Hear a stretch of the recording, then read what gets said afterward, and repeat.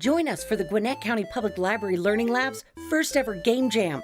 The theme will be announced November 1st. Games can be made in any game engine or language based around the theme. Games will be accepted from November 1st to November 28th at 12 noon. To submit your game, visit our website, gwinnettpl.org, and check out our blog post. We will select games and creators to showcase December 8th at our Duluth branch from 6 to 8 p.m., so make sure to come and check it out. For more information about our Game Jam, head to our website, gwinnettpl.org. All right, everybody. Welcome to Siege Day 2. Thanks again to all our sponsors, the Cab Entertainment Commission, Gwinnett Public Libraries, and all the rest. We'll keep praising them through the day. We'll also be praising our Patreons through the day, including Ron Jones, the artist. Thanks to all of you for helping make these things happen. All right. We had a great day one. Enjoyed that tremendously. A lot of you tuned on in, seeing a lot of the same faces returning. Hey, JJ McFly. Thanks for the shout out about Oxide Games' AI design presentation yesterday. Always one of my favorite topics. So we got Oxide Games coming back. So a lot of presentation. Yesterday was kind of the more advanced topics. Today we still have a lot of advanced topics, focusing on improving your studio and your game dev career. We're going to kick off with the Designing for Diversity topic. Not only does it make for better games, but it expands the reach of your games and allows you to sell more of them to more customers, which for some of us is a goal, believe it or not. So, we'll keep making announcements about Siege today. We'll talk about the in-person event that's going on tomorrow. But with no further ado, let's turn it over to Oxide Games. Hello, Oxide. All right. Thank you for the lovely introduction. We're Oxide Games. We're located up in Maryland, just north of Baltimore, and we make strategy games. We can just do a couple of quick plugs because I will forget by the end, so I need to front load them because it's Saturday. So we make strategy games. As I said, we are currently working on Aura History Untold. Thank you, Di.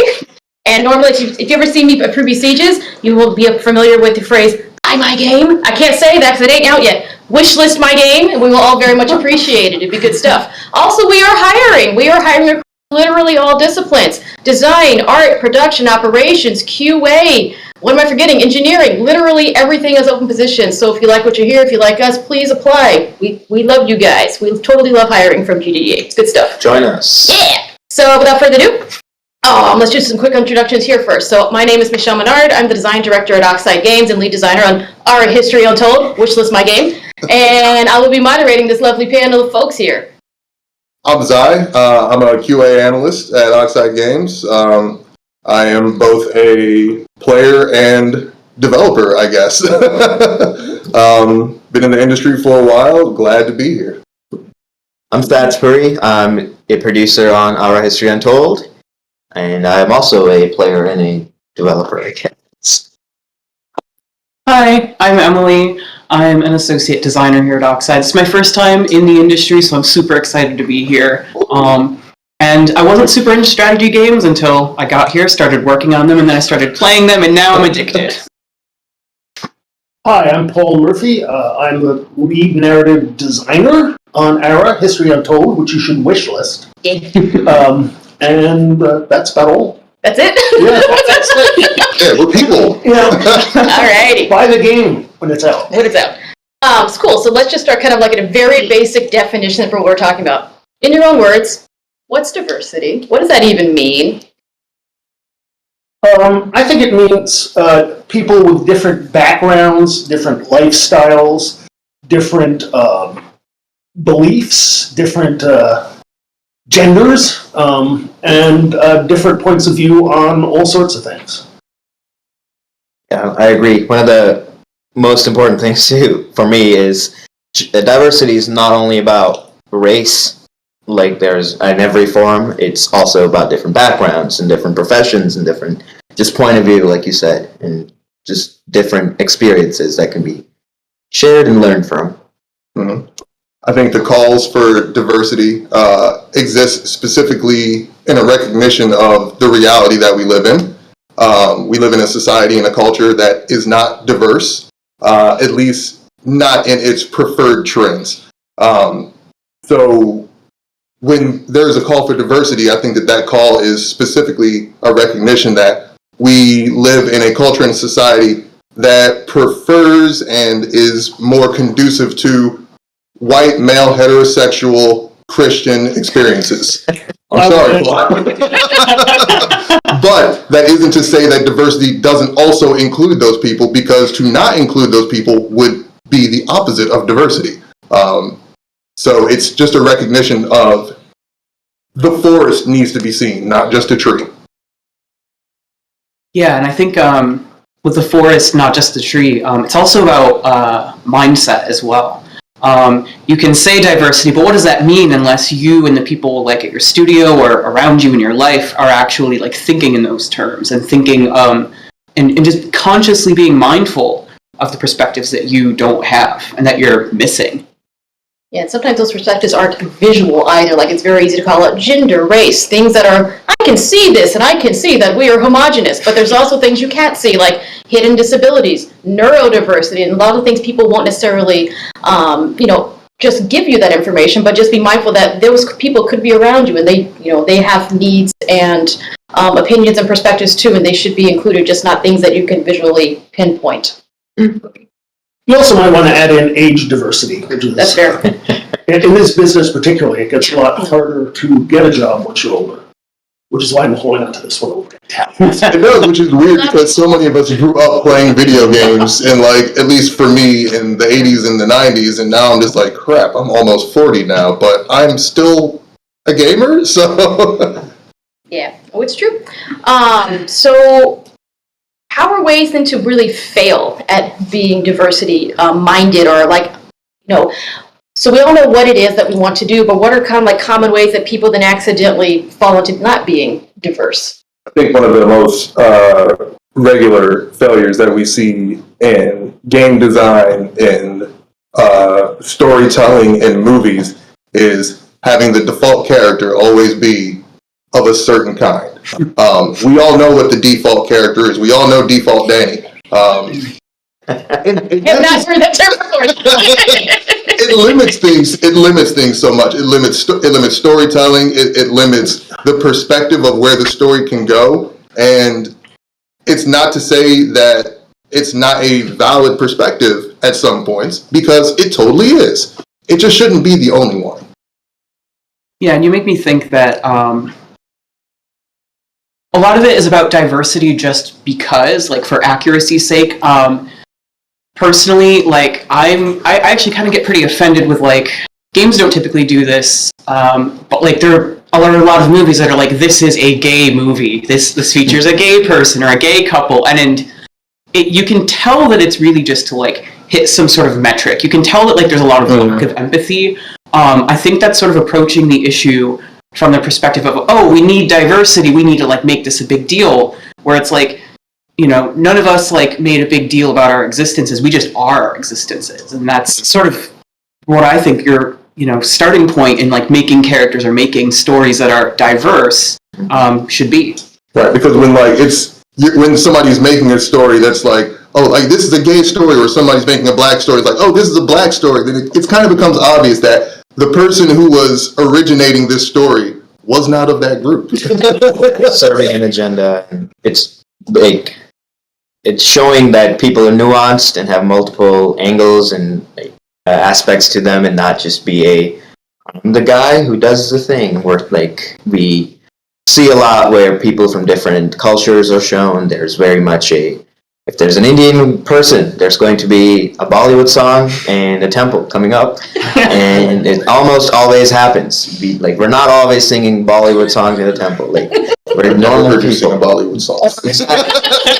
But it's to show that people of different cultures, backgrounds are just normal people who also have multiple things happening in their life. They're not just here to be the token character, and just making sure while you're developing, you build that into the narrative, and also while working, you make sure those cultures are represented well. Maybe bring in a person who's a specialist in those, like, areas, and not just be a not diverse writer room. Right. One of the issues, I think, with this particular business is that a lot of game styles focus on a single character as the protagonist, and the entire game is built around that single character, including the plot line, the story, all of the art, those kind of things. And companies tend to want to get the most, like, popular, generic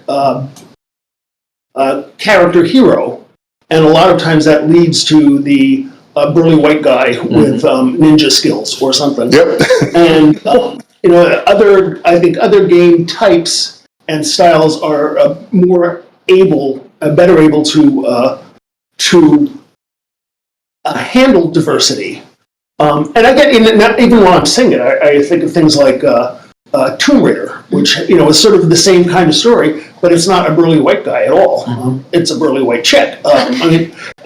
So, I mean, we didn't get that far, but it was somewhat of a movement in the direction of going away from, you know, the standard. Yeah, it's don't play to the stereotypes. If you're not, you know, I'm the strong white guy, or the strong independent woman, or the super cultural person. It's like, we are just normal people, and we might have different traits than normal, but we have more in common than we do that separates us. And it's the fear that you won't be able to relate to the character if you're from a different background, and if you are not the generic target audience person, but which is demonstrably false, because the vast majority of the people in the world aren't those characters who are typically used as the default Dannies. And yet people like me and Satch, and we still engage in those stories. I still love those stories. I'll still walk around some days and be like, call me Snake. No, call me Pliskin. Just because I'm making jokes because I think they're great. But, like, you know, that guy was white. I still relate to him. Everyone do it. Snake, let's go. Hell yeah. Hell yeah. Real quick, I do want to mention some of the fails of diversity is sort of not knowing like what you're saying or like what a choice in your portrayal might be saying about somebody. Like one example in particular was reading this transgender scientist, and she was really upset and like calling out the fact that journalists always wanted to see her putting on her makeup for like their photo shoots or like their and she was just like, why? Like, it's because, and there's sort of this unconscious like, ooh, trans woman, okay, you're gonna get all pretty now because they're gonna put makeup on you, and it's just like, no, like, she's a scientist, like, make it about the article. And then that's probably also a little bit of sexism too, to be honest. I mean, it's like all the news reporters who, they ask the men about their achievements and what they think about a thing, and the lady, well, where'd you get that dress? You look lovely today. Exactly. Yeah. Who am I wearing? Who am I? I naked Bob. I don't know what Yeah, my skin. It's me. Yeah, Walmart's and Amazon's.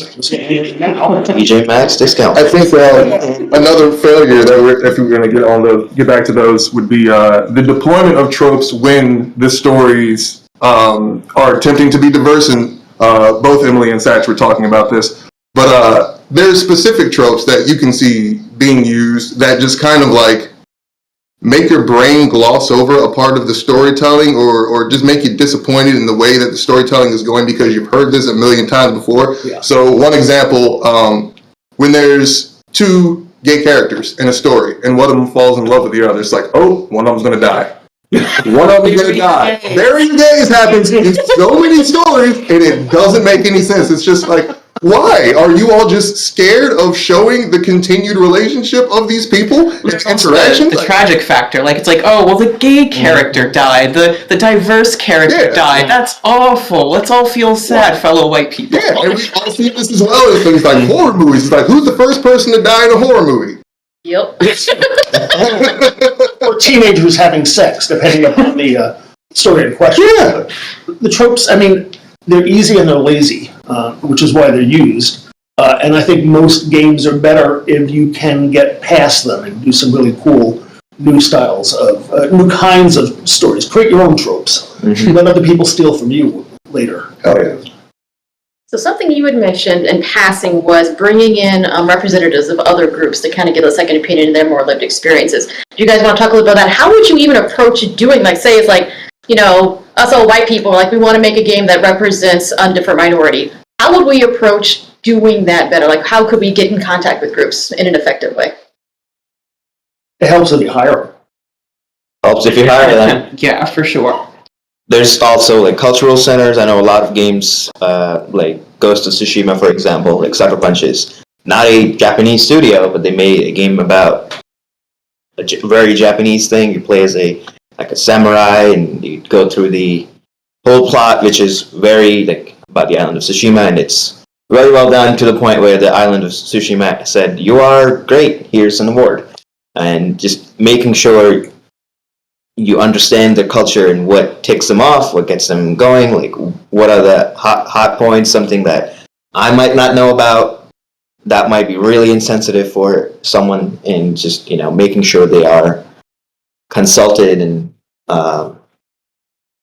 again, hiring is probably the best way to do that. Yeah, I agree. Like, there is a lot to be said for taking the time to consult with groups and with different people, especially when you're using the locations and the culture of said people. But I think it goes into the best direction when it's just like, okay, bring those people in to become decision makers. I was reading an article in the Washington Post not too long ago, a few days ago, and it was talking about a black man who is part of a diversity initiative for some Fortune 500 company. And, you know, they listen to his opinions and they listen to his ideas, but he's not one of the decision makers. He's not somebody that's on a board, or he's not somebody that's in a position of authority. So, I mean, he can shout into the void all he wants. At the end of the day, if what he's saying is judged to be not cost effective or whatever, not, you know, business positive, then it won't be listened to. But that dynamic changes when the people who are needed to consult are actually brought in to start working on the project itself. Yeah, and I also wanted to add to the hire the guy, and it's like, it's not that with that one person, whoever they are, aren't the representative for a whole culture. Everyone is different. I am not like any other Indian. We have a lot of other people who are from India who work here. We're all very different cultural backgrounds, different foods we eat, different languages we speak, and it's really like doing like more like study groups and where you get your product reviewed and get feedback from like different a spectrum of people, and making sure that things are not going to be super offensive to everyone, like, and making sure we cover your bases essentially. Well, I know that our publisher works with or has its own group of people who are specially trained to look over a product and find out whether it is culturally offensive or wrong, just not factual. And that has been extremely helpful. And also, it's been helpful to have people from other cultures. I've written like tens of thousands of words for our game. And sometimes, I make a mistake. And it's really good to have people from other cultures read them and point out when I said something that is possibly offensive. Or probably, or certainly offensive. And that has helped me a lot to sidestep some of the more common mistakes. Yeah, you're starting to see a lot of the larger companies are actively employing some of these groups. Disney does the same thing. They have the same kind of thing that Microsoft has as well. But for the smaller companies, sure, like you don't necessarily have the money to employ those. So all those other kind of things about user groups, usability studies, bringing in people, hiring those people are certainly more feasible for if you're a smaller little indie group. Sure. Yeah, and you might live somewhere where maybe there is a local group that you could find. In work that I've done, even games that we're covering, transgender issues, I wasn't just making things up. I was asking like other people with that background, what do you think of this? Because I was in college at the time, so I had access to like a fairly large support group. I could see maybe something similar if you live in like a big city, you have a lot of different cultural groups or clubs or whatever. You might be able to reach out to local people if you don't have the money to hire, people to just do it for a living. So kind of related to what Paul was going with about making mistakes. So in an attempt to not overtly try to make those mistakes, sometimes I think people overshoot and then kind of go into faux diversity mode, where they like, you know what I'm talking about. So do you have any advice or stories you'd like to share about people in the best possible intentions doing it so wrong? I don't want to see any more Twitter posts from Citibank or otherwise with a black square or a rainbow colored tile. Please stop. I'm looking directly at the camera in case you are listening. Please stop. We all know it's fake. Mm-hmm. We all know it's there just to gin up like this demographic support that you think maybe you might get. It's phony. Nobody likes it. I mean, and honestly, it's like I just like turn it off in my brain. It's like I see and then I'm just like, I don't want to engage in that anger today. So it's, it's a net loss. It's like it's just performative for yourselves. That faux diversity is really annoying, but it's more annoying than harmful, I guess. I mean, speaking of like Twitter trends, there's a lot of anger you see often where someone wore a dress not from their culture, and now they're being canceled, and it's like, stop doing that. Like, it's if someone is enjoying and cherishing another culture and not making fun of it or making it a derogatory way, like, culture is supposed to be shared and enjoyed and cherished. It's not, I can wear a dress from a different culture, and as long as I'm doing it respectfully, completely fine. Please wear a sari, wear a kurta. Like, I would love to show you Indian dresses and like how to dress, and as long as you're not making fun of it, I would love that. And it's people on the internet go, you can't culturally appropriate, and it's like, why not? It's supposed to exist. Exactly. I think it's also the difference between like just sort of cheaply lifting the aesthetic versus like Sure. actually understanding or like engaging with the culture.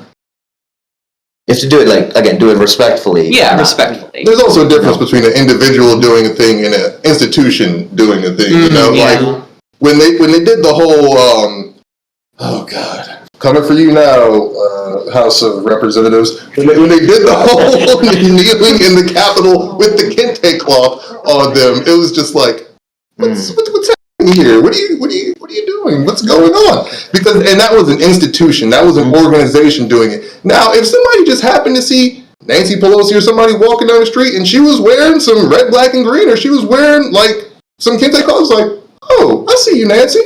That's a good look on you. That's real nice. It's a difference between an individual versus a institution. I mean, even in college as well. I gave several white people dreadlocks. I used to have dreadlocks myself, and I did it for others. And now I hear people talk about this, like, oh, you can't have dreadlocks. That's cultural appropriation. It's like, if you like how it looks, then why not do it? Like, am I culturally appropriating like the Spartacus look or like ancient Rome and Greece because I have a shaved head? No, it's just Appropriating bald guy look. Well, like speaking of like the institutions, it's a lot of companies do that where they have the diversity photo shoot, where it's like one employee from every culture is in there. So, are you making jokes? But that's the picture on their website. You go on and it's like, we are a diverse group of people, but when you go into their board meeting or their like senior leadership meeting, it's all a bunch of white dudes, and you're really lying to the public for your checkbox for diversity, and you're not actually empowering and taking other people's opinions and different perspectives while you're creating your product. that's almost worse. Yeah. It's just like acknowledging that there's a problem, pretending like you're doing something for to counteract the problem, but then double downing on your own. Sure. I stopped myself from cussing. Crappy behavior. You're fine. It's all good. So kind of along those lines then, we've seen a lot of institutions do it poorly, but like say you're trying to make a game. Is there any way or any advice for how to not come off as appropriating, but rather celebrating and sharing when you're like writing or creating, say? I think from a writing point of view, I think you don't hammer the audience with it. Don't be, this is this gay guy, he's very gay, he's doing gay things. That's fun for gay things, that's great. I think if you can make it organic, and again, that happens a lot by interacting with people who really know how the stuff works. And again, not hitting the big hammer of pointing at someone and say, look, we have an Indian character, and he's selling ice cream. You know, I mean, you don't have to do that. And I think if you do it, it's stupid. So it's in a lot of ways better to just put it out there without the big spotlight. I 100% agree. Like, diversity is not something that defines us. It is part of us. Like, I am Indian, but like, that's not my definition of like, that is me as a person. It has shaped my life, obviously, but don't just be like Indian guy making games. And it's like, well, that's just my background, and making that it be not about my background, but be about the character. And like basically what you're saying. Anyone? I think institutions and game development specifically can get better about trying to do these things and trying to move away from faux diversity and representing well by being more relaxed with it, along similar to what Paul was saying, not just trying to hammer on it, put it in the face over and over and over again, but also acknowledging the commonalities between all people. Like, I don't wake up every morning thinking I'm black, I'm black, I'm black, I'm black, I'm black, I'm black, I'm black. I don't think that. Nobody thinks that. A white person doesn't think, oh, I'm white, I'm white, I'm white. It doesn't. That doesn't translate. The things that we have in common are way more in quantity than the things that make us different. So I think a good character that you can look to in media that has done this is the Miles Morales character from like the Spider-Man stuff. Miles Morales is a normal dude. He has normal family issues. He has a normal environment. And every now and then there's a little flourish of the culture in the background, but it's just something that adds spice to the character. It's not the definition of the character. For those who live under a rock, who's Miles Morales? Miles Morales is Spider-Man! You're the Spider-Man. Wow. He's the I know Spider-Man. what we're doing after this stream is over. Right? Watching Spider-Verse. But yeah, like he's not like you don't. I don't think about Miles Morales versus Peter Parker. It's just like, oh, Peter Parker's the white Spider-Man. Miles Morales is the black Hispanic Spider-Man. No, it's like no, it's just they're just different Spider-Mans, and one is slightly different than the other personality-wise. It's the racial component is almost just an afterthought. If you said Doctor Who, I'd be with you.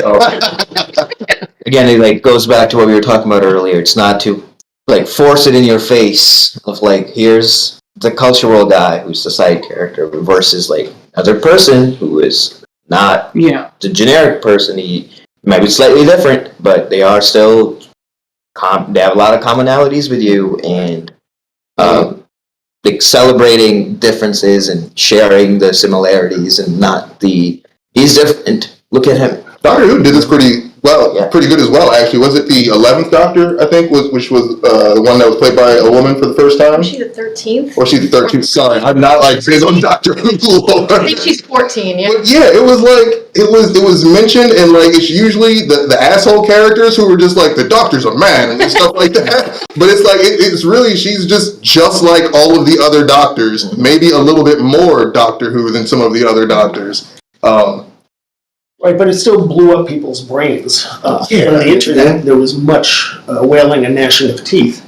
And I think you're always going to see that. Yeah, Let's go. Oh, yeah. Well, there's the James Bond one. James Bond, The James Bond, you can make Idris Elba James Bond. That's true. Yep. Like, why not? Or Heimdall, apparently. was. But I mean, it is something that has to be acknowledged that if you do any of the stuff that we say we all should do, there will be a lot of troglodytes who will be pissed off at you, and you will hear about it, particularly if you ever go on like the Twitters or any of those other things. They will be extremely outraged. And I mean, screw them. I don't care, but you have to be prepared for it. Well, it's also like celebrating differences in cultures. Like we have historical games and we can show here's something culturally significant that happened and like talk about its importance versus we're doing this Diwali festival celebration. We're gonna dress and do the thing. It's versus like talking about the why is this important to a set of people and getting behind why that's important, why it's culturally significant, and talking about and showing and celebrating differences is how you make a difference in the way you portray diversity versus here's the rainbow people. Paul hit on something that I do want to like address a little bit more. Just the pushback that you get when you start to go into some of these stories and how you deal with it. I think the first thing that you got to realize is that like that pushback is not coming from a position of good faith. These are bad faith actors. These are people who are trying to serve a certain agenda, or they're people who have been manipulated by people who are trying to serve a certain agenda. And I'm not even going to get into what all that is, but it's bad. It's not something that is conducive to a society. It's not something that is conducive to a culture that is trying to stay together and not go into Mad Max world. Well, you also Some people just, they just want to see the world burn. You got to take account of that, but like you can't cater to it. Like, why cater to the lowest common denominator all the time, especially when there is so much history of that having already been done. Like, those stories already exist, and they have been around for hundreds of years at this point. Let's do something new. And if somebody wants to whine and cry about it, it's just like, okay, cool. Do you not have the ability to look at a different story? Do you not have the ability to read something different, watch something different? Ban the books. Like, why are we burning books now? Come on. Potter banned high school still. Well, it also goes into how social media works and how things get trending. Negative engagement is 5 way to more 10 popular. people will be upset. You can't make everyone happy. That's like it's an impossible goal to have, to make everyone be on the same page and be happy. And 10 people get upset, then there's an article about it, and then other people start making fun of it. But now the hashtag has thousands of likes and it's trending. But most of the conversation is just people making fun of the people who are getting upset. But no one who's not involved in that gets that. And well, the algorithm spins it up. And exactly. It's off. Yeah, and it's part of the whole economy of the thing. Like, you can't please all of the people all of the time, but we exist in an economic situation of we believe in infinite expansion of profits, and that's not realistic. That just doesn't happen. That we don't apply that kind of thought to any other kind of human-made system except for economy. We want more, more, more, more, more. It's like, you know what? You're not going to get all the people in the world. Everybody's not going to agree with what you say. Some people are going to be pissed off at you. Some people are going to think that you are the worst person in the world. And you know what? As long as you can look in the mirror and say, I'm not a bad guy, I did a good thing, then why do you care about them? Money can't be the only motive for doing a thing. The motive for it cannot be. It is a made-up finite thing, but that can't be the only reason to engage in diversity.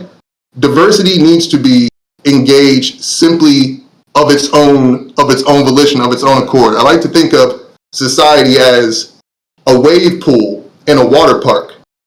All right? Diseased? Now, when you are in that wave pool, even if you're not the one peeing all over the place, you are still in contact with somebody else's waste. I don't like this analogy. That is society. I don't like how this society works sometimes either. But you know what? You take a shower after you get out of the wave pool. You don't just let all that filth wash over you and then just, rub your eyes. Well, I think like you do something about it and you don't contribute to it. You don't also pee in the wave pool. That just makes it all worse. This is a t-shirt waiting back. More t-shirts today!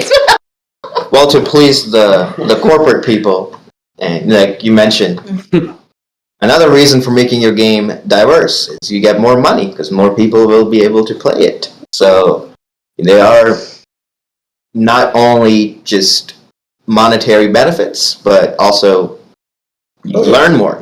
You like broaden your horizon. Yeah, I don't think enough people actually are going to be pissed off that the main character is black to really dent your profits that much. Yeah, really not. Black Panther. Oh, Night of the Living Dead. Night of the Living Dead. That's a great movie. Starred a black guy. It is the most popular, most gone back to zombie film in history. And that was, I don't even want to talk about the meaning, but it had a black character and he got shot in the head at the end by some really angry white cops. That's a great movie, though. That did not hurt its popularity at all. But then we had The Little Mermaid. And losing Had Lightyear. their collective shit over that, which is obviously ridiculous. I'm not a big fan of Disney live-action films, and I want to see it because of that. It's not that I won't see it because it's a black mermaid. She's a mermaid. There's no problem with that. Yeah, it's a fictional thing. Dude. Who knew fish were racist? I'm telling you. No idea. So we've talked a lot about ways to do it wrong, and how it's done wrong. Don't be a fool. Don't be in the pool, people. Let's say you made a mistake. You made an honest-to-God accidental mistake. You're trying your best. Like maybe you co-opted a community's language by accident and you didn't know. What do you do? What can you do to either make reparations or apologize? What's the best way going forward? So I'm assuming ignoring it is probably not the best way. Yeah, ignoring it is definitely not good. I think that a lot of these situations can be resolved by just authenticity. If you step, I'm sorry to continue this trend of but if you step in some poo, your concern should not be, oh no, everybody's going to see that I stepped in some poo. I got to do something about that. No, your concern should be, I got to get this poo off of my shoe. That is what your concern is. So if you do something that is offensive or whatever, then just genuinely apologize and try to make it better. You hit the hammer on the head or hit the nail on the head. Yeah. Either way, it's fine. with just the apology and, if necessary, reparation. And reparations, that's a buzzword to some people. Don't think that it means something that it's not. But it's just like, hey, if you took something from somebody, give it back to them. That's reparations. Well, I would say, first of all, I hope that poo was not in the wave pool. Most likely not. Yeah. Right outside of it. Not going back to work real soon. But also, the good thing about this medium is that you can fix things. A lot of times, everything's downloadable. You can, if you've done something bad, you can make a patch that covers it, that ends it. And I think you can do that along with whatever way you feel like apologizing to the people you've insulted, which could easily be through, the internets, whatever your normal channels of communication with your audience is. You can actually say, we screwed up on this, we're fixing it, and we're sorry to anybody we offended. And then just go on about your life. Yep. As long as it's genuine, authentic, comes from a good place, then if somebody doesn't buy that, then they're being the jerk at that point. Like, that's what I was taught when I was a kid. If somebody does something to me and apologizes to me, and I don't, and I'm not just like, okay, I'm still kind of mad, but okay, you apologize, then I'm the jerk at that point. Well, it goes back to being authentic, and humans are not perfect, and people make mistakes. None of us are the same people we were 10 years ago, and it's about showing growth and learning. And I might have offended people 10 years ago, but now I have learned, and as long as I can What did you do 10 years ago? I will tell you after lots of things, but A Bollywood song or something? yep. But it's about learning and growing and making sure that you are being authentic and sincere when you are apologizing. And it's the way we have the cancel culture doesn't really promote that. It's very much, you did something 10 years ago, now you're fired. And it's like, I didn't even work there then. And will that make me learn my lesson? Not really. It's just going to make me sit at my home without a job, just being angry, and then blaming people, because of course it's not my fault, because that's really how people will feel when you're put in a place where you feel like you're unjustly being picked on. So it's promoting that people can make mistakes and it's okay, and as long as you're sincere about it, you can learn and grow. But on the other side, there are a lot of the corporate apologies where they're just making sure, please don't sue us, and that's also wrong, and that should be called out and not be well, my profits are hurting, so we're sorry. Right. I think maybe. Oh, were you? Go ahead. Well, so I think another aspect to look at this is in the personal, in the day-to-day, in the office, not just on the Twitter for your company. I like how it's the Twitter. I don't know, phrases, they're contagious, If one person says it, everyone's gonna say it. But yeah, and I think there's there's sort of a fine line between genuine apology and empathy and wanting to listen, and sort of putting a lot of emotional labor on the other person. Because I think that on a good day, if we were to just have a genuine conversation, and you were, it came up and you asked a respectful question about my life and experiences and whatnot, sure, I'd answer it. But you also have to consider that maybe some of that responsibility should go on you, to do the research and to broaden your own perspectives. And that's kind of a tough balancing act to follow. And if you do make a mistake, again, I think it's tough between genuine apology and dwelling on it and kind of doing this self-deprecating, I'm so sorry, I can't believe I did this. Especially a lot of people kind of want to move on. I think the important part is to show this is a genuine mistake, and I'm sorry I made this mistake, because I know how it affects you. Versus oh, I used the wrong pronoun, I'm so sorry, and then you continue oh, I should have known, or even worse, trying to come up with an explanation, no, don't just you're making it worse right now.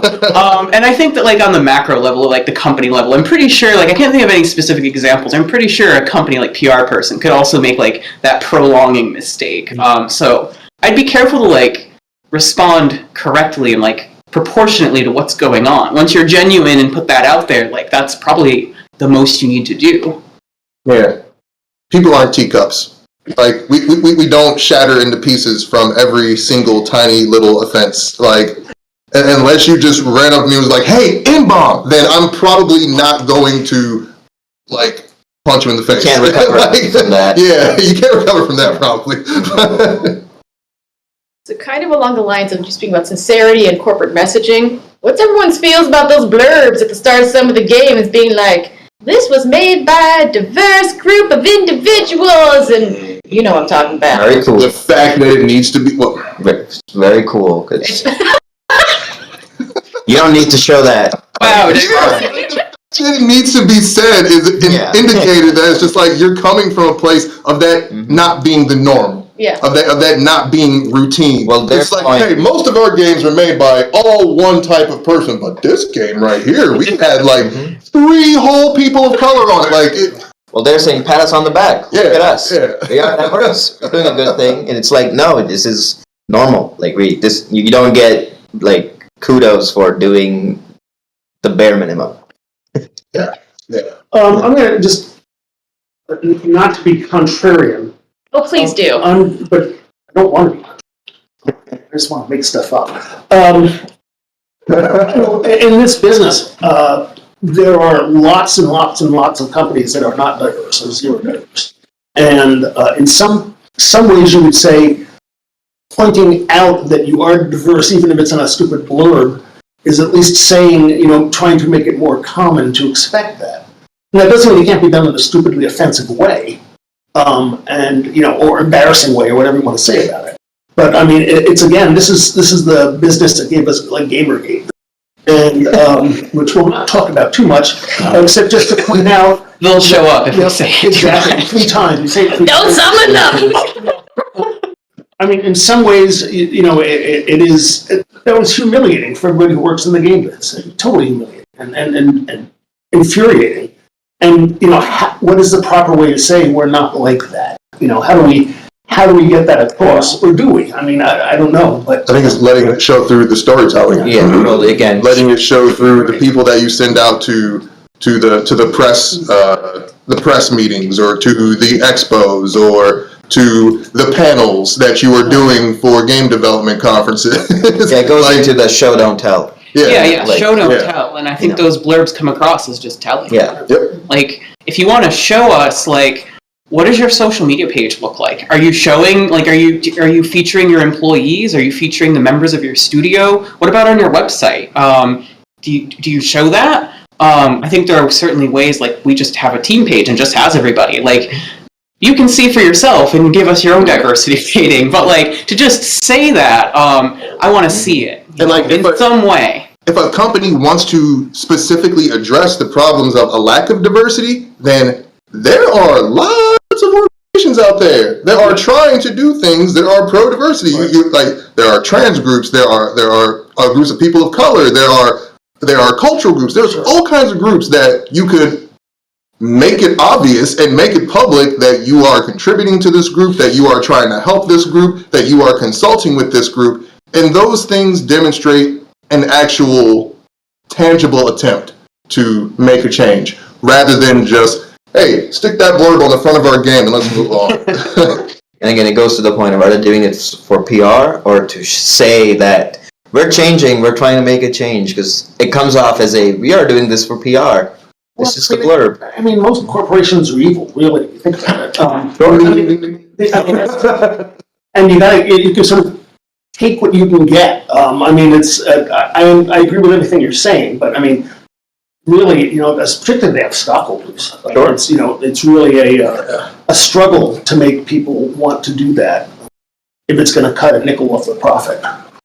That's true. We don't know. Maybe some producer or high-level designer said, no, I don't want this blurb, and then like someone who owns more shares in the company said, oh no, we're putting this in because it's going to make us more money. It's 3% more diverse this way. And I mean, and this is where a lot of the whole, here's a buzzword on the internet right now, this is where a lot of the intersectional action comes in.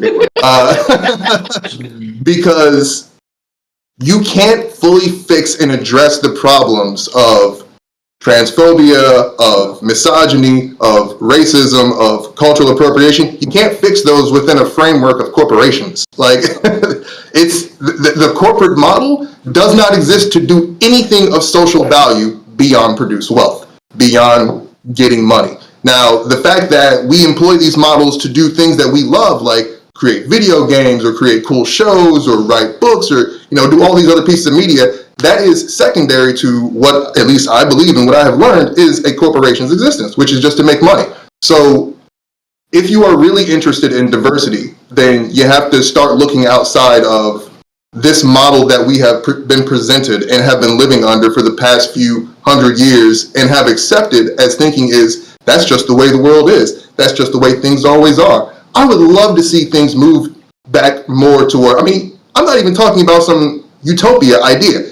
The guild system of like the Renaissance era, to me, was, at least what I've read about it, what I've learned about it, was way preferable to what we have right now, at least on a smaller scale, because you had actual artisans and you had people who were actually into the craft or into whatever they were, whatever their guild was about, who were producing stuff. They weren't just producing it for money. A lot of times they were producing it for their patrons, sure, but they did these things because they love these things. And that's why a lot of us are doing these things today. We just happen to have all been put inside this corporate model that we cannot break out of. And it doesn't have to be that way. We can engage in cooperative economics. We can engage in a lot of different kinds of organization. But that's if you're dedicated to trying to look for the intersectional ways diversity has ramifications. Because, like I said, it's not going to be fixed within a purely for-profit institution. So what you were saying, Paul, is like, yeah, I 100% agree with you. And I guess in some instances, saying something to try to pretend you're being good is better than nothing, I suppose. Oops.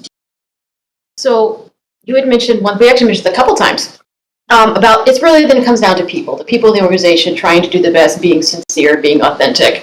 How do you then hire up for this? Because like a lot of people we want to be more diverse. Let's hire diversely. How do?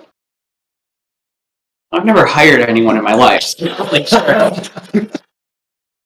I have. And in fact, for this company, I've been digging through several hundred Not exaggerating. certain narrative designer type of We're hiring more. yeah, exactly. My God. Make him dig more. Yes, I need the help. But and it's something that I think mainly because I've been in this company, which does make a really strong effort to be diverse. It's really sort of brought it to my attention as I've been reading through all of these resumes. And the first thing I have to look for is quality of the candidate, and just in terms of the basic ability to write good. And so that's what I'm reading for first. And then also the history of where they have been employed, what they have done, are they professional or not? Mainly because that's the position I've been asked to fill. But diversity is, it's in my brain, and I think about it when I'm looking at these resumes. And it will sort of make it'll a good story, a good background will push people higher up the list. And it simply will, because I know it is one of the things that this company is actively trying to get. And so, well, again, the first thing I want to see is that someone knows where punctuation goes, and those kind of things. But if you use that punctuation to tell a little story about yourself, and that includes details to help me understand your background, diversity is definitely a plus for me. And I think it's a plus for this company, which still is largely white guys. We have a large number of bald white men in general. Exactly. But it is something that my instructions from my boss over there are to help push out, to help make the company more diverse. And I think the game design department is pretty darn diverse now anyway. But that is definitely a plus. And it's not like, sort of it doesn't win someone a job, but it may win them a callback. And then that's from there that then other things go into it.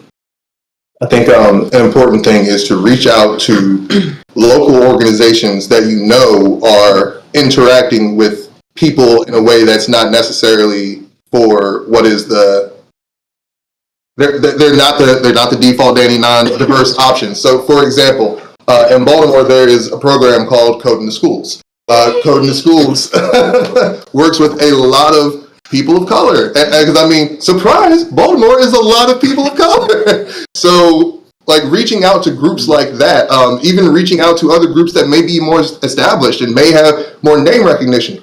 Everybody knows what the NAACP is. I'm pretty sure the NAACP has a chapter in every major city in the United States.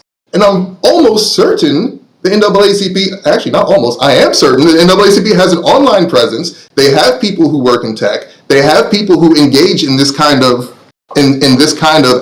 activity, and they have programs where there are people who are trying to get into the game industry. And I just name dropped one organization. That is one out of like a huge ocean of organizations that there are, at least in the United States itself. I can't speak for other countries, but I mean, you have to reach out to places that are beyond where you were reached. For example, so if you were recruited from a college campus, don't go to college campuses. At least not one that's like the one you came from. Go to an HBCU. It's okay. I'm sorry.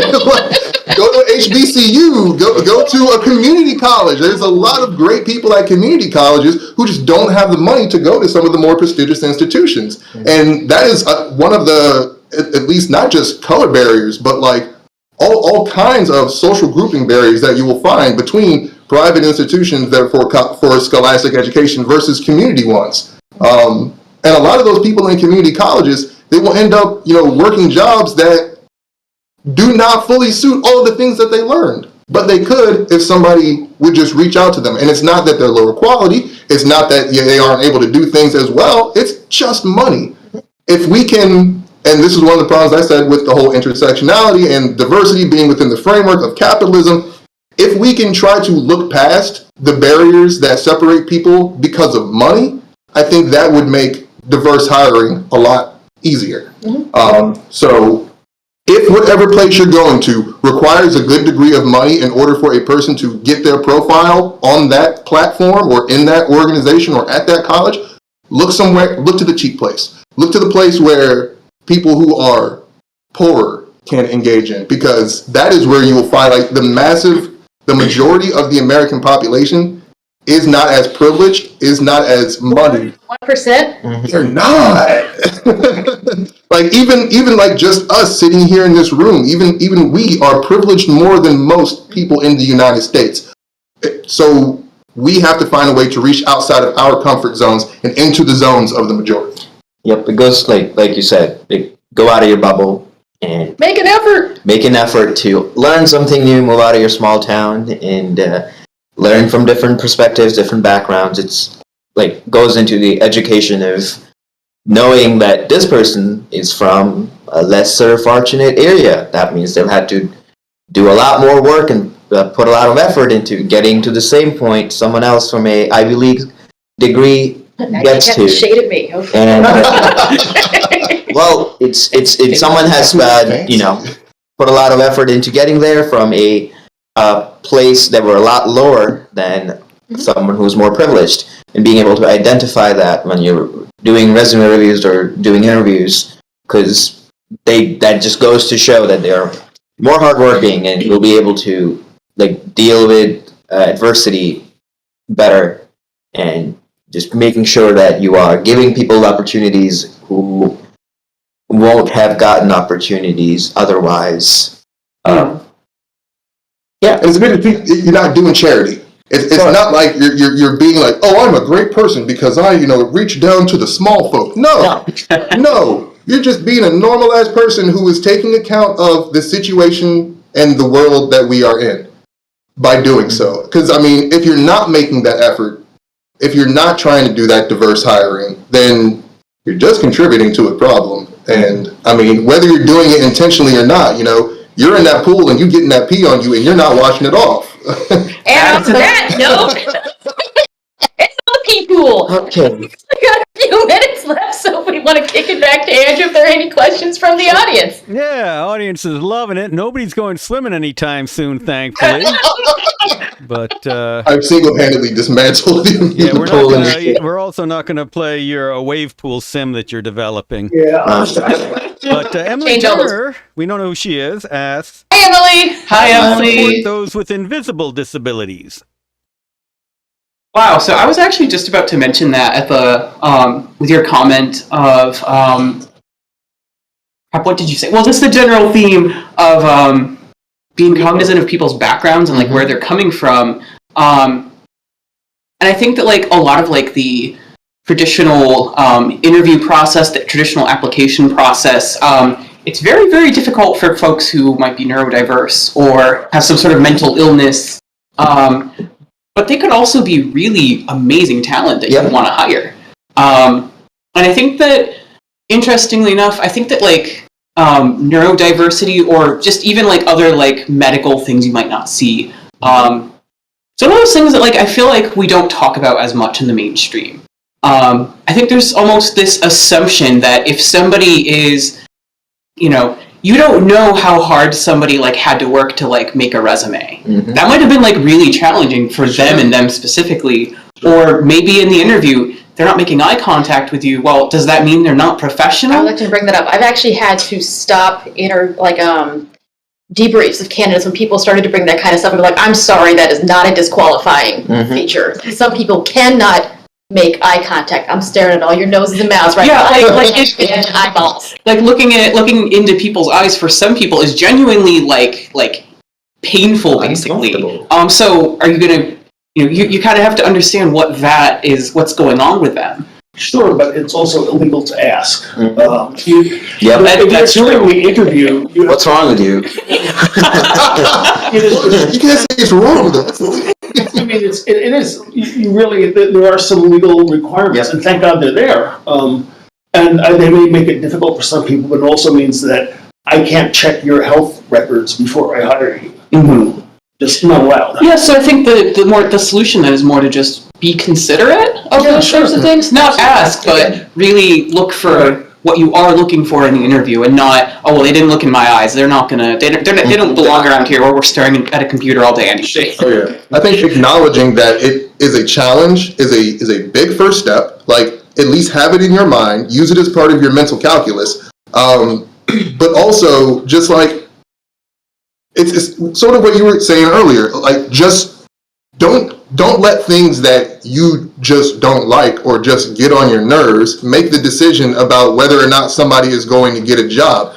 Make the decision about whether or not somebody is going to get a job being, do they meet the qualifications of the position? Do they demonstrate the ability to do the job? Do they demonstrate the ability to go above and beyond while doing the job? I mean, like, if somebody is just like looking around or fidgeting or scratching or whatever, it's just like, okay, there's a difference between annoyance and between, oh, these are these little things I don't like, versus somebody's actual ability.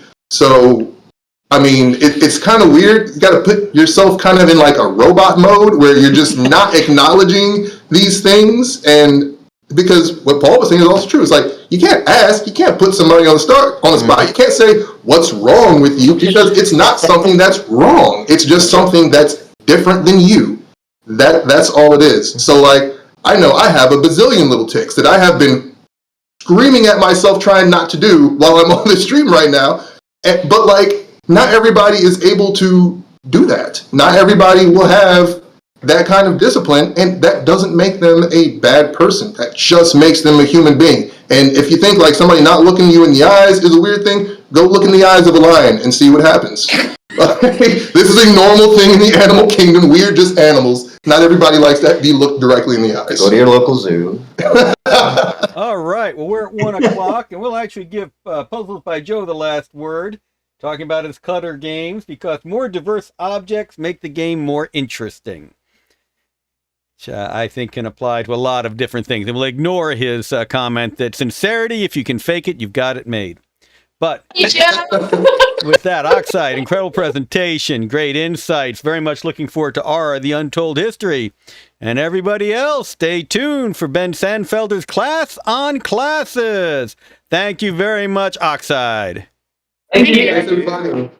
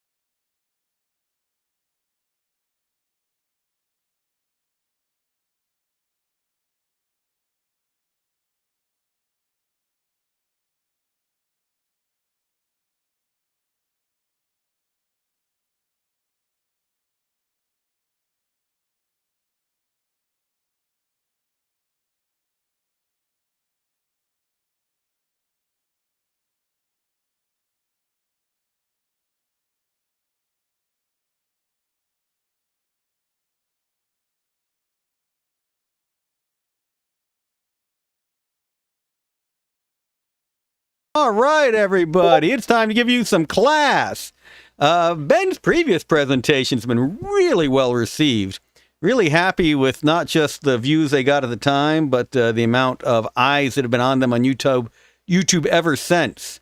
So very much looking forward to class on class, even though, Ben, I'm just realizing we can see your web bar. Do you want to keep going with it as is? Yeah, we'll just keep going with it. I thought I could get rid of that. Not with Google Slides, apparently. All right, everyone, if you got questions, ask them in chat. Oxide is in the voice chat channel if you want to join them and chat generally.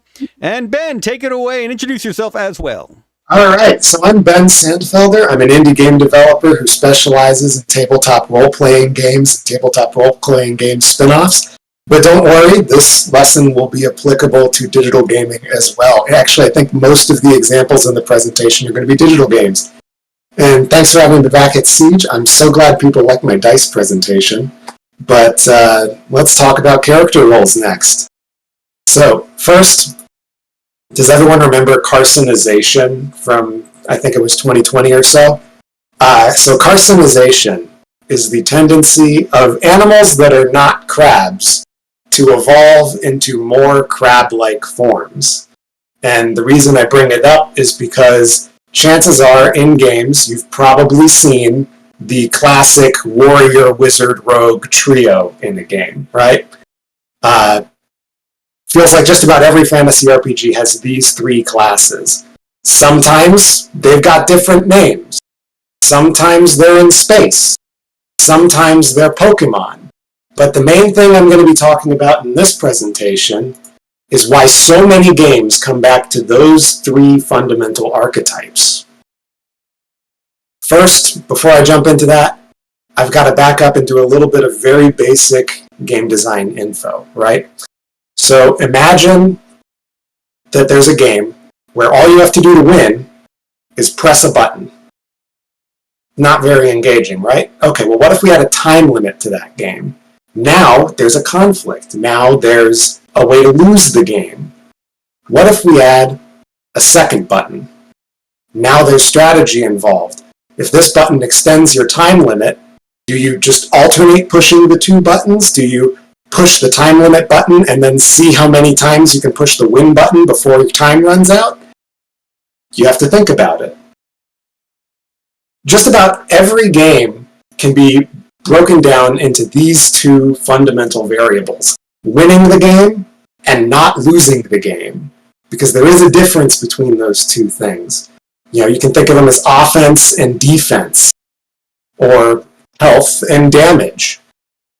So if our game only has these two variables, then there's pretty much four things we can do with them. Winning interactions bring the game closer to ending. Not losing interactions prolong the game so that you have more time to turn the tables and win.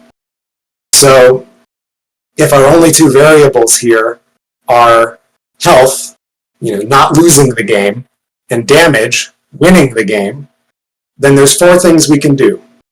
We can increase our damage, or we can increase our health, or we can decrease an opponent's health, or we can decrease an opponent's damage. And that's kind of hard to say, so let's just give these 4 basic actions 4 names. We'll call increasing our damage control. We'll call increasing our health recovering. We'll call decreasing the opponent's health an attack, and we'll call decreasing our opponent's damage defense.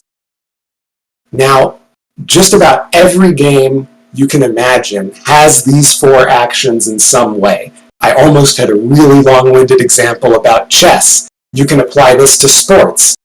But just for the sake of a quick example, I'm going to apply it to a first-person shooter. Let's look at the whole Halo franchise, right? You increase your damage. You control the situation by finding a power weapon or a vehicle. Sorry. So these things are key to the strategy of controlling a map in Halo. You use power weapons and vehicles to clear off objectives so your teammates can actually win the game. In a pure deathmatch, better weapons and vehicles help you get more kills faster. And ultimately, that's how you win the game, playing the objective. If it's a deathmatch thing, you're killing enemies. If it's King of the Hill, you're getting on the hill. Now, in most first-person shooters, characters can regenerate health. That's a recovery action, but to do that, you have to back up and get to safety. In that case, you're prolonging the game and conserving your team's resources. You're not wasting time trying to respawn, and you're not feeding the enemy kills either. You're helping your team win by conserving resources. The last one, defense, is mitigating the enemy's offense. If you're in your base with a shotgun, camping the flag, you're not helping your team win, but you are keeping them from losing. And that's a critical action to winning the game long term. So, now we're going to pivot a little bit and talk about role-playing games. If anyone in the audience is already playing role-playing games, particularly MMOs, then maybe these 4 actions are starting to sound familiar. But first, let's talk about Dungeons & Dragons, right? So, this is the original 1997 basic D&D, the sort of repackaged, re-released version of the original rules. So, in basic D&D, there were only 4 classes, aside from the not-human ones. Clerics healed allies, they got rid of afflictions, and they created resources like light, food, and water. That all sounds like recovery, right? Magic users had stuff that let the party deal with encounters quickly and in different ways. They could wipe out crowds of weak enemies with a fireball or a sleep spell. They could seal doors with a wizard lock or block hallways with web. They could fly over or teleport past obstacles. That all sounds like ways to maximize the damage the other party members are doing. If there aren't a whole bunch of weak enemies, then all your fighters can focus on the boss. So your thief characters sneak around obstacles and open locks, but their main thing is being able to backstab enemies, right? That's extra damage. It's getting rid of enemies faster. And then your fighter characters have more health and better defenses than everyone else. They might be able to dish out damage, but they're better used defending everyone else in the group so that they can do their jobs. Is this starting to sound familiar yet? It's Final Fantasy. And it's every MMO ever as well. You've got your 4 characters, your healer, your wizard blowing stuff up, your backstabbing rogue, and your tanky fighter. Like I said, a lot of games, especially games derived from D&D, tend to have these 4 roles in these 4 ways, but these 4 actions appear in every game ever, pretty much. Now, another example, they show up in Battlefield as well, and they work a little bit differently, but it's the same 4 characters, right? So, let's back up and pause for a second. I said I was going to tell you about why every game uses 3 classes, but I definitely just explained 4 classes. So, how do we get back down to 3? And how come some games have like 12 classes? What's the thing there? Why is that happening? Let's get into that a little bit, right? That first game I was talking about at the beginning only had 2 interactions, the win button and the not lose button, right? Most games are more complicated than that. You've got things like movement, range, and as you start adding variables like that to a game, there become more ways to distinguish the classes you put in your game. Final Fantasy's Red Mage is a really good example of this. They're not as powerful as a black mage or a white mage, but they can use spells from both of those other classes. They're trading specialization for versatility. So, what we're getting at here is that a more complex game has more variables, and thus more ways to fill those 4 basic roles that I just explained. League of Legends actually distinguishes 6 roles instead of 4.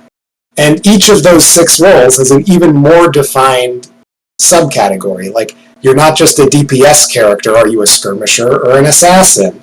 Are you a melee damage character or a ranged damage character? Do you only deal damage to one target, or do you blow up large areas of the map? Once we get to that kind of complexity, we're starting to shift away from what your class does to how your class does it. And that ultimately winds up being the core question of designing a class in a game. What is the player doing? How is the player doing it? Let's take a look at Overwatch's hero gallery, right? I know Overwatch 2 just came out, and Overwatch divides all of its heroes into 3 classes: tank, support, and damage. And there are 17 different damage characters, but it doesn't ever really feel redundant because every single one of those characters has a different toolkit and does damage in a different way. So what does that mean? That means classes can do the same role in different ways. Now, sometimes with hero-based games like Overwatch or Smash Bros, you wind up with a little bit of a dilemma. Man, I really like this character. I love their story. I love their aesthetic, but wow, I cannot stand their playstyle. Their playstyle is terrible. And then some players are like, man, I love playing a healer, but this character has the most annoying voice, and I don't like the way they look. Can't do it. So it's this dilemma where the kind of character the player wants to play does not necessarily align with the kind of things the player wants to be doing in that game. So sometimes when players can create their own characters or have some kind of degree of customization, they can sidestep some of these restrictions. I'm going to go back to Battlefield for a minute because this one is a really good example. So at a glance, those 4 roles I outlined seem pretty straightforward. You've got your defensive support character. The engineer controls the map by blowing things up. The recon class is your damage dealer, and assault is your healer. So, at the surface, yes, that is how that works. But every class is a little bit more customizable than that. The support class can also drop ammo boxes. Wait, that sounds like more of a healer kind of thing, right? The engineer class can actually ride around in a tank. So how can they not be the tank class? And if I don't like sniping, I can give my sniper a shotgun instead and have them just drop spawn points. Well, that sounds like controlling the map and dealing damage. So none of these classes are really quite as clear-cut as that first glance makes them seem. All of them can be customized and fine-tuned to fill multiple roles in the game based on the player's preference. So classes can fill multiple roles, too. You don't just have to have the damage class or the healer class. You can separate the art from the design and build your classes around specific themes instead. If any class can fill any mechanical role in the game, then players have the freedom to play the one that they'll enjoy the most. Guild Wars 2 is probably one of my favorite examples of this style of class design. Any class can fill any role, but every class does each role in a different way. For example, let's say you want to play a healer. Rangers heal by creating areas that heal allies over time. Guardian characters heal by converting negative status effects into positive ones. And then the Necromancer character transfers negative effects from allies to themselves, and then from themselves to enemies. All three of those classes are filling the role of healer, but every single one of them is doing it in a slightly different way. So I've just bombarded you all with a ridiculous amount of information, so let's do just a little bit of a recap real quick. One class can fill multiple roles in a game. Classes can do the same role in different ways. And the fundamental question we're looking at when we design classes is, what is the player doing, and how is the player doing it? Well, if we follow all three of those rules, if every class can do every role, and they just do them in slightly different ways, then it sounds like maybe we don't need as many classes, right? We can boil it back down to just 3 really well-designed classes. And each of those classes can be designed around a consistent theme. And since the player can fine-tune the class to work the way they want, each class winds up being very customizable too. And the thing is, if we as the designers just take a very simple kind of rock, paper, scissors approach to balancing the classes, then the balance itself doesn't become that hard to worry about either.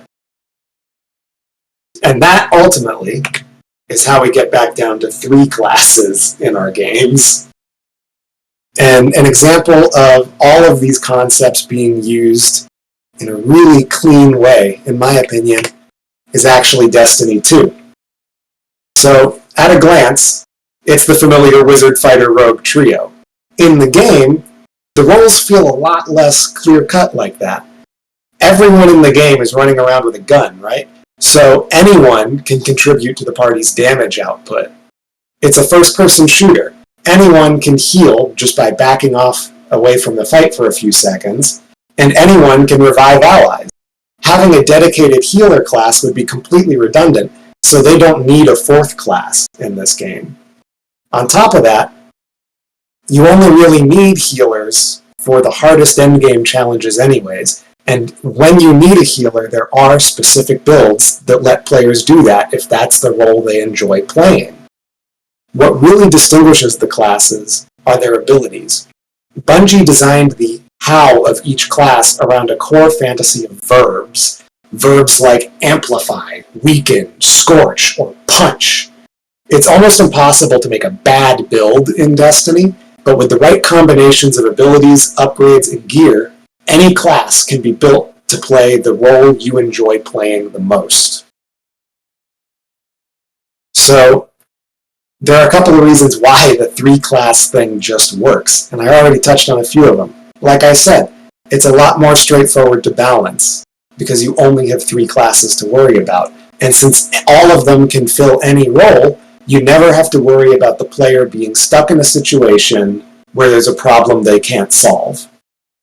Second, it gives the player a range of options, but not an overwhelming number of options.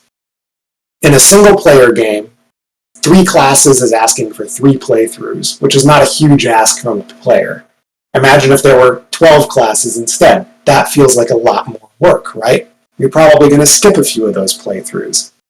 Finally, in a multiplayer kind of environment, teams of 2 to 6 players have a lot of room for interesting decisions around team compositions if there are only 3 classes. If it's 4 players, which class do you double up on? If it's 6 classes, do you have 2 of each, or do you just go 4 tanks, one of the other 2 classes? Like I said, a lot of interesting compositions there. So, there was so much stuff I wanted to fit in this presentation. I probably could have done like a full 2-hour workshop on this if Andrew let me, but that would have been way too long for this. As far as things you can look into if you have more questions about this, Some of the sources I've touched on for this and some of the things that have really helped me kind of learn this was first, look for these 4 fundamental actions: recovery, control, attack, and defense.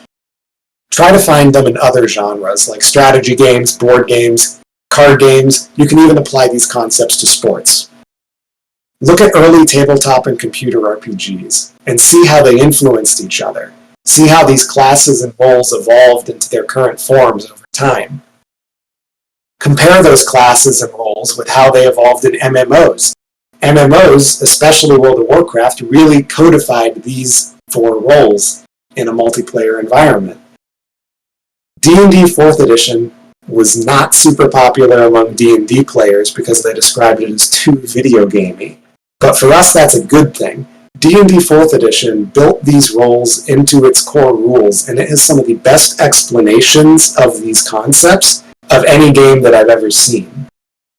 Finally, look at how the last decade of RPGs have shifted away from role-centric classes towards theme-centric playbooks. Instead of being built around mechanical purposes, these classes are given tools to incite or resolve narrative complications. And especially as a tabletop RPG guy, I think that's a really new and different kind of approach to take.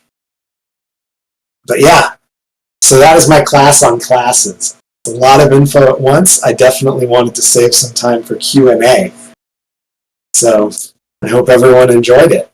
Looking forward to hear what kind of questions you have. All right, yeah, we definitely have a lot of comments in chat, as well as a discussion about when we're going to schedule that 2-hour workshop on this topic. Oh no, all right. So apparently we're going to have some folks who'll be talking to you about it at Siege tomorrow on how to do it. You'll be there, right, Ben? That's the plan, yeah. I'm hoping to be able to swing by around lunchtime and hang out for a few hours.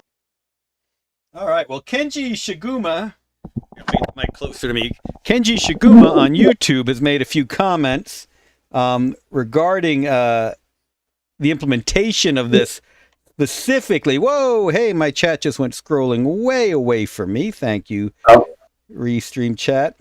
I separate the roles and classes to the what and how respectively. Then you can make combinations of these.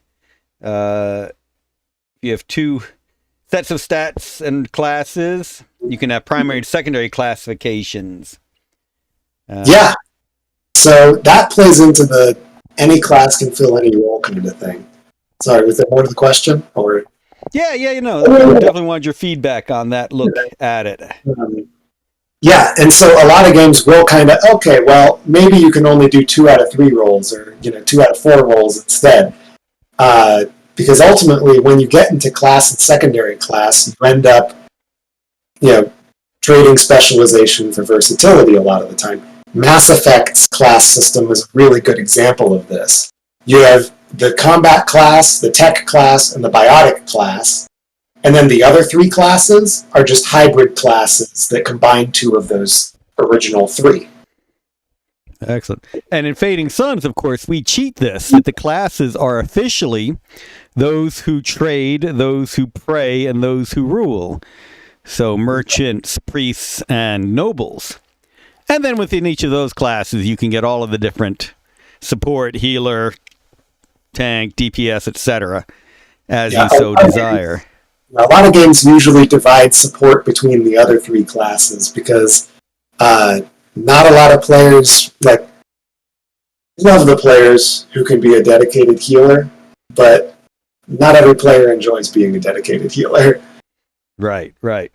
And yeah, usually the healers in Fading Suns will also have the better mystic perception abilities and things like that.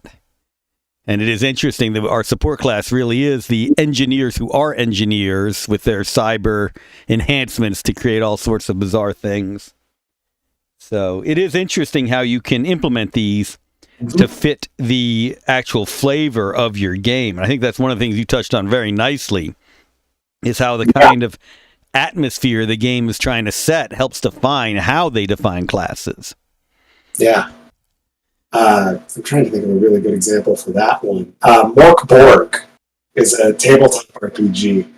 But the classes aren't, you're not just a fighter, you're a fanged deserter. they've got a whole lot of theme and character and background built into the class, and that was a really fun approach. Cave Geek has an interesting comment. I always like Shadowrun because it was classless, they had archetypes as flavor, but you create absolutely anything you want. But of course, Shadowrun then had that serious problem that different archetypes would disappear from the party and were not good party. For instance, the hackers, if the hackers were doing things, everybody else sat around and did nothing. And if the mages and shamans were an astral, everyone else did nothing. Go ahead, Ben. Yeah, so games where any character, so the games where you build your own class, in those kinds of systems, it is even more important for the any class can fill any role kind of thing, because typically the more freedom you have to build your class and your toolkit from scratch, the more character creation pitfalls there are in your game. Unless you have really finessed the balance, it becomes really easy to pick sort of, their nicknames sort of trap options and end up with a character who might have the feel you want, but is mechanically not viable in the game. I actually wound up, funny you mention it, in Shadowrun, falling into that trap too, because I wanted to play a rigger character, so I made my highest priority in character creation money. Money was my superpower, which meant none of my stats were good enough to actually do any of the stuff I needed to do. Right, and I think that's one of the great things about this presentation, Ben, is you're focusing on multiplayer and how all of these help make a better party and a group experience. And yes. Some of this is less applicable in single player, where a character needs to do everything. He needs potions, provide a lot of things that other classes would do. Yeah, I wanted to touch on Skyrim a little bit because, in Skyrim, you can build a dedicated healer kind of character, but you don't really need to, because unless you have, party members with you, you don't really, if all you do is stand there and heal, you're not, fighting the boss. You can stand there and do your recovery thing, but you're not winning the game. So you need other things in your toolkit. And as a result, most single-player games, really do lean into the any build can do any role kind of thing.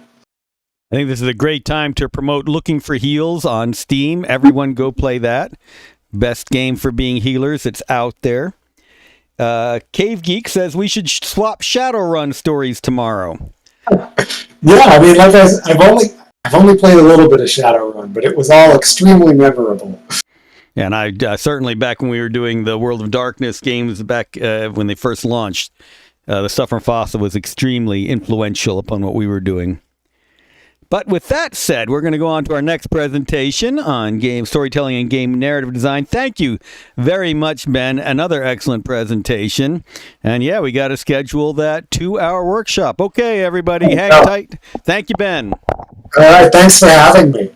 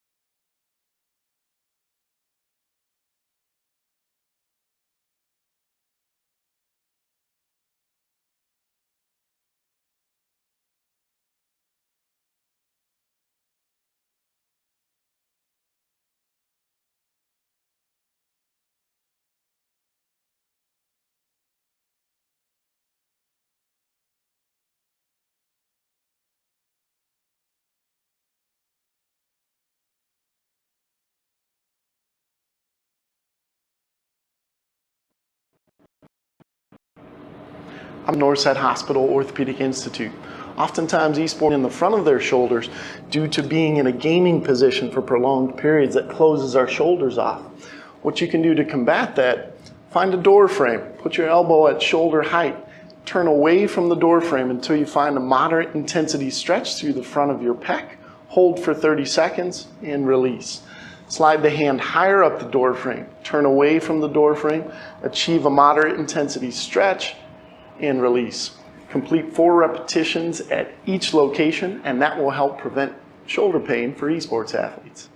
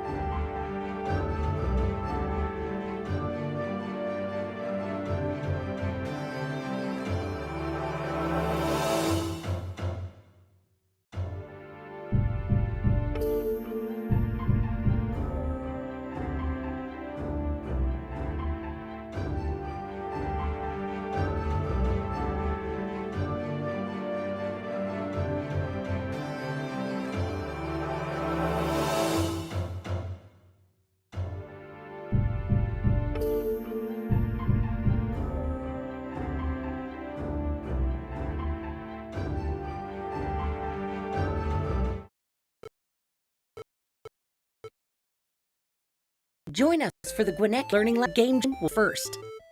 Games can be made in any game engine or language based around the theme. Games will be accepted from November 1st to November 28th at 12 noon. To submit your game, visit our website, gwinnettpl.org, and check out our blog post. We will select games and creators to showcase December 8th at our Duluth branch from 6 to 8 p.m., so make sure to come and check it out. For more information about our Game Jam, head to our website, gwinnettpl.org.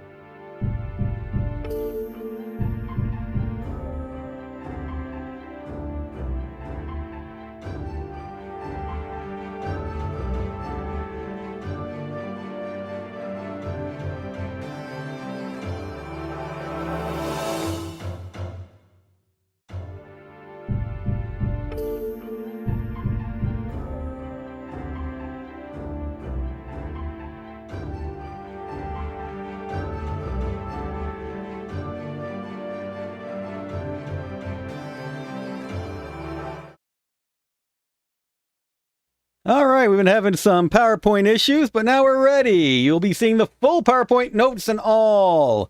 Count yourselves special. All right, Dr. Lagrange, take it away. Yeah, thank you so much. Hi, I'm Victoria Lagrange, and today I'm going to talk about interactive narratives and how to make them more immersive and engaging.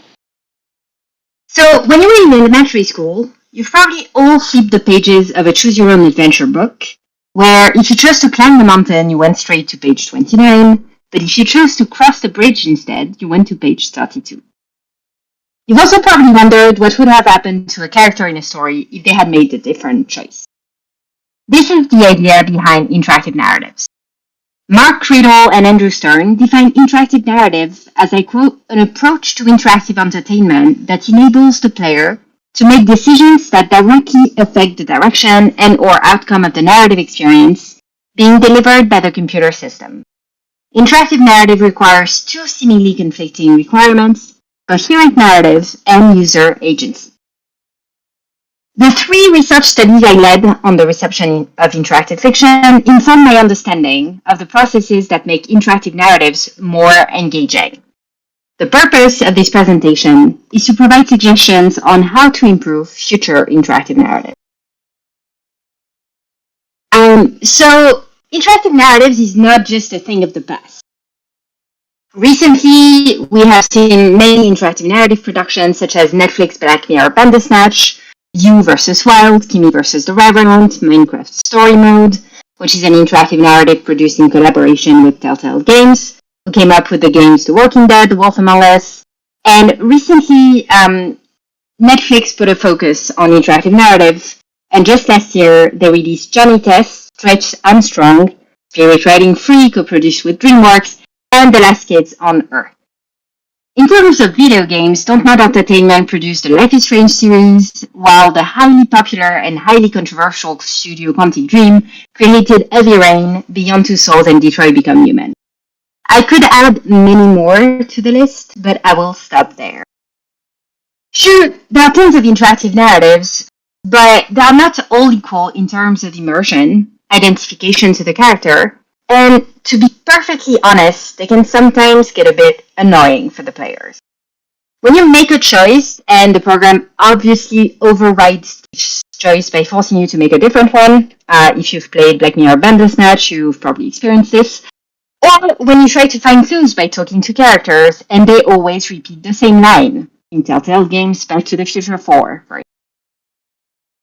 So the question is therefore not how do we write interactive narratives, but how do we make them better, more immersive, more individualized, and more entertaining. I argue that interactive narratives benefit from strong player agency that lead to greater immersion and therefore more enjoyment. In order to make interactive fiction more enjoyable, we first need to identify the pitfalls of interactive narratives, or story-driven games. Based on my research on the reception of interactive narratives, I have found that there are 4 main traps into which the game narrative designers fall when they write interactive narratives. The first one I have identified is the lack of replayability. As a game narrative designer, you want the players to play the story multiple times.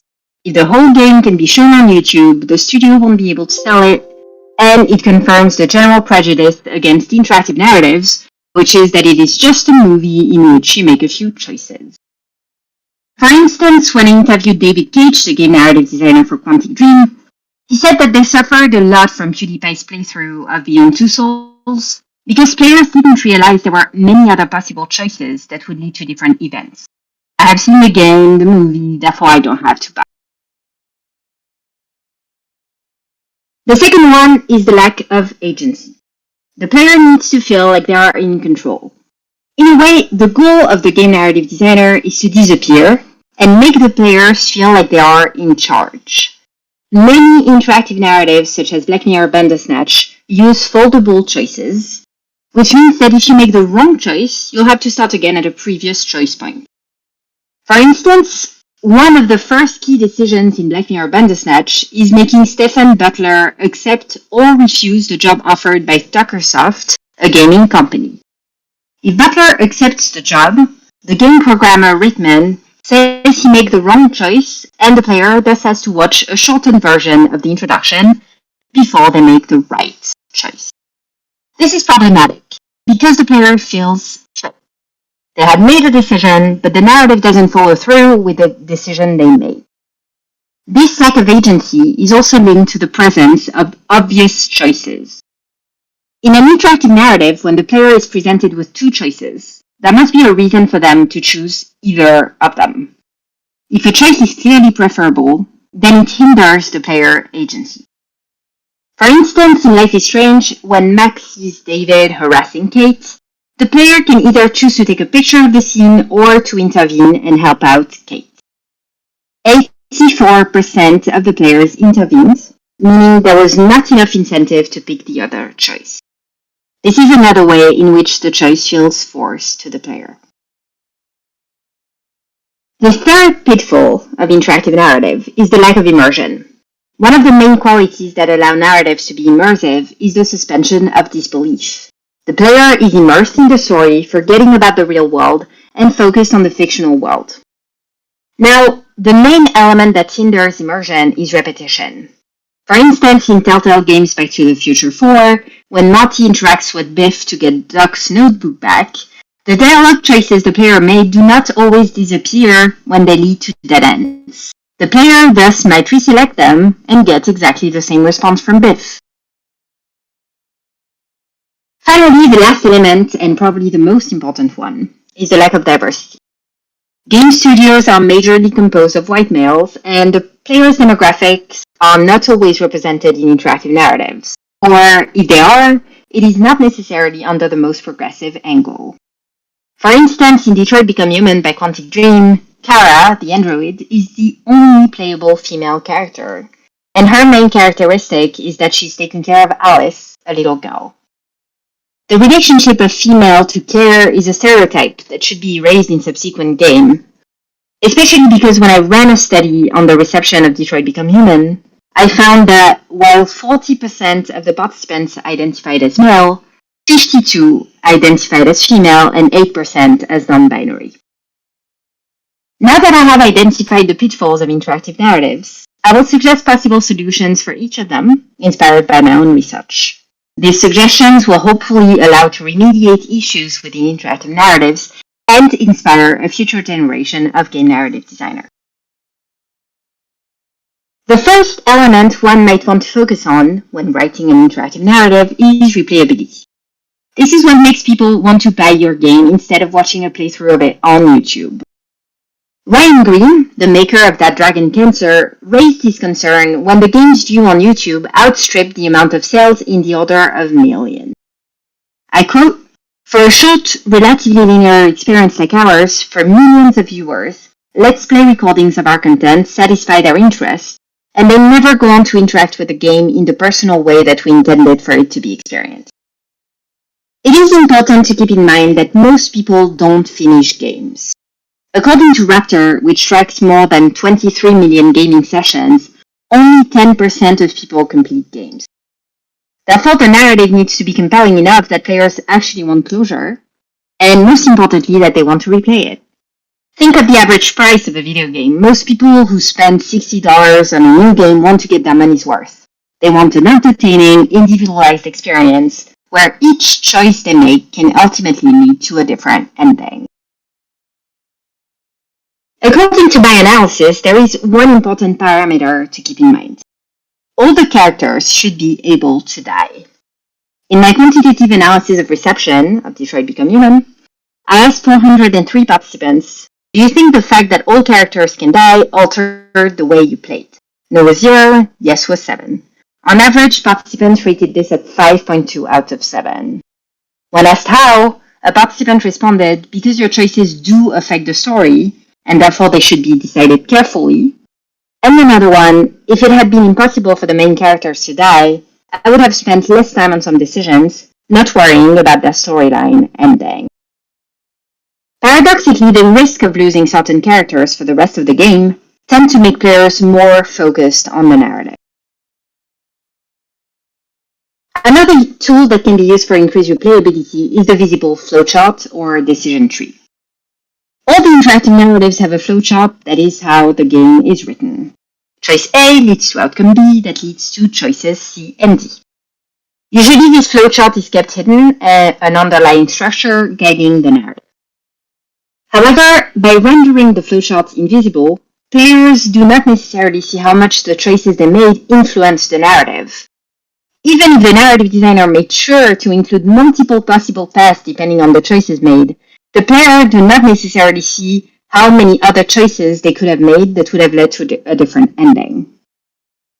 After Beyond Two Souls had suffered from being shown on YouTube, Quantic Dream made the decision to include a visible flowchart in Detroit Become Human. Rendering the flowchart visible has two main consequences. It shows the player the impact of their choices on the narrative, in blue, while also pointing out all the different other paths they could have taken, the ones with the lot. Therefore, if players watch an online playthrough before buying the game, it will only make them want to play it more, since they see all the choices they could have made that the streamer didn't. 82% of participants reported having replayed the game 5 times on average.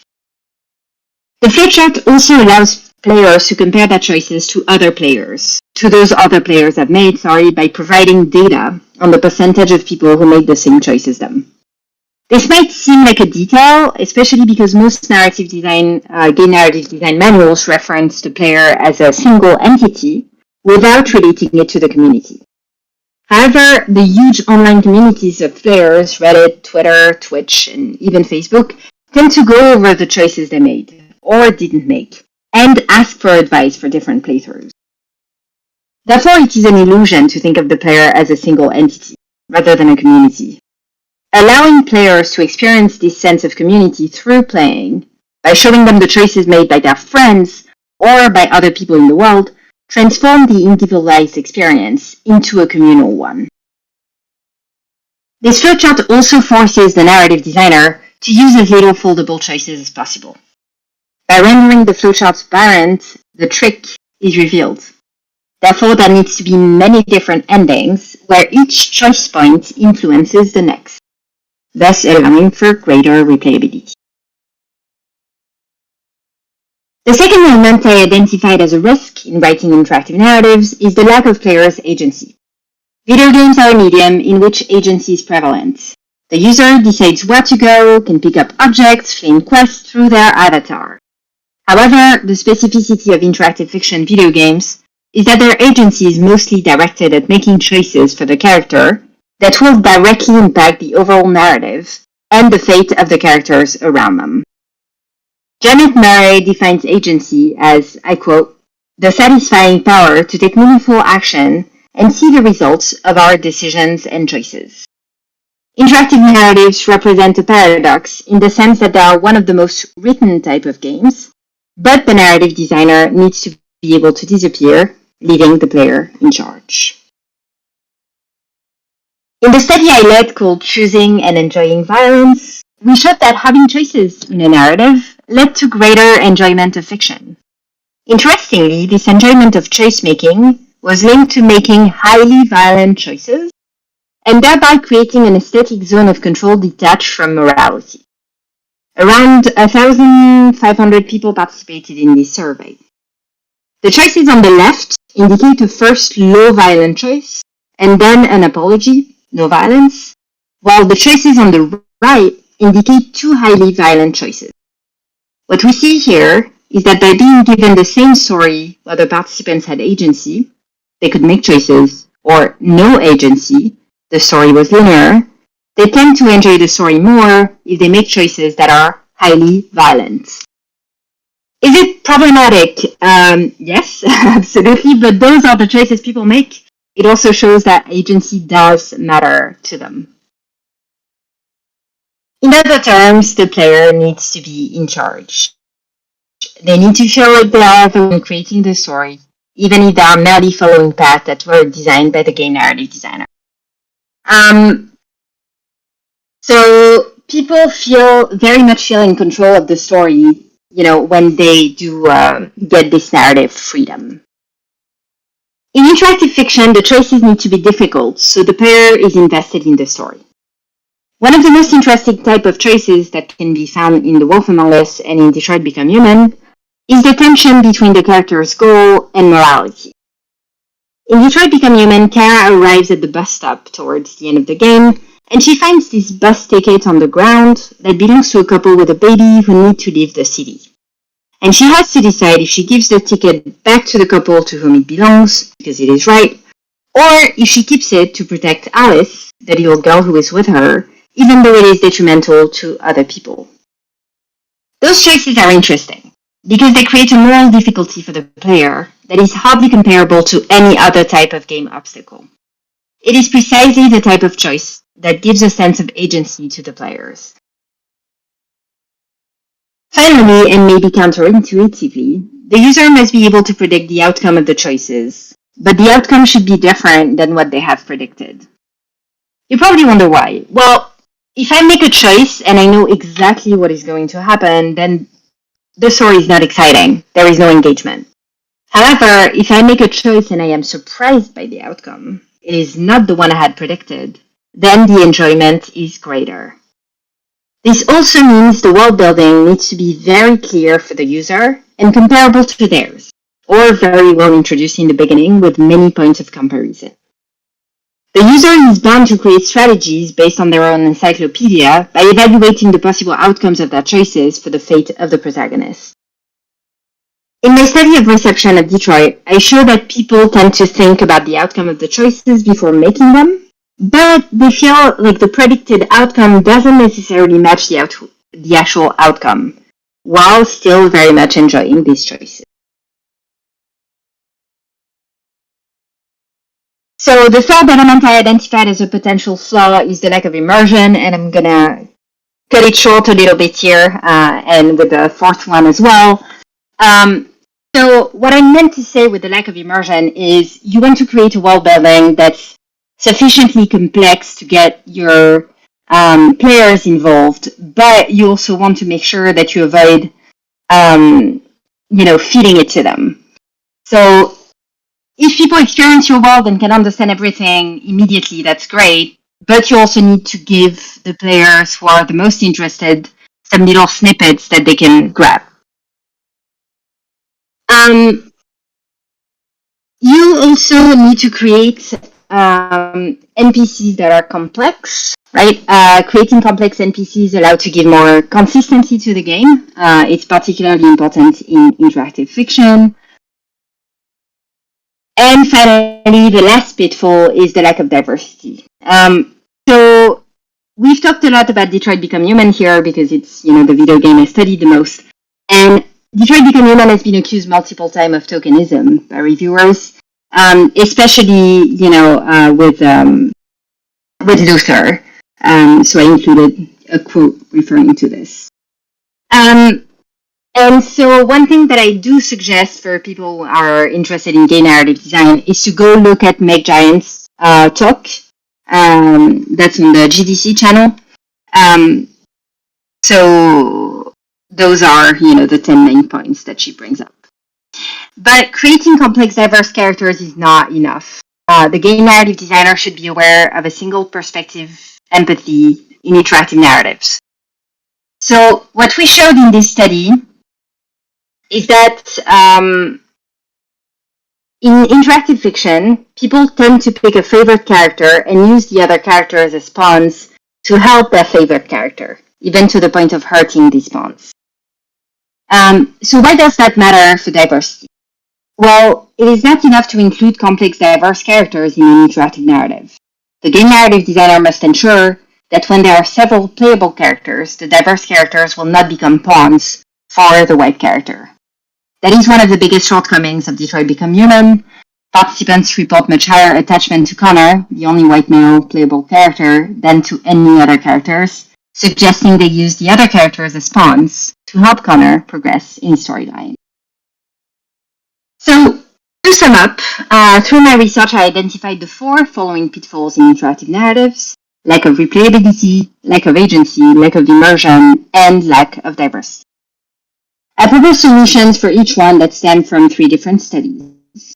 To prevent the lack of replayability, all the characters should be able to die and not come back in the storyline, while the addition of the visible flowchart allows players to see that they could have made different choices, thus driving them to replay the game. To prevent the lack of agency, the narrative designer can include more choices and must make sure not to include too many cinematics. They should also conceive choices that create a conflict between the character's goal and morality, and also avoiding predictable outcomes. To palliate the lack of immersion, the game narrative designer should make sure to include complex world building and complex playable and non-playable characters. Finally, to avoid the lack of diversity, the game narrative designer should strive to stray away from stereotypes by creating complex characters while being careful about the role of pawn playing in interactive narratives. Interactive narratives is a growing field, and as such, there is still plenty of space for improvement. The possible solutions I presented here are in no way a list of prescriptions, but they are rather a list of suggestions that stem from my research for improving what is one of the fastest growing mode of storytelling. It is now up to this and the next generation of game narrative designers to be a part of this improvement. Thank you, and I'm sorry if there was any glitch in between. All right, great stuff. Sorry we got a black screen right now, but we'll do one question and then there we go, and jump to the next presentation, which is from Samantha Sword asking, is there a recommended flowchart app or site for a bird's eye view of the flow of choices? Twine and Ink were both recommended, but do you have others? No, I mostly use Twine. Honestly, Inko is better if you want to put your game on Unity. But not right now. No, I cannot think of any other ones that I would suggest. Those are 2 very good ones. All right. Thank you very much. And we'll be back with our next presentation on art and animation in Georgia. Thank you, Dr. Lagrange. Thank you.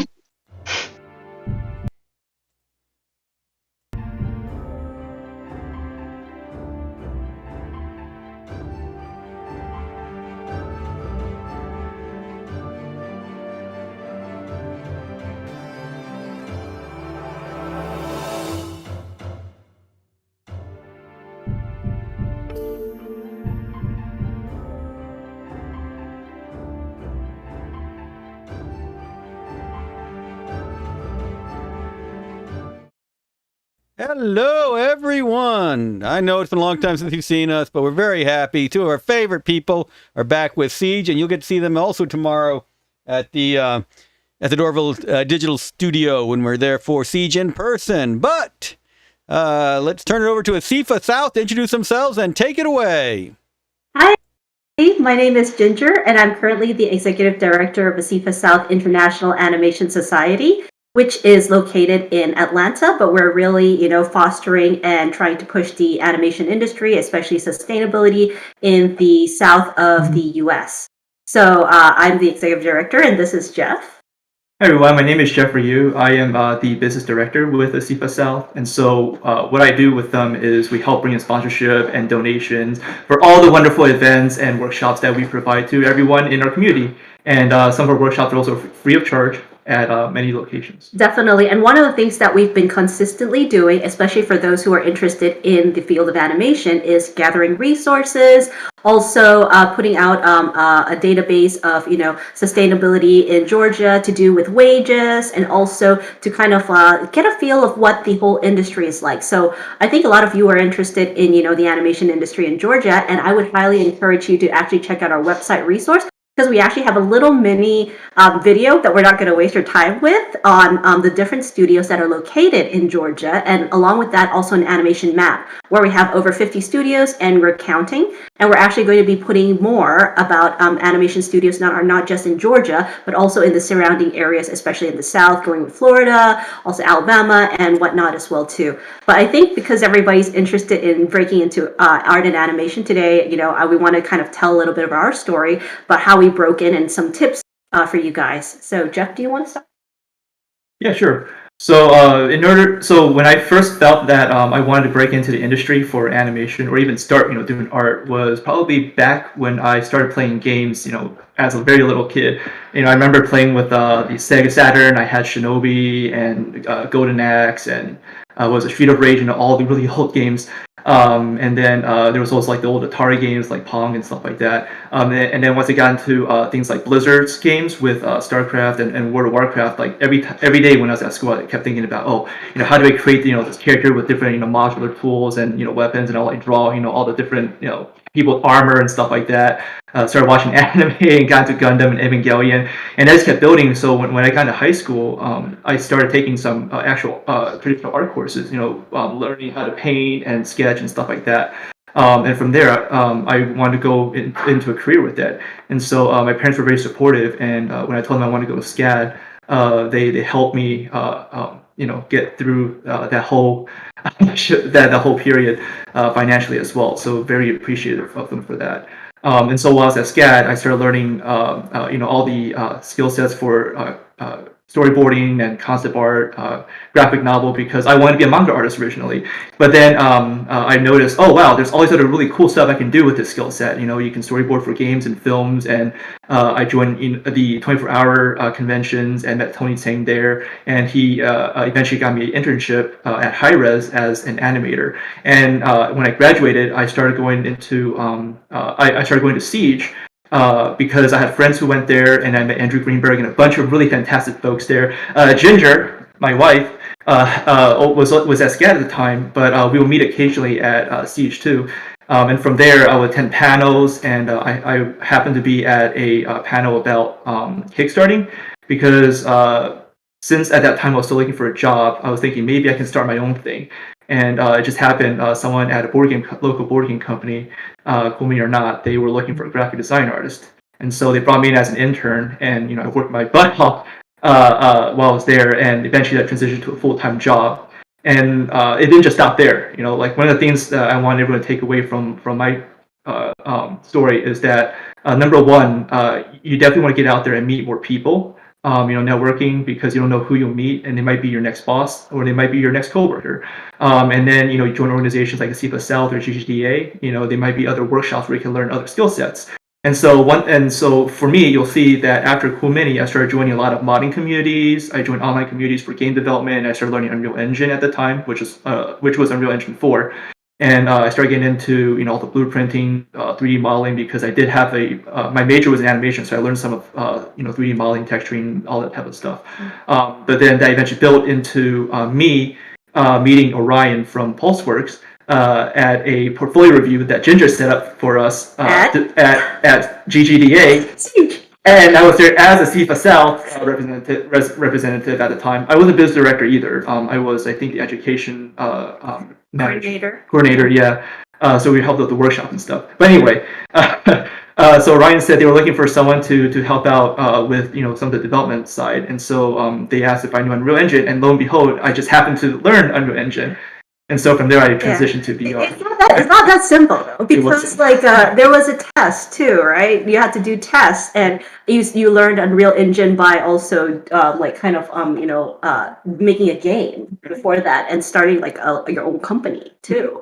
Yeah, it started off as so when I said the modding community, a lot of people had the idea that we had some mods that worked out for because we were modding Skyrim at the time. It was called Beyond Skyrim, and I was part of the Wardenfeld group that was developing like the concept for the environment and some of the Dwemer crossbows.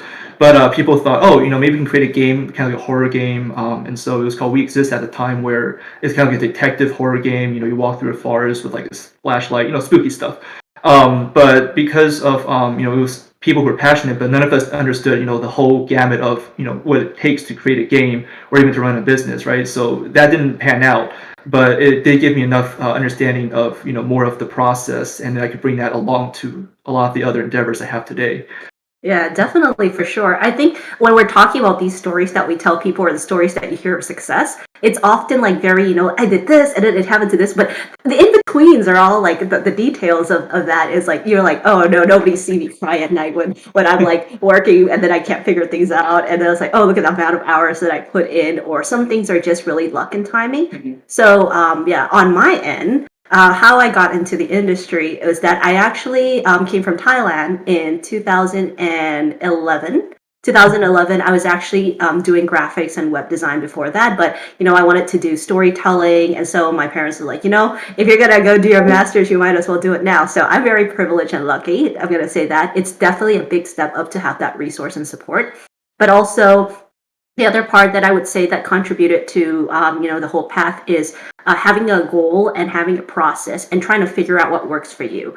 So currently, I work in many places, which is interesting. That's why I said my full time. I have 2 full-time jobs, but one is actually a art director at Black Women Animate Studio. Oh, I love working there. I work remotely, so I work with the different clients that they have, like Cartoon Network or Hulu, to kind of work on projects for animation. And the other job that I have is a post-production manager for Trioscope Studio. It's a hybrid animation live action studio. And what I do there is I manage, the pipeline and the workflow, the communication for the post-production team. I do recruiting, I do various production projects. And this is because my background is very all over the place.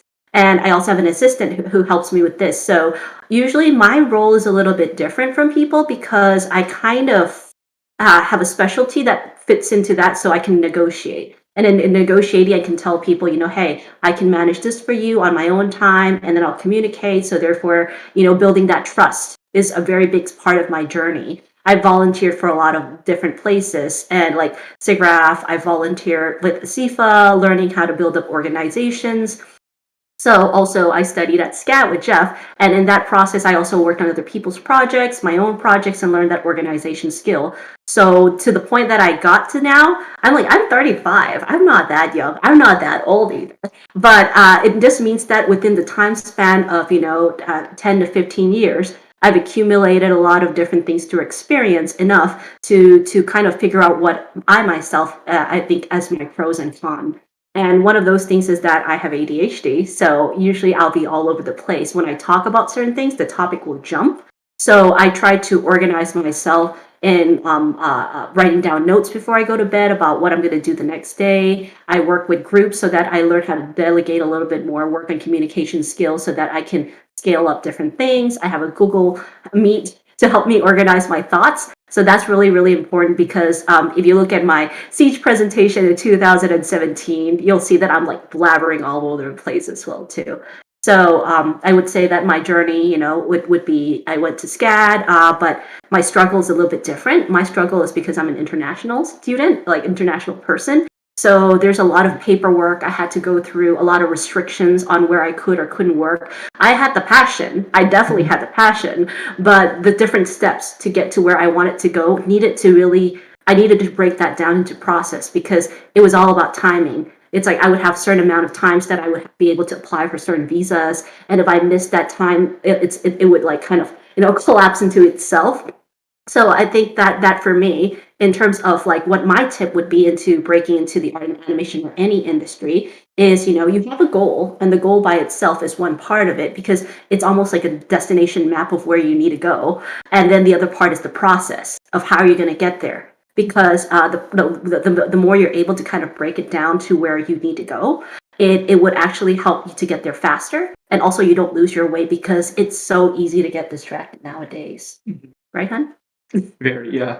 Yeah. Yeah. Do you have any tips that you want to give people, like, the things that you wish that you knew when you were...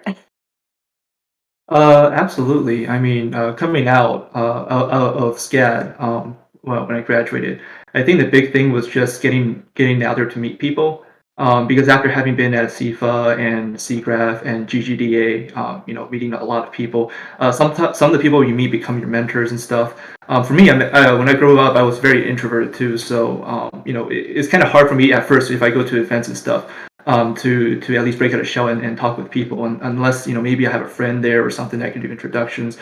So what I do is sometimes I'll make a goal there, like maybe at least I'll talk to maybe three people, and then maybe attend at least one or two panels. And if it's something that interests me, great.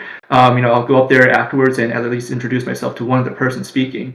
And then when I'm there, the goal isn't to just ask for a job or something like that, but rather maybe ask more about what they do. Maybe I can even connect with them through Discord and talk with them about stuff they enjoy, what they like. Maybe they have tools and stuff that could also help me and show them my work from there. And then later on, you could say, hey, I happen to want to break into this, or I am a game developer. Maybe there's something you could at your company that you are looking for someone who to fill that role or something. Yeah. Because I think you do, in one way, the networking part is kind of opening your opportunities. The more skill sets you have, it's like marketing. Like there may be two people who are equally good at something, but if your mind thinks of somebody first, that's the first person you're gonna call.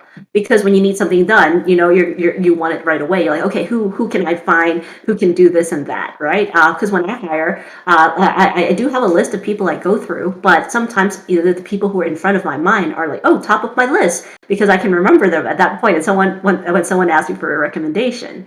And the second part for me with that as well too is that trying to know yourself, because like what Jeff says is that we all have different ways of networking, or we have building relationships or energy.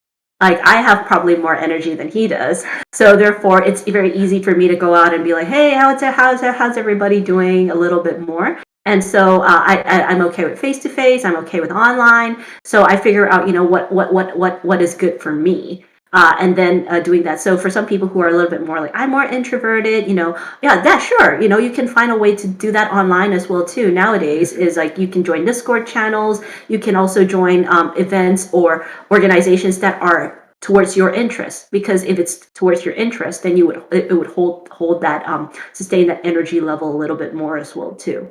So I think it's quite important to, use the time to figure out yourself and find that use as an advantage. But the main thing as well too is what I'm going to say is that research is such a big key point of a lot of these things, because you'll know things like studios. Like when you look at the different studios, the more you know about them, the more you actually know what their roles are, how they fit into things. So I recommend for people who are especially starting out to make a spreadsheet. Because when you make a spreadsheet, you can see things in front of you. You can make a spreadsheet of what studios are local, what studios are the dream studios you want to go to, what kind of roles are there opening for right now, and look through the responsibilities and the list and see if you objectively match that. And if you have skill sets that are missing, if they're missing, then you need to start working on them right now in order to be able to transition into that. And once you figure out what you're good at, then you can kind of build on that as well too. Yeah. Do you have any tips on how you, look for things? Well, I mean, definitely going through all the was like LinkedIn was a big one too, because you definitely want to have your website up there, your contact information, because if they look at your resume and stuff and they don't see a contact information, they're not going to know who to email and stuff, right? So that's always a big one, and that's something that Ginger and I look for when we look at like resume and stuff, when people go to SIFA and they do like portfolio reviews and stuff like that. And then also when you're doing your portfolio, it's also how do you present your best work and work that you want to do, because some of the stuff that I used to do as a student was I'll throw everything I had up and on there, right? So all my life drawing and all the anime stuff I used to draw and 3D, and not just have different pages, but they're all just jumbled together in a gallery, because I see that a lot. You definitely want to separate them out more and put up your most recent stuff too. Yeah, definitely, for sure. If there's any questions, just let us know as well too while we're answering these things, because we're just going to keep going. Yeah, but the other important thing for me in terms of breaking into art and animation is not just the networking part of getting to know other people or the researching part of doing your job well, but also realizing, that hard work doesn't necessarily equal good work. And what I mean by this is that you have to like actually know your focus. So if you say, hey, I draw every day, I am a hard worker. Yes, but if you draw every day, you draw the same character facing forward, you'll never learn how to draw the character at a side angle or the back angle, or three points of view, or in perspective. So in terms of diversifying, understanding that just because you put in a lot of amount of time doesn't always necessarily mean that you're learning the skill set that you need to do the job that you do. You have to actually look at maybe other people's work and see, like, the person that I want to be a concept artist. What do I need to know? Concept artist is not just about drawing pretty pictures. It's about understanding the mechanisms of the world. It's about, like, why is this character a certain look? What are the materials of the clothing that they wear? What the terrain is, the mountains. And that means that researching things outside of just doing art, researching things, like Jeff knows a lot about World War, or he'll know a lot about history stuff, and like some what stuff? A lot. Well, I mean, one of the big things is getting a lot of what we call like visual references, or like stuff that you have in your visual library. So I used to follow Feng Zhu a lot when I was starting concept art, and also Scott Robertson, a lot of other artists too. And they'll talk about just going out there and just experiencing things around you, right? Like go and join like a soapbox competition or something, because that's how Scott Robertson started with his like industrial engineering sort of job before he got into concept. And so the more if you fly planes, you'll know how the gauges will look. If you drive cars, look at how there's difference between like a stick shift versus like a manual versus automatic. How do they design UI? What's right with certain cars? Like is it ergonomic, stuff like that.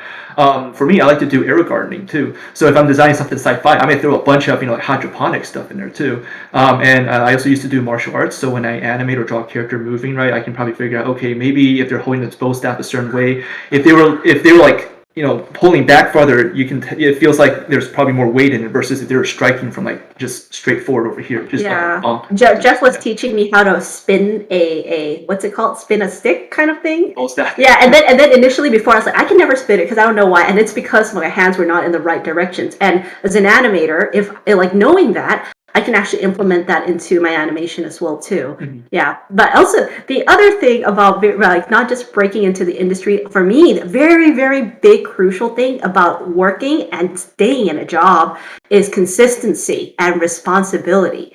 Because I know so many people that usually I mentor folks, I try to give them opportunities in the field, and it's okay if their level of artwork or animation is not as good, because I can train that. But what I cannot train, as much as I try to, is if somebody is not consistent in terms of communication, or like if you have stuff to do because life happens, it's fine, but you need to let people know ahead of time, because in a studio or in a pipeline, you're not the only person that the whole project is anchored on.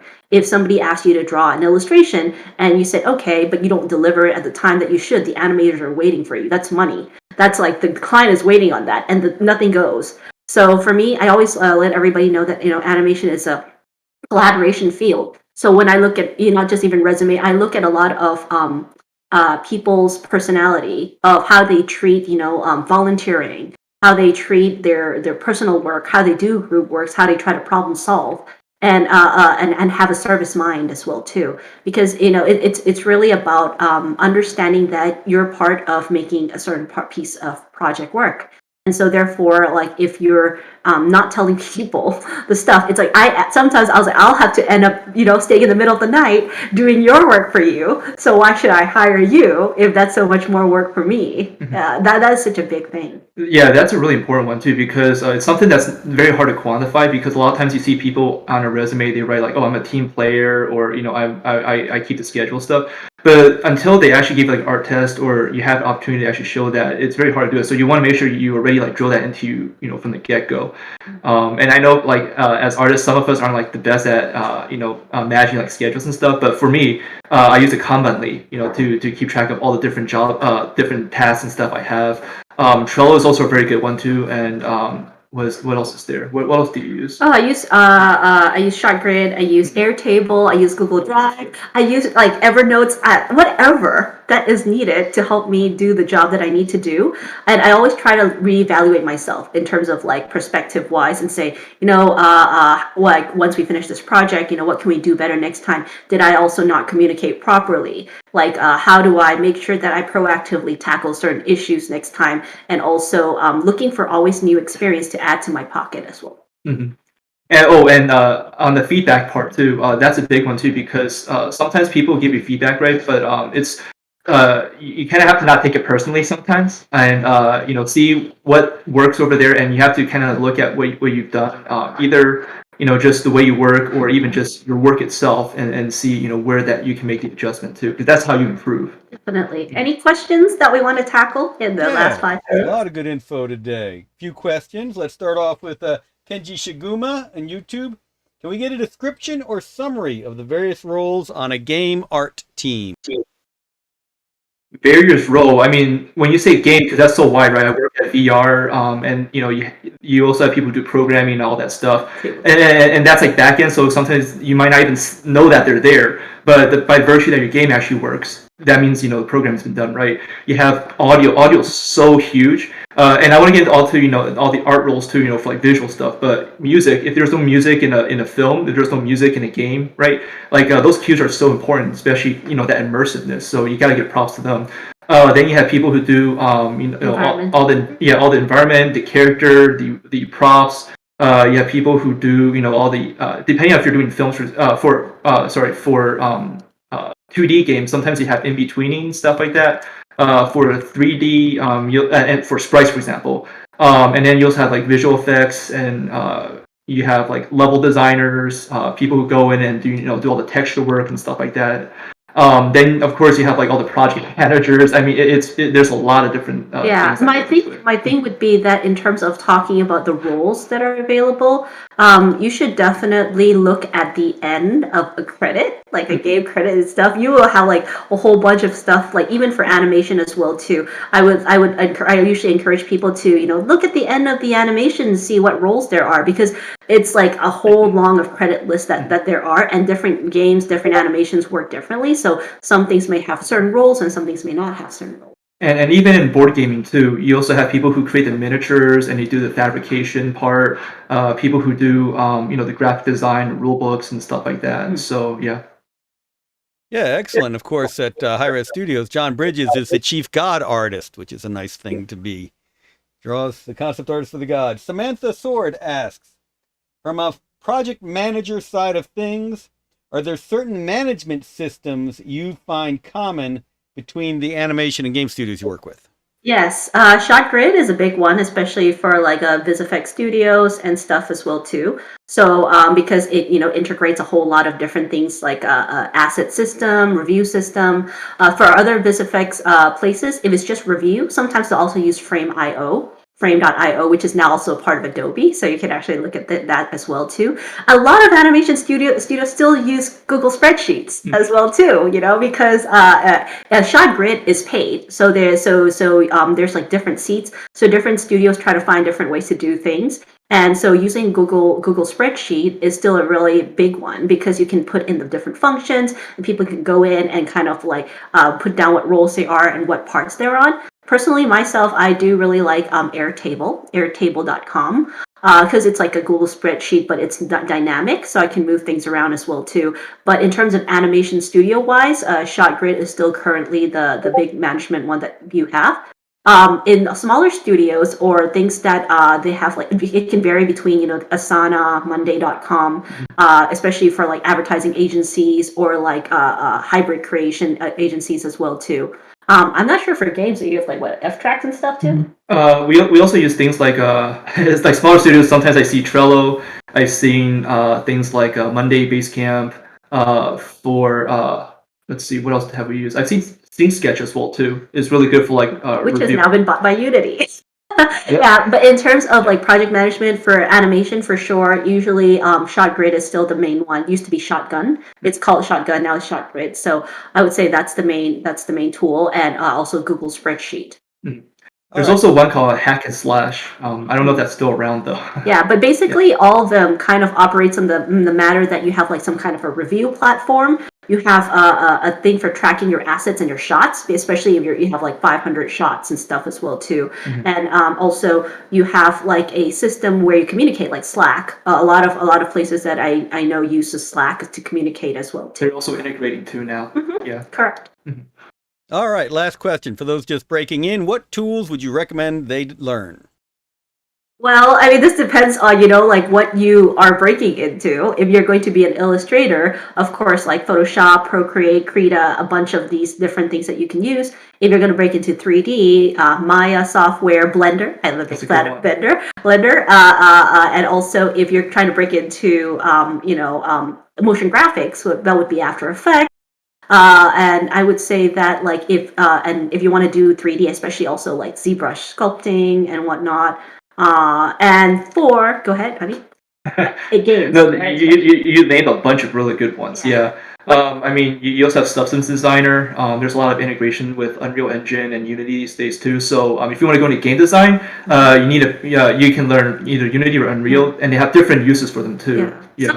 Substance is now free for students as well too. Just announced, I think the rookie announced that as well too. There's a list of free softwares. I can definitely put that on the chat as well too of for different things you're interested in, because animation is a wide gamut. It's not just a small little thing. So there's like whatever you want to do, like Toon Boom, especially for 2D, or like TV Paint and stuff. It depends on your resources. It depends on your time. But the whole thing is about the basics, and also kind of understanding where you want to go so that you can kind of start, to save up for that or learn more about those programs. And there's also a lot of great tutorials even on YouTube nowadays. So some people can, learn on their own.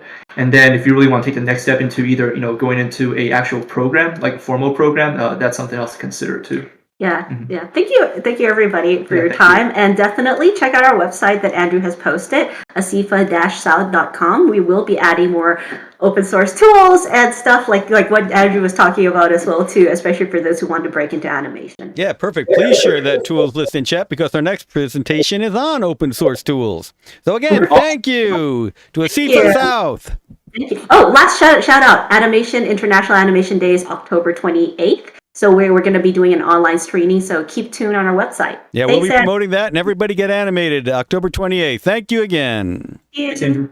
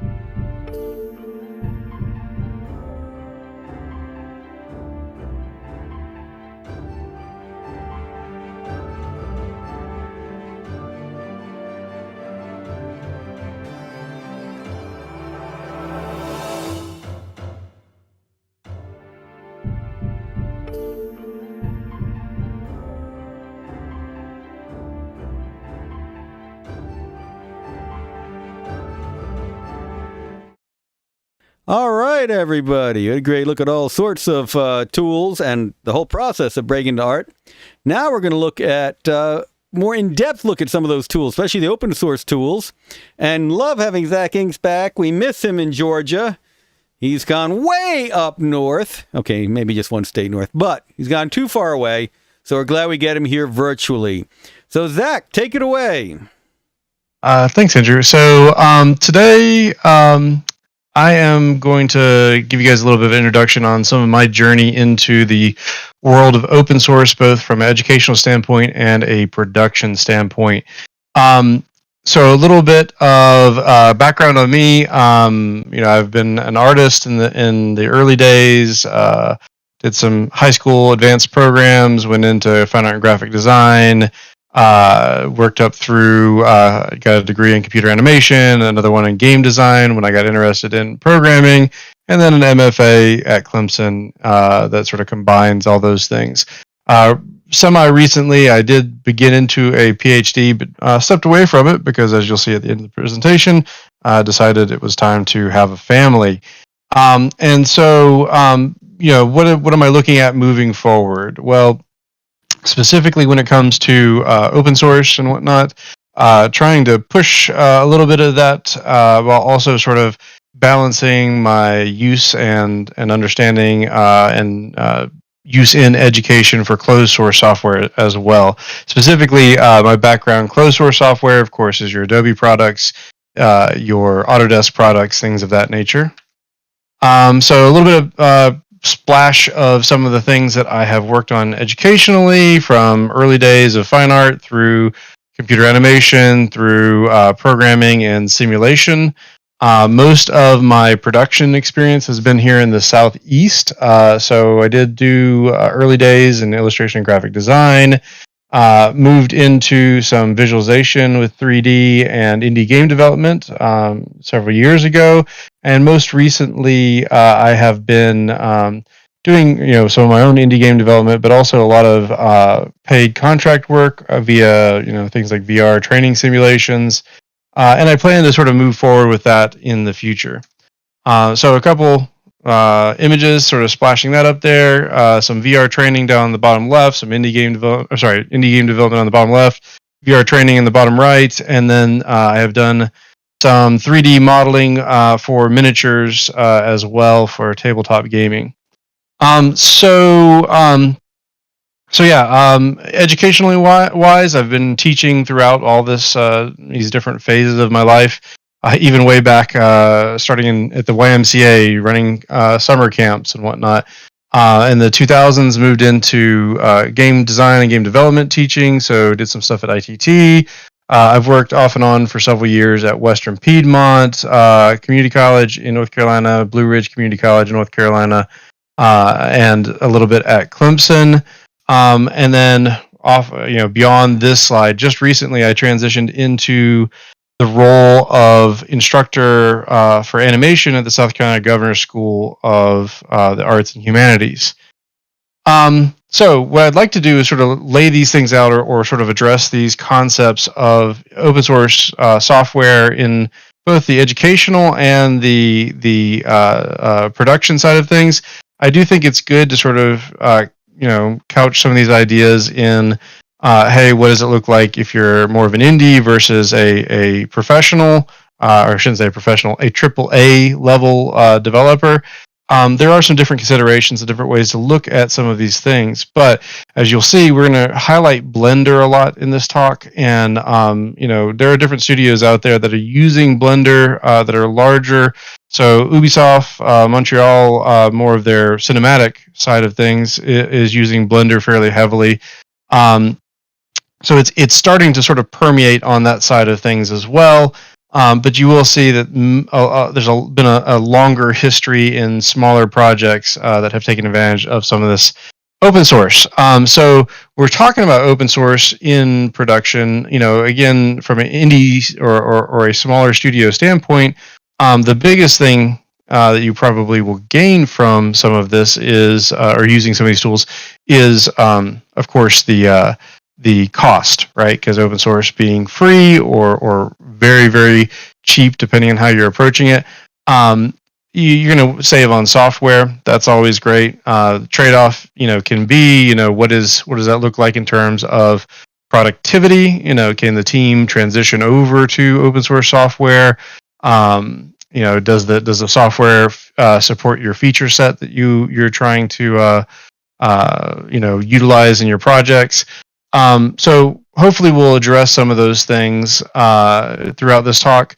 And then on the educational side, I think the big thing with open source that I find interesting is that depending on what sort of student demographics you're trying to support, sometimes the accessibility, and especially beyond the degree program, I've found that the accessibility to the tools can facilitate some further development. Whereas closed source, while it is still accessible, but let's be honest. I mean, I'm right now I'm rocking the full sort of suite of Autodesk and Adobe stuff and whatnot, and Unity and other things, as well as all my open source tools, and I'm kind of bouncing between those things in both some of the stuff I'm required to teach and some of the projects that I'm working on.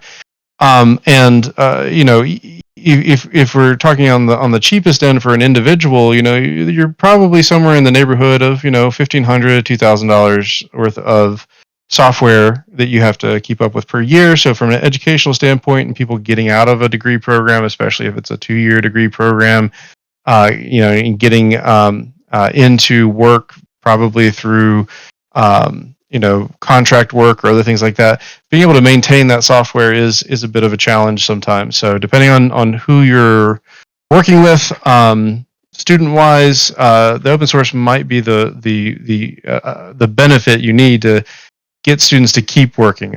Personally, that's one of the biggest things that I have found in terms of success in students isn't necessarily just how hard they work during a degree program, but also how do they follow through after the degree program. And so many of us, and life happens. I'm proof of that myself.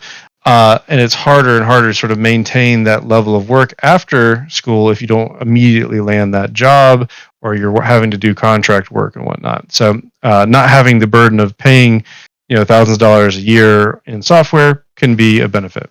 Anywho, let's sort of talk about production, and I'll get to the end of this, and then I'll open it up for questions, or however, Andrew, you guys are handling the questions this time around virtually. You can jump in in the middle. It's perfectly fine, but I'm just going to keep going pretty quickly. So if you need to stop me, just let me know.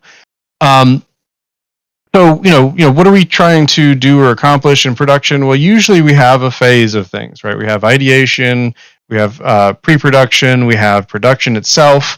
The evaluation and iteration phases where we sort of go back through and rework things, and then usually some level of post-production where we sort of clean up and evaluate the results of our production.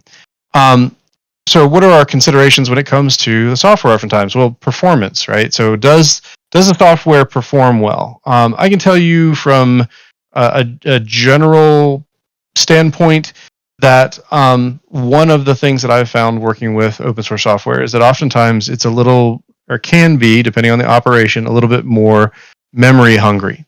And the scalability sometimes in terms of how it scales, how certain softwares and certain operations scale in terms of core count, right? So you might not be able to throw the top of the line Threadripper at it and get a linear performance scaling.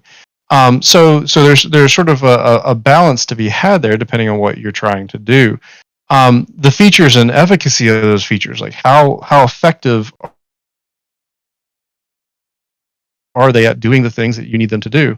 The ecosystem and integration. So one of the benefits, one of the things that Adobe really does dominate with is the ecosystem that it provides, and the interoperability between the softwares. And so open source generally doesn't have some of this when it crosses beyond the bounds of one piece of software, except for some particular circumstances. Stability, how stable it is. Does the software do what you need to do and not crash all the time?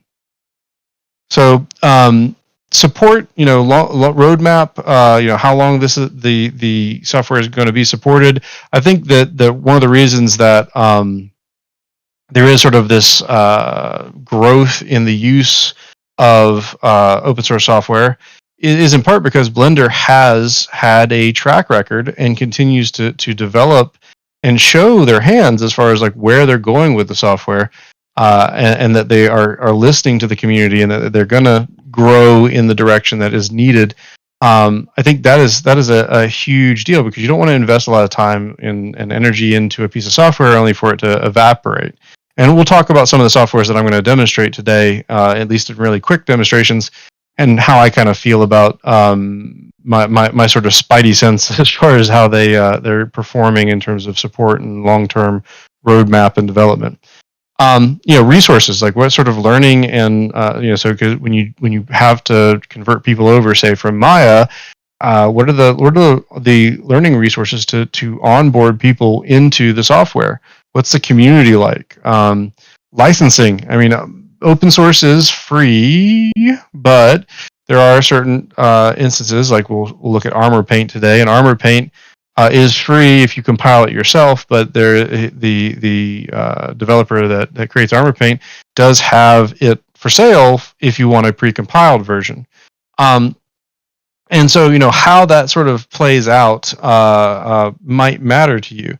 I know years ago at Siege, there was a legal panel, and I brought up the question to the lawyer about,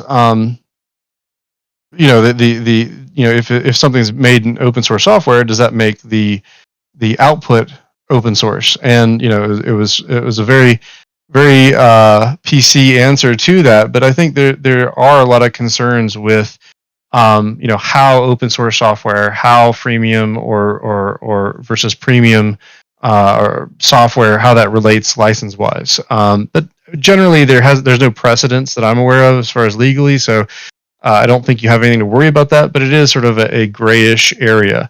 And then I think the big one is usability, right? Like how easily can you get in and just use the software? For me personally, I have a lot of I have some background in UX. I have some knowledge on that side of things, and there's even paid for software like ZBrush, which I think have personally, my opinion is they have really bad UI and UX design. Not to say that open source is perfect in any sort of way, but that's another level or degree that we need to evaluate the software on it in the context of our pipeline. So, easiest place to start with some of this stuff is definitely with your operating systems. Now, depending on what you're trying to do, there are some benefits with saying just going completely open source with your operating system. Me personally, you can probably see I'm running Windows 11.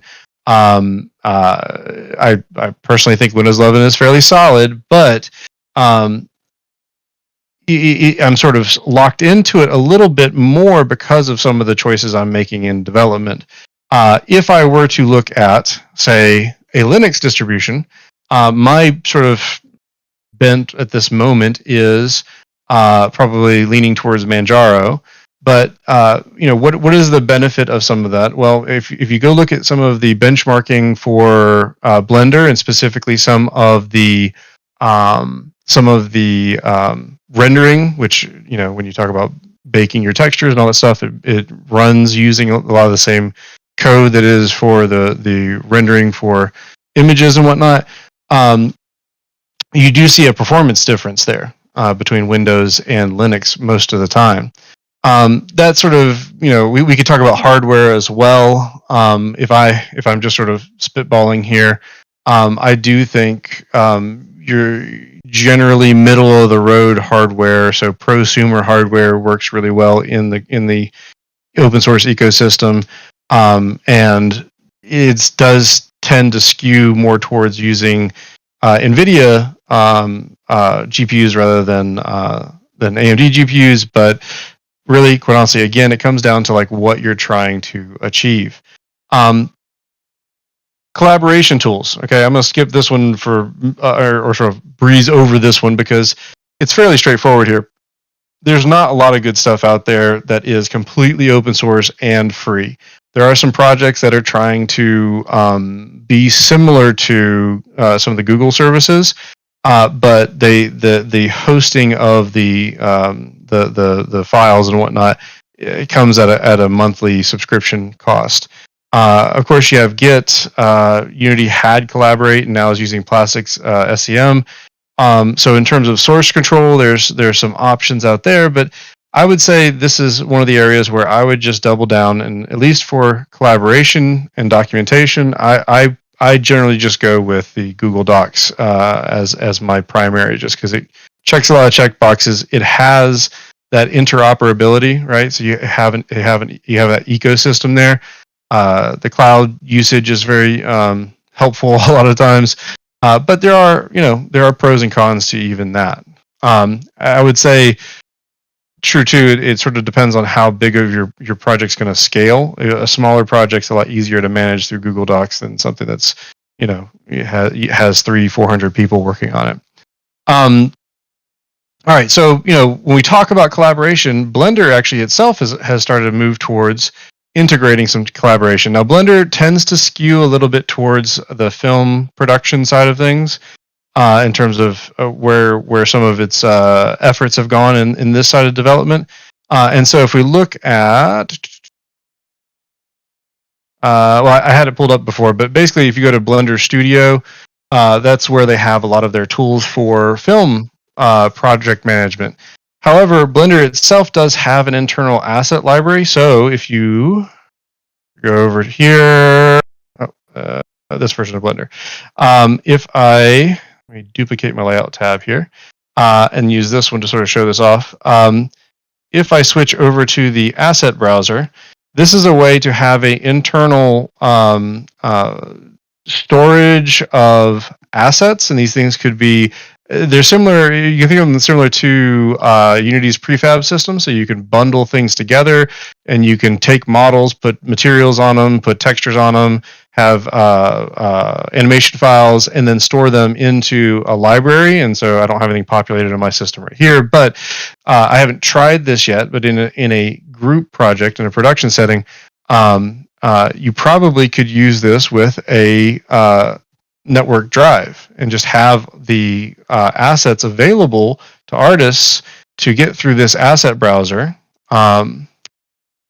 through the network drive. So if I switch over here to user library here, you can set up a bunch of different directories that different types of assets can link to. So again, I haven't had a use case yet to put this out on a network drive, but it seems like you could sort of do that stuff. It seems like Blender internally is using that as well. One of the big things with their most recent Sprite Flight movie was that it actually had, they've introduced a pose library for animators.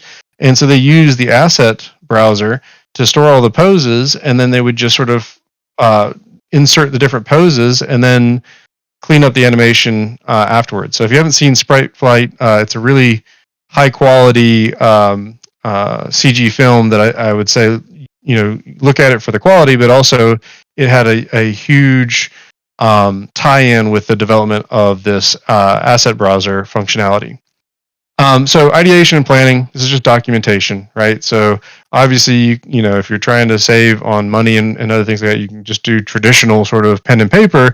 But flowcharts, spreadsheets, other things like that, again, I would lean very heavily on Google Docs personally. Right now, I don't have a great solution for open source that is also cloud-based and free. There are some out there, like I said, but they do charge for a subscription fee. So when we talk about design, right? So when we're going into the spreadsheets for things like project management, doing your Gantt charts, holding on to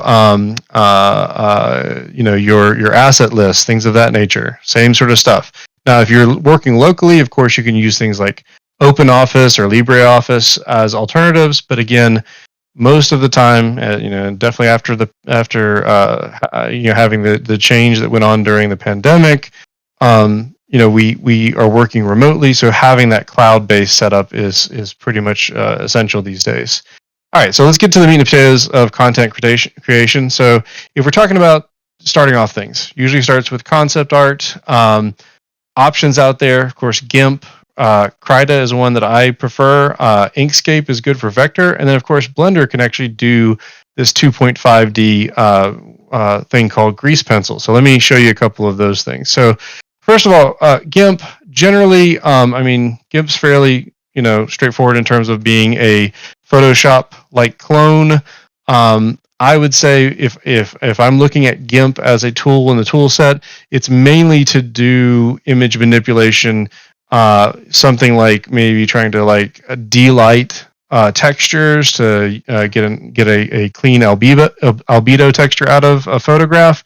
Things that are photo oriented, but most of the time we're not doing too much of this as much anymore because we don't hand texture using photo reference in the same sort of way. If we're doing anything, we're probably converting photos into a PBR material, right, and using that. So GIMP is great, but when we are doing sort of 2D stuff, if it's concept art, having a program like Krita is really good for painting. So, obviously you can, paint and draw in here all day long, just like you would with things like Photoshop, but it does try and simulate brushes as well, right? I also think it's really good for sprite animation. So let me switch to my animation workspace here. So it does handle the basics of animation. That's a really, really simple animation, but it does handle the basics of animation.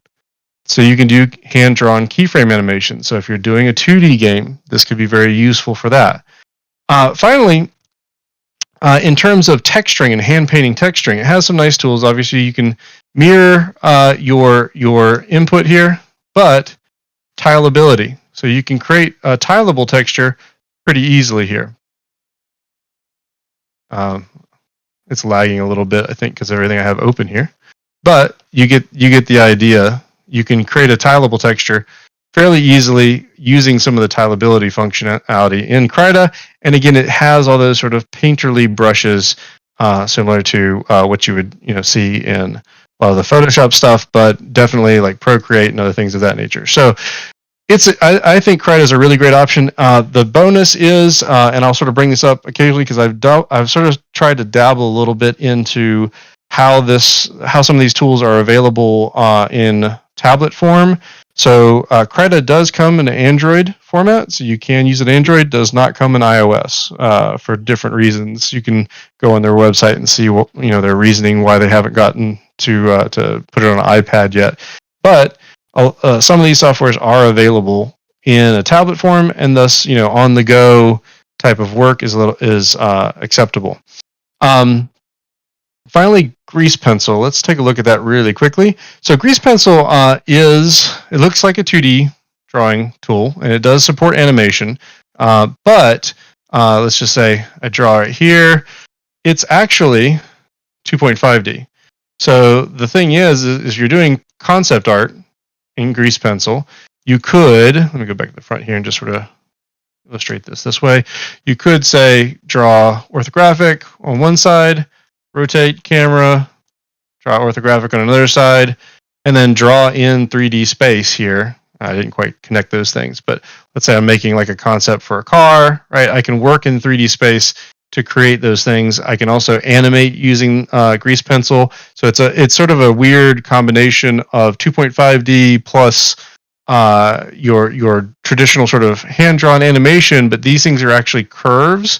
And so you can do a lot of stuff with interpolated animation by deforming the curves and whatnot. So Grease Pencil is kind of an interesting and powerful tool.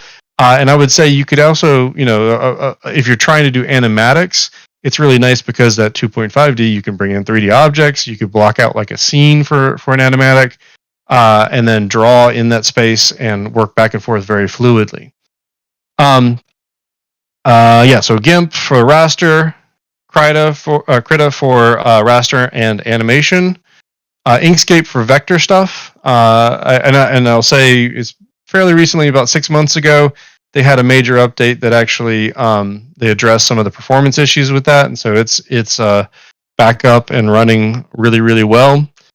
And then Grease Pencil again for 2D concept, but also you can do sort of 2.5D stuff for more of a 3D concept workflow or a animatic workflow. I'll have it in the slides here. I'm not going to play this for time's sake, but Brad Coble, I believe is his name, on YouTube, did a nice comparison between Adobe and Affinity, sort of looking item for item. I don't think he's done an open source comparison for 2D digital work, but Affinity is if you haven't checked out Affinity, if you want sort of like a prosumer alternative to a lot of the Adobe stuff for Photoshop, Illustrator, InDesign, that kind of thing, they're a nice fit. And the big thing that I think Infinity is leading the way with is that their applications are almost the exact same on the iPad. So if you want to work with it on the iPad, I guess the other big thing too is it's a one-time, like you pay for it once and you own it forever, versus a subscription model. So Affinity is an interesting alternative if you want to see something that's a little bit more refined than some of the open source options and tries to be a real competitor with the Adobe stuff on a one-to-one basis. But it isn't open source and it isn't free. It is cheap. I believe the iPad versions are only like $20 a piece. So when we talk about 3D modeling, right? Your traditional sort of stuff like moving vertices, edges, faces around. Also, when we're looking at that, there's a lot of competitors. One, if you're interested in an interesting retopology software on an iPad, there is a one called Cozy Blanket that just came out that's really neat. But when you're talking about professional stuff, you're talking about Autodesk Maya, 3D Studio Max. Open source, really, Blender dominates the space when it comes to 3D modeling. I would say if you're familiar with 3D Studio Max, you might have an easier time coming over to Blender. I'm not traditionally a big Max user, but just from what I can tell, it seems like Blender borrows, but has some similar design concepts behind it that might be easier. However, I'll go ahead and say if you are coming from Maya, let's go to this one right here. One thing you can do if you want to leapfrog having to learn some of the controls is you can just go to the edit preferences and you can switch your key mapping to industry compatible. It does lose some of the things that would be would have shortcut keys, do not have shortcut keys in the industry compatible, but it does act and behave a lot more like Maya in terms of interface once you do that. So if you're new to it, that might be a good way to make the leap across or begin to make the leap across.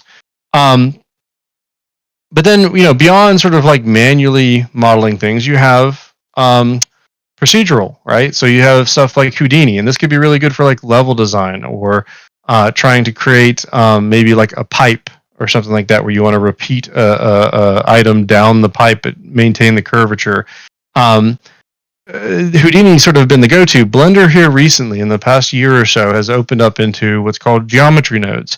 And geometry nodes it's again a node-based sort of setup where similar to what you would get in the nodes in Maya or Houdini, but trying to really emulate a lot of the same functionality like Houdini has. And so again, in the last 6 months or year, these geometry nodes have come a long way. Now this sort of begins the transition to everything nodes. So Blender is trying to transition the entire software over to a node-based setup. And so the idea would be everything would be driven by node networks, and you could go in there and edit all these node networks, create your own, and create unique functionality out of that. So there are a couple tutorials out there if you want to check them out on YouTube on how to do like procedural building construction, where you just sort of give it the modular pieces and then plump in some parameters, and boom, you have building A, building B, so on and so forth. Sculpting, Blender has had a little bit longer, but it's had a real big push into the sculpting realm. And while it's not ZBrush in terms of pushing, the ridiculous amount of polygons, if you have decent enough hardware, you can pretty much sculpt in Blender and get a pretty detailed sculpt. And using the same sort of tools, the benefits that I've experienced, and let me go ahead and just a new scene here. The benefits I've experienced then, and I've heard from other artists, is that when you're sculpting in here, ZBrush is not technically 3D, right? So when you're sculpting in Blender, you're essentially working in 3D, or you have a more accurate 3D perspective viewport. And so a lot of the sculpting is a little bit more straightforward. But you have all your major brushes over here. It's the for the most part, there's some couple of things I would say that are kind of niche that are missing, but most of the stuff you need is over here. Big ones like your clay strips, to layer in volume. You also have some unique ones. Again, this isn't going to be a full-on sculpting thing, but it has cloth brushes to sort of simulate cloth using the internal physics system. Okay, so there's a lot to be said with where Blender has sort of grown in the sculpting side of things. Now, they just recently introduced where is it? Vertex painting in sculpting here. Now, again, you can't push quite as high polygons, but I've worked with 5 million polygons on a I'm running a 3090 XT CPU. Right now I have 32 gigs of RAM, but I had 64 before, but I've never really maxed out even the 32, and I'm running a Radeon 7 graphics card in my machine. So all modest prosumer type hardware that's got a couple years on it kind of thing. But I've never run into with sculpting at least a need to push my memory beyond the bounds of what is normal. So I think you can get some pretty good results with Blender. It has some unique tools. The texture painting or the vertex painting is new-ish, but it's receiving constant updates. Modeling, retopology, right? So after you've sculpted stuff, you got to clean it up and make it usable for game or in-game assets. I will say this is an area where Blender falls down.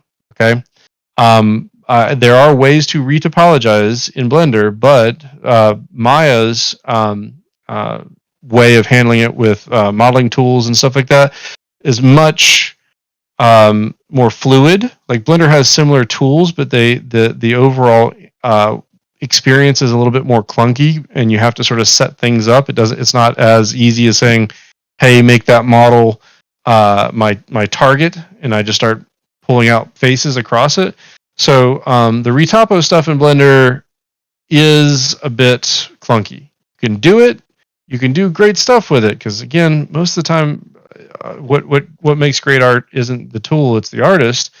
And so you can do it, but in certain circumstances, it's a little bit clunky. And what I would suggest is, if you find it to be too clunky, one of the big benefits, since Blender is running Python, is people make tools for Blender all the time. So this is going to be a pro and a con. So there are tools out there like Speed Retopo seems to be a really good one. I haven't personally downloaded this and tried this yet. One of the ones that's sort of a community favorite for several years now, it's on its third version, is Retopo Flow. But you can see, $86 for a personal license. So you're already sort of spending a decent chunk of change just to fix a problem that, again, isn't quite broken with Blender, but it isn't ideal. And so the general consensus usually is Blender, is very transparent with the roadmap. A lot of these things I'm going to put out there as negatives, Blender has acknowledged and is working on solutions for these things. So retopology is on their radar. Of course, you have 3D scanning, photogrammetry, right? About the only solution out there that I feel is worth looking into. Personally, my prosumer paid-for software is Agisoft Metashape. I've used a little bit of reality capture and 3D Zephyr, but like I said, I run an AMD card, and so those softwares generally lean more towards NVIDIA cards. The only one that's open source that's out there that's decent is Meshroom. And Meshroom has a couple benefits. First of all, it's a node-based setup, so if you want to create more operations, you just add more nodes to the processing pipeline inside of Meshroom. So you can do some pretty unique stuff because of that. Downside is it's about half to 3/4 of the speed of processing versus the other softwares. So, and then, again, looking at some of those items in terms of what we are concerned with. So performance is a little bit low. Features and efficacy, I think features-wise, it's pretty good. I mean, unless you're doing very specialized stuff, like very large-scale scans of in some of the photogrammetry communities that I'm in, they do large-scale scans of like ships, and so they're scanning all the interior spaces of the ship and whatnot. Something like Meshroom, I don't think would be ideal for that. Stability, I haven't had it crash too much on me.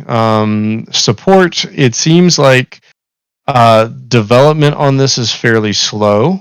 So if you go to their page, and make sure if you do go check them out, make sure you go to the right one. You want to go to the alicevision.org one. If you Google Meshroom, you'll get a bunch of weird stuff. Don't just download the stuff that is out there. But if you go to alicevision.org, Meshroom software, you'll find this. I think it's decent. I would feel more confident in it if they would make the updates a little bit more frequently. I don't know the team specifically, but they do seem to be, sharp. They just don't seem to be like cranking on the software where you get an update every, more than every 6 months. And again, you have to use an NVIDIA card for that. UVing. So Blender has serviceable UVing tools. They're not great.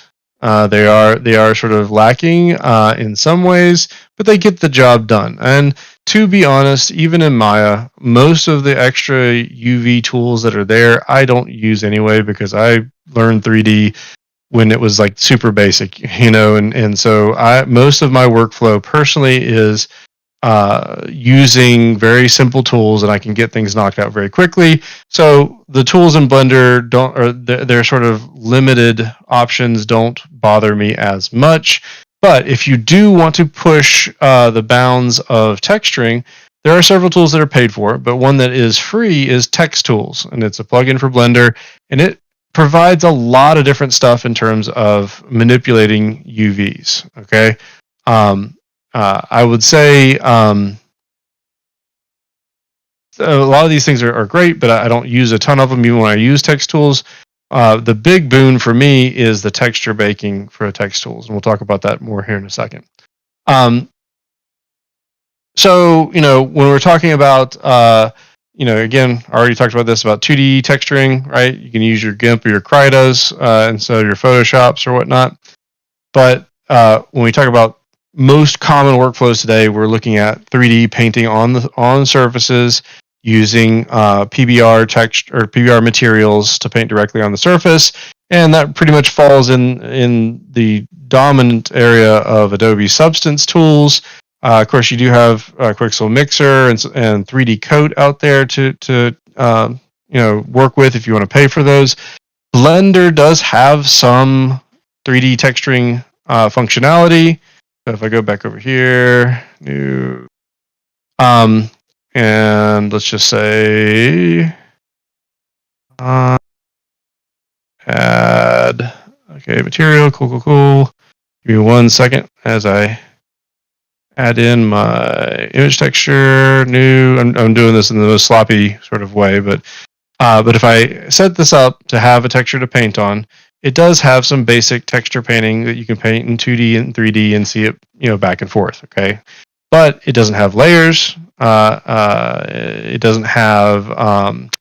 You're not painting with materials. You're just painting the RGB value of the brush. So it is a bit limited. However, you do have Armor Paint. Armor Paint is been out for a while.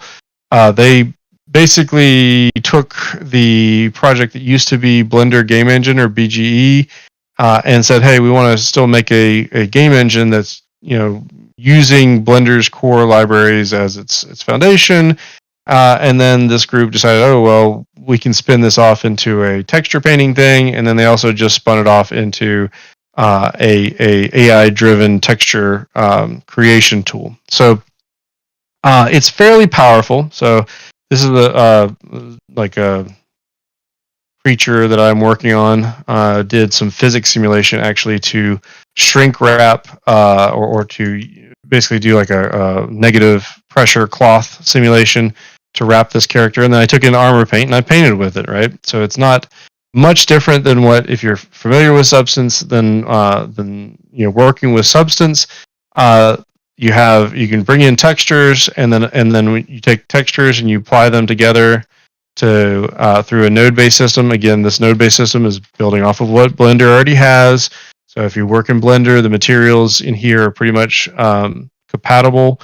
And so you plug your textures in here, and then you can paint with these materials. Now, a couple of things that I have been struggling with workflow-wise is that this is me painting on the low poly in some ways. And so this does not, the workflow right now doesn't allow you to sort of paint on the high poly and then bake to the low poly inside of the tool.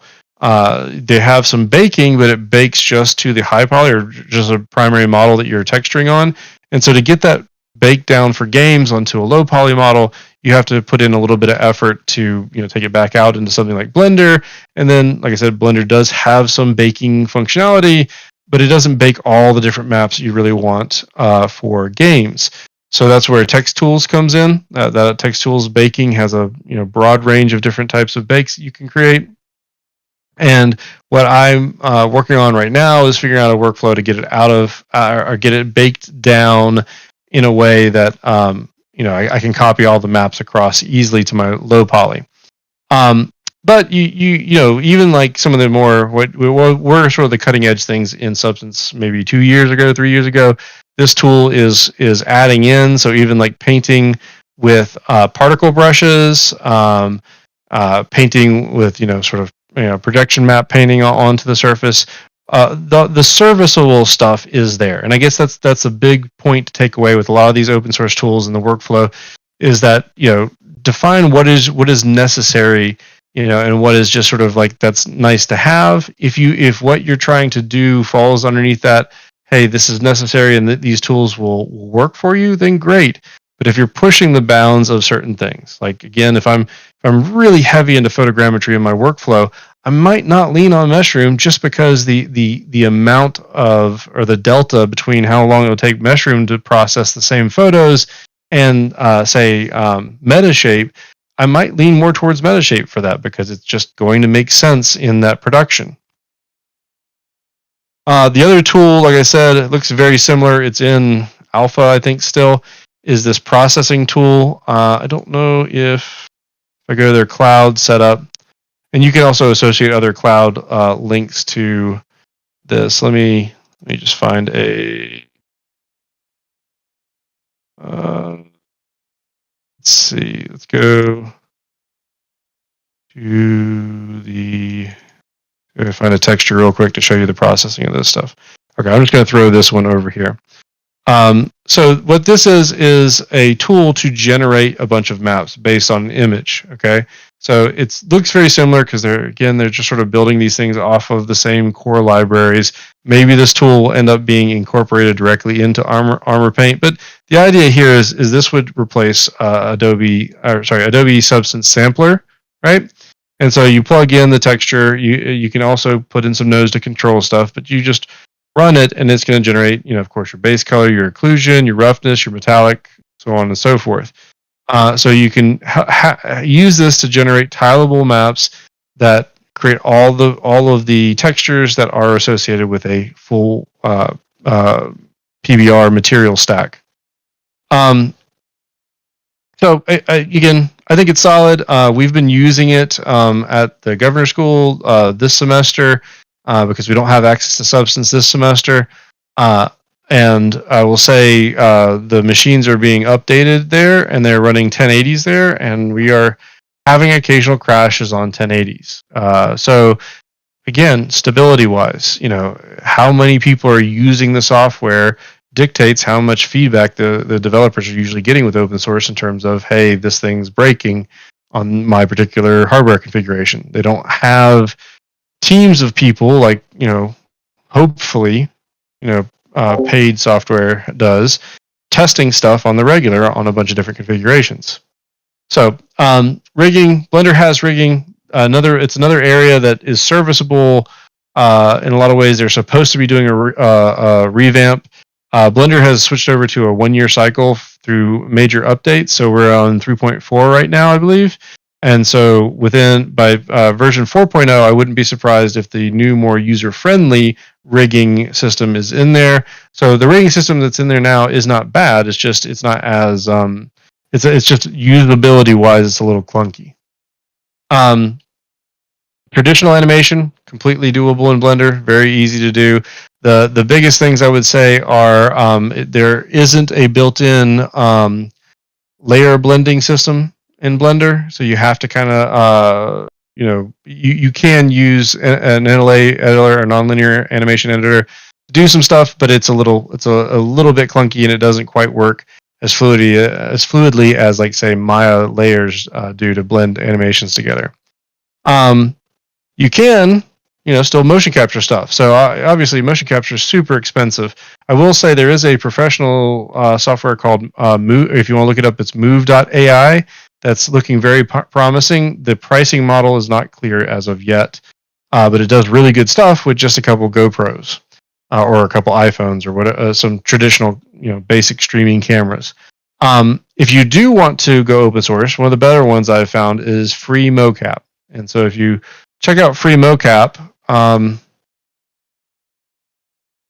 the biggest thing that I will say is that, again, it's not as tested in different circumstances. So you're not going to do a recording of 18 people in a warehouse. I mean, that would be a nightmare anyway, in any way you cut it. But doing it with Free Mocap, you're probably looking at one individual. It does, however, track some basic hand and face movement. So you can get some of that while you're tracking the entire body, and it does a fairly good job. It is an AI-based setup, so it's the AI has been trained, and it's in development. But this one is probably the most, out of everything I'm showing you guys today, the most academic research version of an open source alternative. Special effects wise, Blender does all the different types of special effects that Maya and Houdini can do. Does it do it as well? No, I mean it does decently, but the big thing with Houdini especially is that if you throw a Threadripper at it, say a fluid simulation, it's going to really use all that and you'll get the benefits of that hardware. Blender again sort of tends to, in my experience, kind of cap out. Now that being said, or just recently I worked on with some students on the 48-hour film festival project, and let's see if I can get to the part where we did some basic simulation here.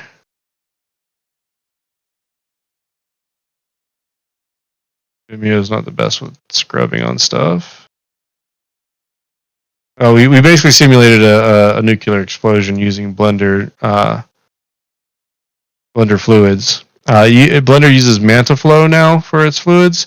There is a add-on if you do want to get the really high-end sort of fluid simulations for smoke, particles, other things like that. There is one called, and I'm going to forget the name.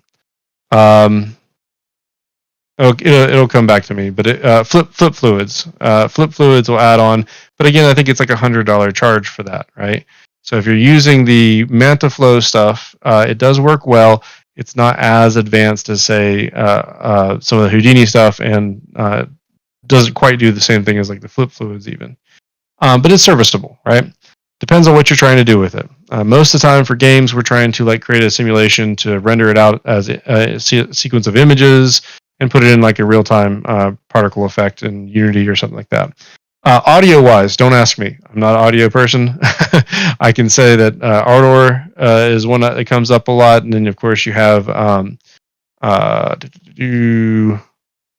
one that just got purchased and it was really questionable. Sorry, my brain's running out of juice already.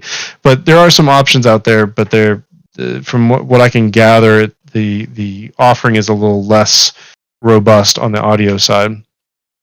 All right, so when we talk about coding, right? You have Unreal, Unity on the prosumer side. Godot is an option out there. Godot's been around for a while. It seems like it's pretty solid. They just got some interesting investment that allow them to sort of have some pro offerings as part of a way of funding development and whatnot.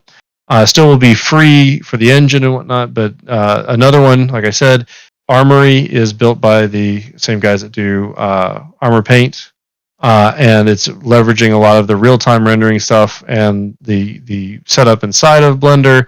Again, my biggest concern with Armor Paint, Armor Lab, and Armory is that it's a small team that are being very ambitious and they're spread really far apart, so the updates don't come as often as I would like in any one of those things. Me personally, I am a Unity developer. I've dabbled a little bit in Godot. I would say, depending on what you're trying to create, Godot is perfectly fine. But again, if we're going to put them in a hierarchy, Godot would be slightly under Unity, and then Unity would be slightly under Unreal in terms of like that AAA development process. IDEs are all over the place, but why bother? Visual Studio is amazing, and you can get Visual Studio Code now, and it was an open source project. So even though it's curated still by Microsoft, it is technically open source. So this is some of the stuff that I'm working on right now. So this is a little look dev scene I'm working on for sort of some space station horror game concepts I'm working on. All this, most of it was sort of generated with open source software. The texture maps were done with Armor Paint, so on and so forth. So, this is just sort of a work in progress. It's a bit of a proof of concept. And so, yeah, that's the wild ride there. Lots of stuff, lots of things to consider. Here's, my most current project, my little boy. And so, yeah, I'll leave his cute face up there and leave it open for any questions if we have time for that. Excellent. How much is that cute boy enjoying working in Fmod and WIs? Any thoughts on those? Yeah, no, he's working in Pampers, and that's where most of his pivotal work gets done. So, but no, it's been a fun journey becoming a dad, but it's also been a unique set of challenges balancing it with everything else. So, very cool stuff.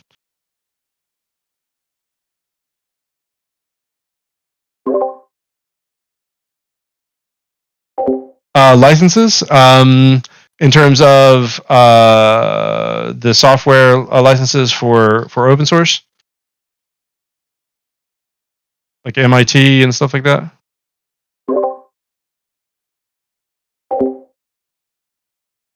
I don't remember each software is different license, but I think let me see. So most of them, I think, do fall under the type of licenses that they will be open source forever. Like you cannot take and make derivatives. I know for a long time Blender had issues with. Blender is GNU, or General Public Use, or General Public License, and so Blender did have some issues with people trying to repackage Blender and sell it and whatnot. But here's a interesting wrinkle to it. There are also other libraries that a lot of these softwares use. So obviously Python is part of Blender, so it uses the license with Python. Bullet Physics is the sort of rigid body physics system that Blender uses, and that's the zlib license. The libmv library uses the MIT license, and so on and so forth. So I from everything I kind of remember about some of the core ones I identified here, they fall under some sort of licenses or open source licenses where you never have to worry about them going closed source. I know with Audacity, that was the audio program that I was trying to think of earlier. With Audacity, that was kind of some of the weird concerns when it was actually the company was purchased, and they sort of changed up the models a little bit. But from everything I can tell from Blender, from Krita, from Armor Paint, they all sort of fall under those sort of GNU GPL licenses that should make them free forever. Does that kind of address the question? Yeah. Have you ever had to deal with any institution, especially educational, that it didn't like you using open source and wanted to use specific software they already provided? Actually, no. I've had the opposite happen a lot more, where people if they're unfamiliar with the open source, maybe it takes a conversation. But like IT has been very happy with open source. It's sort of easy to set up and maintain. I did bring this up earlier, but like one of the reasons I like the Windows side of things too is I can manage a lot of my updates through the Windows Store. I think everything besides GIMP out of my primary tools is in the Windows Store, and of course on your Linux distributions, there are ways to keep things updated automatically. So yeah, overall, I've had less pushback from on an educational standpoint getting these open source softwares approved and installed and maintained than the closed source softwares. The closed source, especially like Unity's, I've been a fan of Unity for a long time, but some of their licensing tends to throw IT for a little bit of a loop sometimes, depending on where they're at in their development cycle. All right, sounds great. We're going to move Zach into chat. Bring your questions for him there. And next up, we're going to start talking about the indie dev process. Thank you again, Zach. Thank you.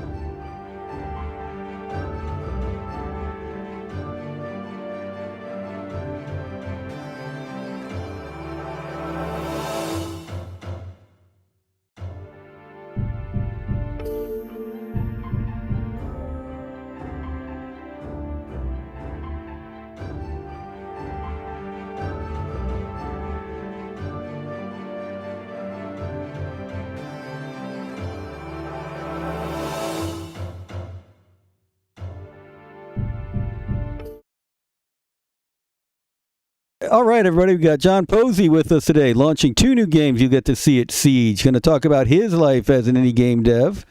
And let's go ahead and get your questions in chat. Anything you want to know about indie dev, John is ready to be hit with those questions. Sorry, Posey's ready to be hit with those questions. Take it away. Hey guys, name's Posey. I've been an indie game developer for over 20 years now. I'm a freelance inventor with Hasbro. I've done board games, card games, tabletops, video games. I run my own studio, and I've got 2 new indie games coming out on Steam. One that just came out in August, and then another one that's on Steam, and we're going to start our closed alpha this weekend, so you guys get to see that. So typically when I do these events like this, I like to do a lot of questions. If you want to be an indie game developer, I've literally lived, seen it all, and I'm just here to impart some wisdom. So if there's any questions you guys have that are just burning, I'm here to fill them.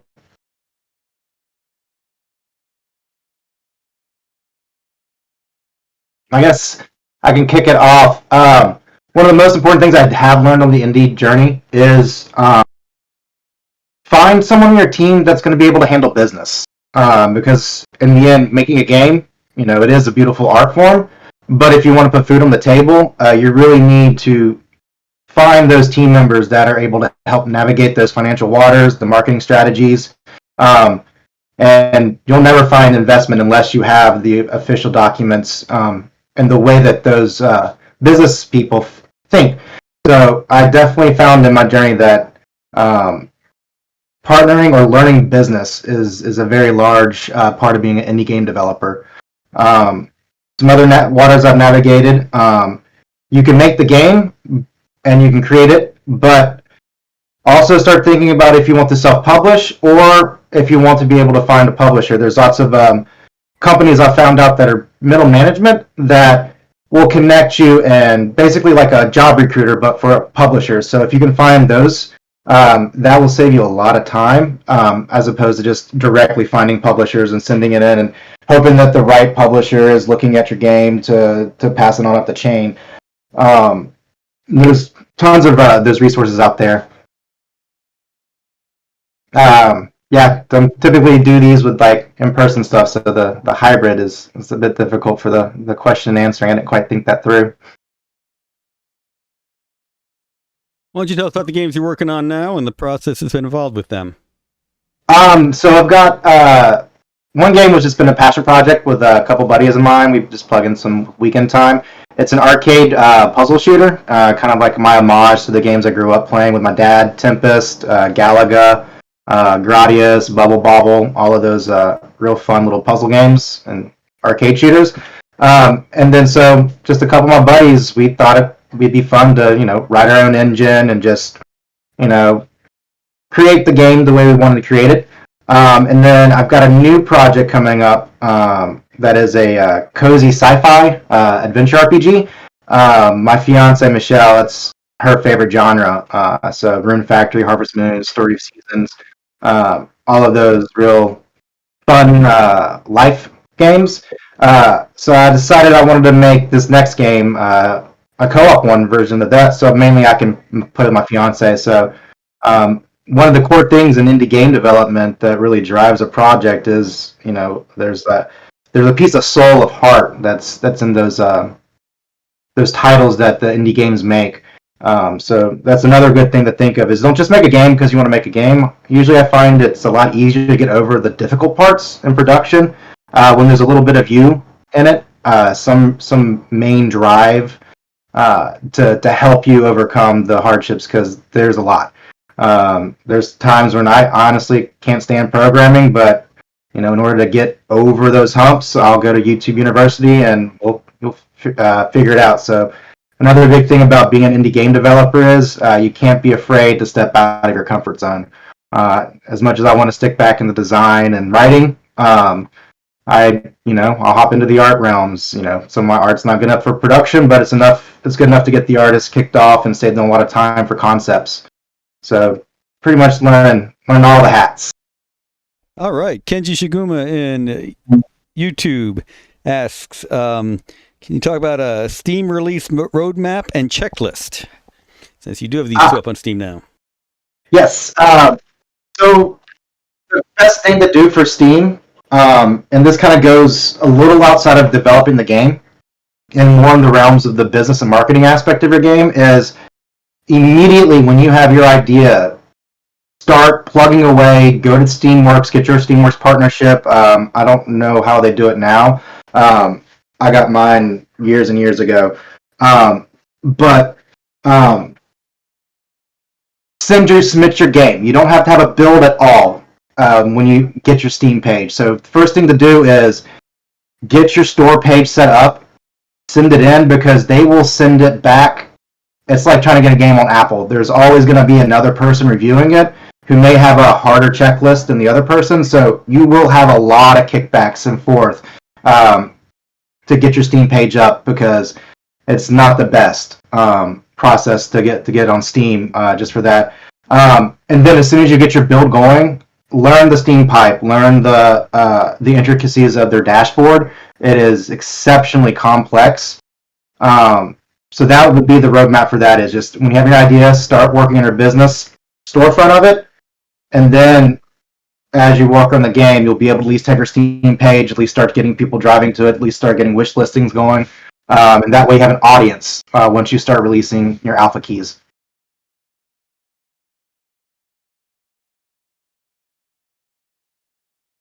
All right. Yeah, good stuff. Question from Puzzles by Joe. How do you fund yourself while you're making the games?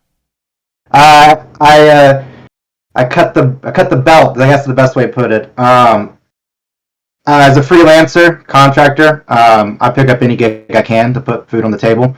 I don't sleep a lot while I do this, so it's just the classic entrepreneurial route. As an indie game developer, it's just what we call an entrepreneur. You find a way to fund yourself. I use free software, YouTube University. That's probably the best way, is just anything I can do that's not going to cost any liquid capital to produce as your best friend when you're indie. How do you get playtesting happening? You can't afford a big QA staff. How do you get your games effectively tested? Ask questions. Ask people. Everyone, like even these small YouTube channels, they can have like 100 subscribers, 50 subscribers, 30 subscribers. If you have a game ready with footage, a lot of these guys, you just go to the contact and then you do the I'm not a robot, and they'll have their email. And they respond a lot. So that is the most effective way, is just outreach. Go talk to people, go find people. Probably one of the greatest resources is the GTA. Being connected with whatever city you're in, find what game dev group is. Go network, because game developers, other professionals, are going to give you their honest opinion, which is the best thing. Because you don't want your friends to QA test it, because they're never going to hurt your feelings. They're going to tell you it looks awesome. That's not what you want. You want people to punch a bunch of holes into it so that you can patch it up. So just outreach, asking people. That's typically how I find them. We'll do this plug for the GGDA. Remember that we offer playtesting service for our members, and in fact, Posey's games will be getting playtested tomorrow at Siege. And in addition, Hi-Res Studios will be out at Siege tomorrow with a great playtest opportunity for all GGDA members and everyone in attendance. So make sure you're there for the Sylvie Awards, and they'll be talking about that next opportunity. All right, Posey, you work with other indie devs, and you're not in the office with them all day. How do you coordinate? How do you work effectively together? I'm the driving force. I send text. We use Discord as our team communication hubs. And just like any other project, it's typically in the indie game studios. Everyone's kind of be the producer. You'll be like, all right, cool. If you focus on this art, I'll focus on making sure that this thing gets put over to here, to put over here, to put over here. So I typically use Discord, text, communications, phones. That's pretty much it. I guess what I put it is everyone has their own methodology for parsing information. So whatever way you handle your information, and when you have a team, make sure that someone on the team is the one that's going to be trying to get everybody together. Otherwise, it's herding cats. And our next presentation is going to be specifically on the teamwork side. So everyone make sure you stay tuned in for that. Can be one of the hardest parts. So, Posey, tell us about some of your average days as a game developer. What are you doing from start to finish? I wake up, probably skip food till about 3 or 4 by the time I realize. Fire the computer, take the dog out, and just work. I try to hit as many low-hanging fruits as possible. There'll be days when I'm just plugging at the website. There'll be days I'm just doing email outreach to YouTube streamers and Twitch streamers. And then going back to the QA question, you can ask these guys to play test your game without having them stream it. And they're more likely to test your game and send you a nice long email of like real feedback if you don't ask them to stream it, because they're all gamers. They just want to play cool stuff. Typically they'll save their streams for monetary. But back to what I was saying is my day is I wake up, I work on the project, I hit one tiny goal at a time, and then that's it. I go to bed. My wife gets home around 7:30. I try to get like a little bit of hang time with her. She passes out, and I'm back at it. All right, so talk about the specific skill sets you need. Maybe exactly what tools you're using. Like, if you're working on the website, are you in WordPress? Are you doing actual Java? If you're working on the game, what are you working in? What are all the tools you use from Google Docs on down? All right. The biggest tool is going to be Discord, especially if you're working with a team. You're going to need some place that has excellent team communication, chat platforming.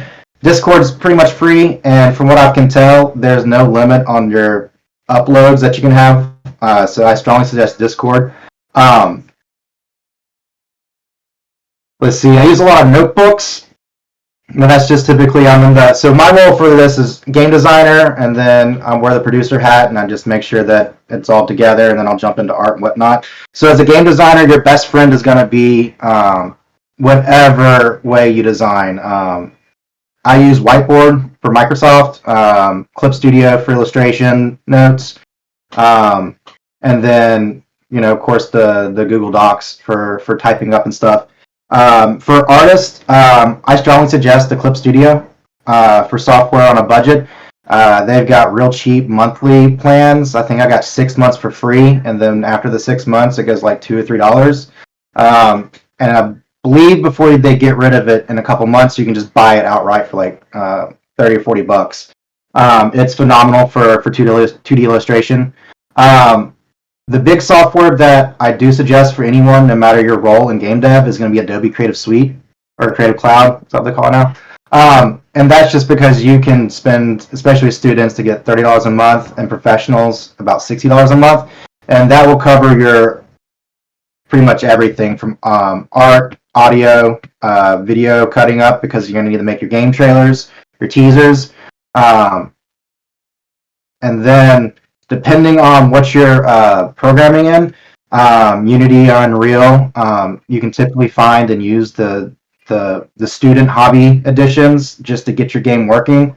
But definitely read the EULAs, because there will be ways that they will get their money back if you do get successful. So definitely, when you're looking for your engines, read all the terms of service agreements and license agreements to make sure it fits your business model. You're going to need a file management system. Google Drive or Dropbox is a must. Let's see, for code, you can use whatever your GitHub repository. Unity just bought Plastic, so they're integrating that into it. And I think Unreal has their own, I can't remember what it's called. But yeah, there's a mountain of suites. So depending on your role in the team and then what type of game you're building, and who team members you have, it could go from very skinny to just countless applications. But your most important ones are going to be your file management, no matter what, and then how you're going to get your team together. All right, good question from Ryan Kline coming up as our next presenter. Do you ever feel overwhelmed by all the different types of work you have to do? If so, how do you mitigate that? If you're not feeling overwhelmed, you're not doing it right. That's the best way to put it. I mitigate that by just focusing on the end goal. Because if you can keep seeing your game at the end of the finish line, you can get through it. I use a lot of athletic practices. I was growing up as an athlete, did a lot of semi-pro athletic sports, mountain biking, bouldering, soccer. So I believe a lot of those training methodologies really do come in handy when you're dealing with all sorts of overwhelming, there's a million things that get done, especially when it comes to a game, and especially if you're indie and you're just shouldering all the weight. And then once you always have the image in your mind and you can always keep moving forward to it. The other thing I really do is I do make time for friends and family. I do make time to remember why I make games. So definitely take a break. That there'll always be a mountain of tasks. So it's okay to take a couple times for yourself to recoup, because just like when you're working out your body, you got to give it rest time too. So that is one of the most important things too, is just taking time to smell the roses, and get it and stay on track. I guess I can answer that right. All right. So your games are up on Steam right now. How do you go about getting more attention to them there? That's the basically the indies, the riddle. We spend all this time making the game and making the product and making it look great, and then that's the riddle I haven't solved yet, is how to balance also the awareness and getting people to see it. We're working on ways, like I was talking about with outreach, is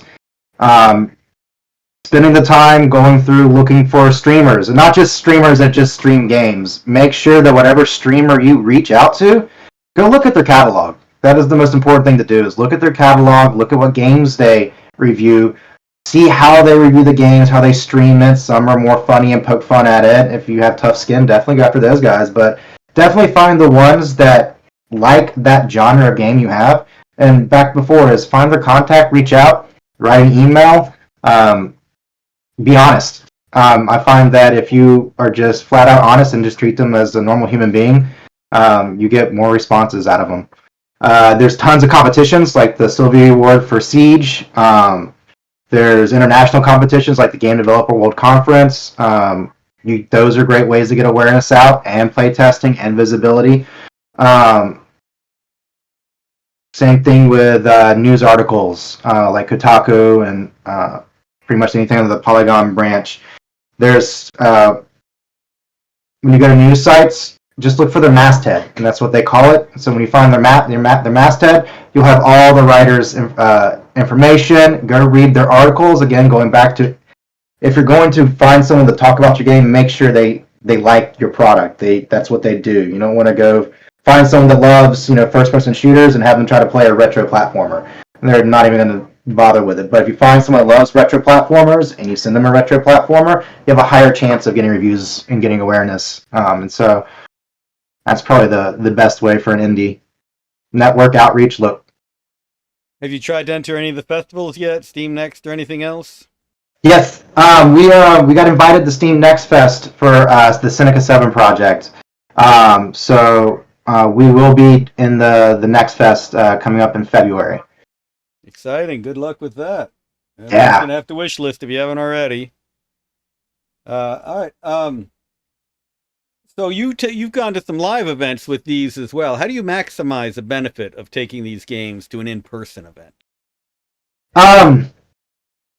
So, for example, Certified Gaming, I forget the one in South Carolina, Southeast Game Exchange, and a lot of the other gaming expos, like especially in the Southeast. Look for them, and then always find the contact, because they're always looking for content. So they'll always be looking for indies, booth submissions, etc. Always apply. MomoCon every year they do an indie game award. Go apply for it, and even if it's $50, it's $50. It can get you in, and if you make it, you get a booth. You get it. Another great organization to get in touch with is the Indie Cluster. They started as a roving indie group and then moved into playtesting as well. So if you're also looking for playtesting, back to the question before, Indie Cluster is also a great resource as well. So finding those, and then do research again back into the convention. Go look at past photos, see what it looks like. If it's going to be a warehouse hall with the fold-up plastic tables, or if it's going to be one of those actual booths with real content and stuff. So know the strategy of the event space. You get the event, you got a booth. They'll send you content that shows you the floor map where it is. Use strategy the same way you play in a game, like you're just studying for the level, looking at the walkthrough, figuring out the content. And now for your booth and how to maximize that. I find that if your game has a scoreboard or some simple level of whatnot, you can do little contests while they're there playing. Bring them in. I strongly suggest not doing audio. It honestly will deter more than it will bring in, just with all the noise. Find a way to get through a print on demand your team shirts. That's also a great way because they'll always know someone to talk to when they come to the booth because you're in uniform. There's also cheap ways to where if you can, you're good with art and design. You can use InDesign to create little handouts. Go to your local copy shop. $1.50 a page. You can get like 30 or 40 of them for like $10-15. Cut them up. Have some way to get on it. A QR code your Discord, or if you got a Steam store page with wish list. Any ways that you can give people information from your booth to come back or they can remember. Strongly suggest that, and you can do a lot of that under $50. So that's probably some of the ways I've maximized the most when it comes to like a booth. And if it is a big trade show booth, definitely find the money to kind of dress it up, because that is where you're going to try to get most of that traction. Like MomoCon, for example, like 50,000 people. You'll have to impress. So. All right. So what are your next steps, your next plans? What's up next for the indie dev? Well, we're doing something fun with the Seneca project. I'm used to the hide your game behind this big iron and pencil fortress and then like build it and then show people. For this project, since we kicked it off in February, I'm trying something like I'm calling fishbowl development. So starting this weekend, our alpha build just has very little functionality, but we're dressing it up and kind of making a nice experience where we're going to build the game as the community plays and gives input. So we're going to have our full alpha development stage on Steam, players coming in, earning your rewards to the alpha, creating like this nice experience while we're building the game. So we'll be creating and trickling in all the elements of the game in like a nice episodic, fun little chapter. So that for me is I'm experimenting with a new fun way to do game development while also trying to answer that riddle of how do you build a game and build an audience. So that's what's up for me, is more experimentation. Yeah, excellent. I've become a big fan of play testing via the live stream, deving during the live stream. Certainly with our latest version, Emperor of the Fading Suns, we started showing it off well before it was ready to be showed off, and it was a better game for it. Yeah, and Discord, I'm doing something fun with this too, is we're creating community Discord that's a separate server from our development Discord, just because I have built the development Discord and community at the same time. It gets very noisy, and it's very distracting. But during our community, we're also, every Friday, our development team hangs out in our community Discord where everybody can come in, and we're just working. And we'll have our screen shared, and you can be seeing us make 3D art, working in Unity, working in our engine. Sometimes we watch Dragon Ball Z while we're working, so that's also fun. But we're trying this also where we also are trying to engage with like an open door policy one day a week to kind of show the background of what making a game is, because it is a lot of hard work, but honestly it's a lot of fun because a lot of the people we work with in game development, we love what we do. We love playing games, we love making them, and honestly I've become some of the best friends with just people I've worked with on games that I met at game jams. We've been working together for over a decade now, so that's a fun way to do it. All right, Posey, you're gonna have to share your Discord link in the YouTube and Twitch channels. Uh-huh. So I shared the Steam links for your stuff, but I don't have that. Yeah, I'll poke it to you. All right. Well, thank you very much. We're going to go ahead and transition to our next presentation, bringing the spice about teamwork in game dev. Again, thank you very much, Posey. Say bye, Posey.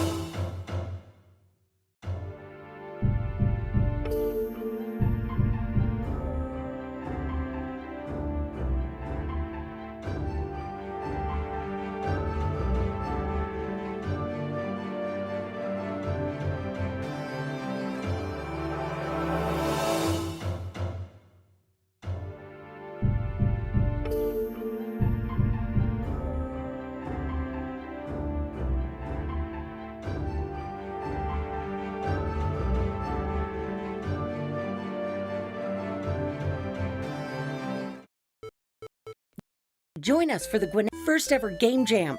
The theme will be announced November 1st. Games can be made in any game engine or language based around the theme.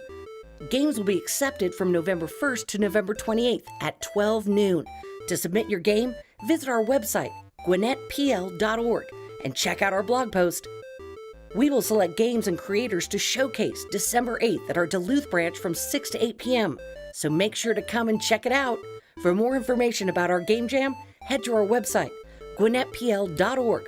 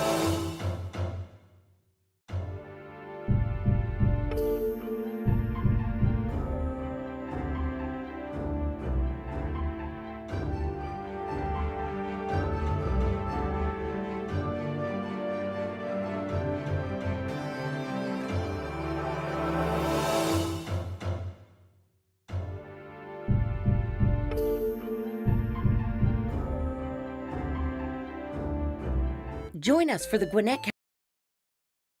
All right, everybody. Ha! Let's get this going right this time. There we go. We've already seen that ad. All right, everybody. It's definitely our indie dev time of day. So looking forward to this next presentation. Teamwork is often quoted as the most important skill for game devs. Yes, even you too, Puzzles by Joe. So let's get a good inside look. Ryan Kline's worked on some great teams and on some great games. So take away, Ryan. Introduce yourself. Hey, how's it going? I'm Ryan Kline, and today I'm going to be talking about a magical force to power up your teamwork in game dev that I'm calling Spice. And let's learn about it. So first of all, I'm Ryan. Hello. I work at Originator Games, making kid games for education. Two of the games on the store right now are Math Tango and Endless Learning Academy. Before that, I worked for the Army making different games and game-adjacent software for a long time, and then I even worked on WWE 2K22, which was a lot of fun. So what am I talking about when I say Spice? Let's figure out what that is. So Spice is what I'm posing as a framework for the kind of energy to bring to your work and to your team, and the kind of tangible things you can do to bring that energy on a daily basis. So Spice is all about, being positive, adapting to your team, making an effort, being excited, and being present, expressive, and attentive when you're with your teammates. So how about some examples? So let's say you're the person who handles support tickets for your team, and you get a support ticket that's just a mom whose kid loves your game so much that they had a birthday party themed around your game, and they had a birthday cake with your characters on it. You decide to share that in your team Slack, and everybody, just dogpiles it with emotes and is feeling great for the rest of the day. That's an example of bringing the spice.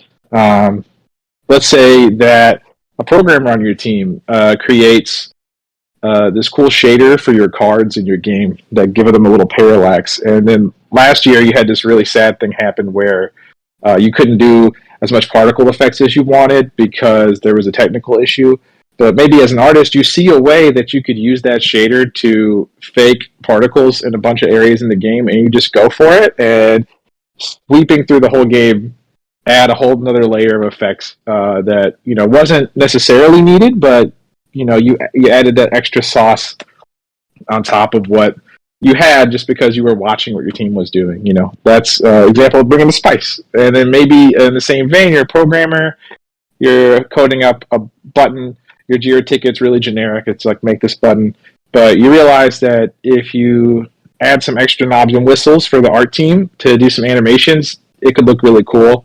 So you do that, and you give them a heads up, and they come in and are able to make that button, to the 110%. Another example, bringing spice. And last one, let's say you're working on a new feature, and you realize from doing code reviews that your teammate had done a bunch of this work already in a really modular way, and you could reuse it. So you reach out to them and say thanks, and share that your work was influenced and done a lot faster because of what they did. That's another example of bringing the spice. So you start to see where this is going. All these things are helping make the environment and the team feel better, work better together, and because you're engaged and active in your team, everybody's having a better time. So why? Is this too spicy? Why bother, and why think about it in this way? The benefits of spice are not always directly tangible. Sometimes it takes a while. There's long-term value and there's some short-term value. You want to bring it to your team so that your team, and through extension your game, aren't bland at the end of the day. People who are having fun making are going to make more fun things. The more excitement that you and your team have, the more invested everybody is, and the more that everyone's going to put that into their individual contributions, and they're going to have the context to look around and see what everyone else is doing and realize when they need to shift course, etc. Just because everyone's trying to be active and attentive and present and positive. So let's talk about some of the long-term value. We all know that these are good things you want your team to have: trust, morale, and a good culture. But spice can help you with all of these things. So for trust, you want to build trust between your teammates, and that's one of the most important things on a game dev team, and in probably any team, really.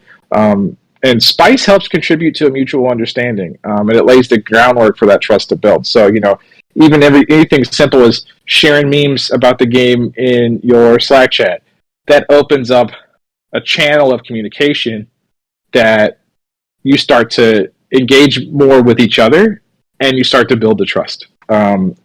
Saying thank you, just opening up avenues to keep the conversation flowing.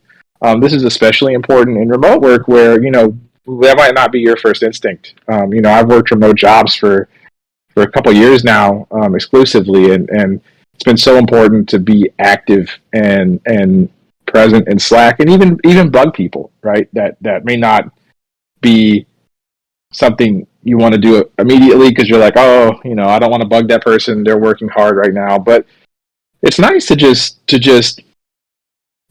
continue the conversation. You don't want to let the conversation go so stale that it's cold now and that you guys don't talk with each other.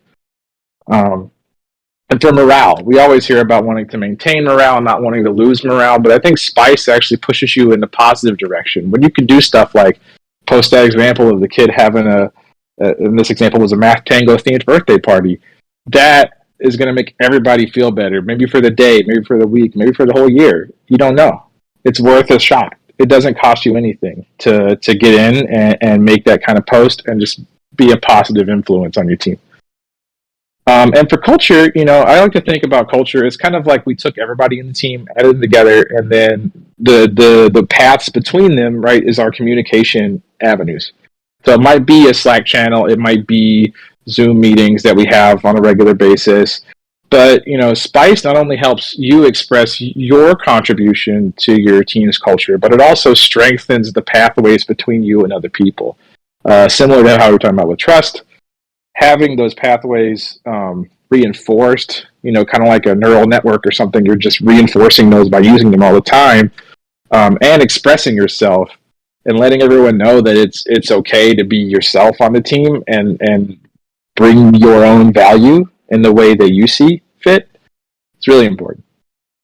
And just in the short term, right, talking about the morale boosts,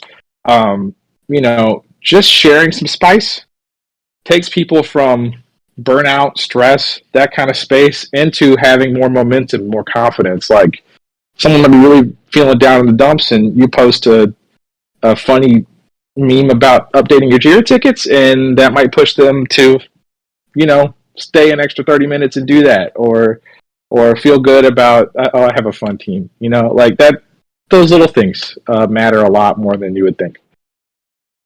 And so, talking a little bit more about culture, I think culture is kind of the context with which you bring your spice. They're the meat and potatoes, and just like any seasoning, some spice might work for one team or teammate, but not for other teammates. So you need to think about what's working and what's not. You're almost like you're a comedian, or you're making your own presence known. So you're presenting yourself, right?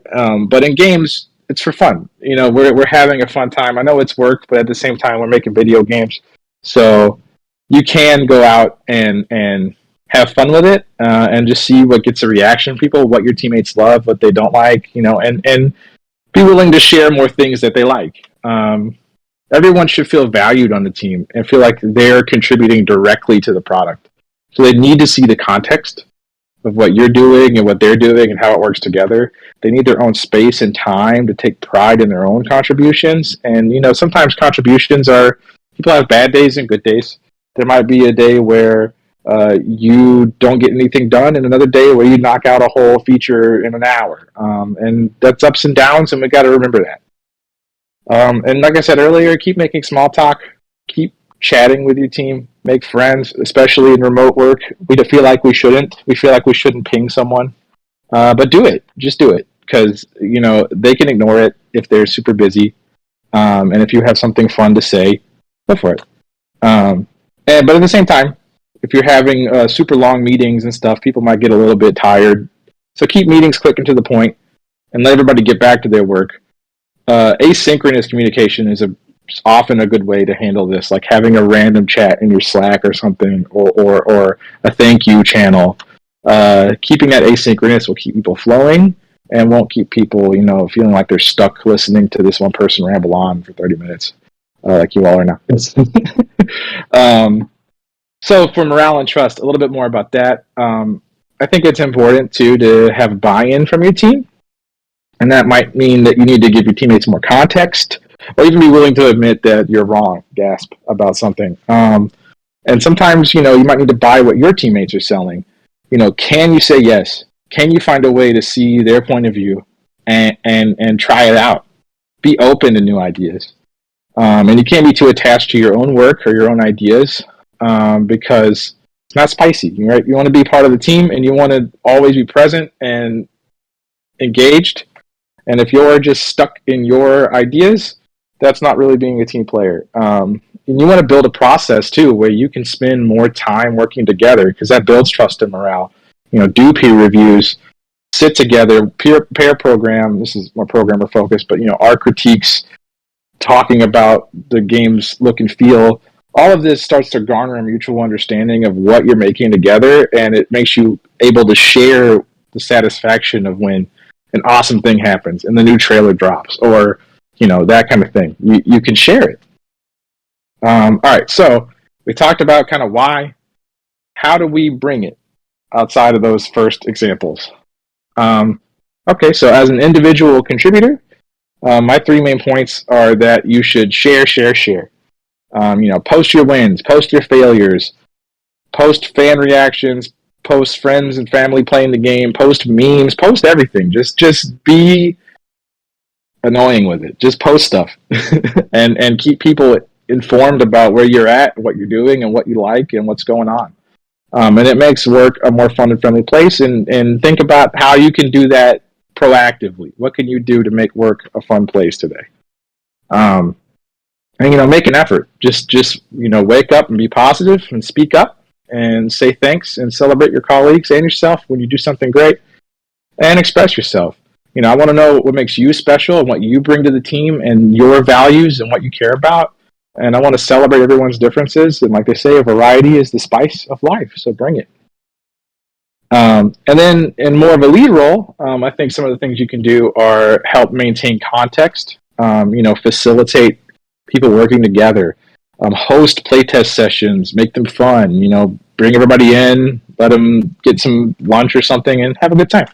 And you got to keep that context going by explaining, design decisions or business decisions. Why are we doing this? It helps when the team knows, because they can come up with ideas that maybe you didn't think of. And then, document stuff. You can explain stuff synchronously to everyone, but having that asynchronous backup so they can go back and refer, people that maybe missed the meeting can look at it, really important as well. Really important is just care about folks. And remember that we're making video games. This isn't brain surgery. At the end of the day, it's important, but it's not that important.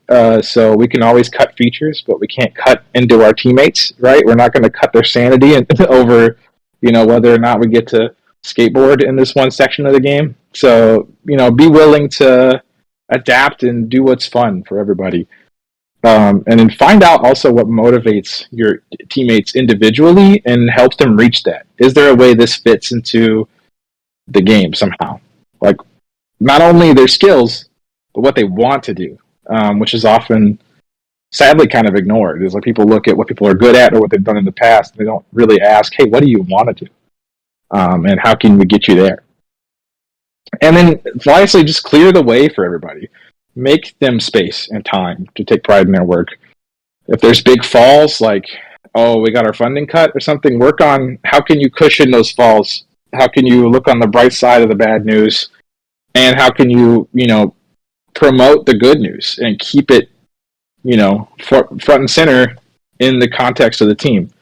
And also find ways to lighten the load. Can you shift work off one person who's overwhelmed onto someone who feels a little light? Are there ways that you can spread the workload so no one's feeling crushed by it? And that's all I got for Spice. I would love to hear examples about Spice brought in your workplace, or if you have any questions about the presentation, I'd love to answer those now too. Thanks for tuning in. Excellent. Thank you very much. Yeah, good stuff. We need to get you to promote your own projects more during these in the future. But I did at least post a link to Laserbread Games. The main series of questions have all kind of talked about how do you get people used to this process who aren't. Let me start with a question from YouTube from Nick Williams.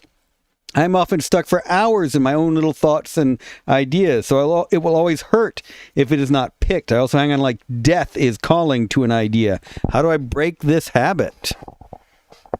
Yeah, so it's hard to get used to kind of the killing your babies concept in games. And I think one thing I've noticed is the more that I've just practiced that, for example, one thing that got me real used to it real quick was peer reviews, and just, because I'm a programmer, so, putting my code out there and then just getting it torn to pieces, and after that happens 30 times, you build calluses and you realize you got to think too, you put it in the context of your teammates are not trying to tear you down. They're trying to help, so they're pointing out things, it's not personal. It's not about your inability to make decisions. It's about what'll make the game better. And you might have had a great idea, but you might not have the context that your teammate has. It is a tough one to get used to, and it took me a long time, and I'm still not 100% on it. Like, I get attached to ideas. I tend to, I'll just open up a design document and design a whole thing, and I know we're just going to crumble it up and throw it in the trash, but I just needed to, So sometimes you gotta be willing to just do that. So maybe some more practice and just try that, make some stuff, design some stuff, knowing it's not going to go anywhere, and show it to some people and let them tear it up, and then just, become okay with it over time. Yeah, and let's bring this over to the peer review process, which a number of folks have talked about.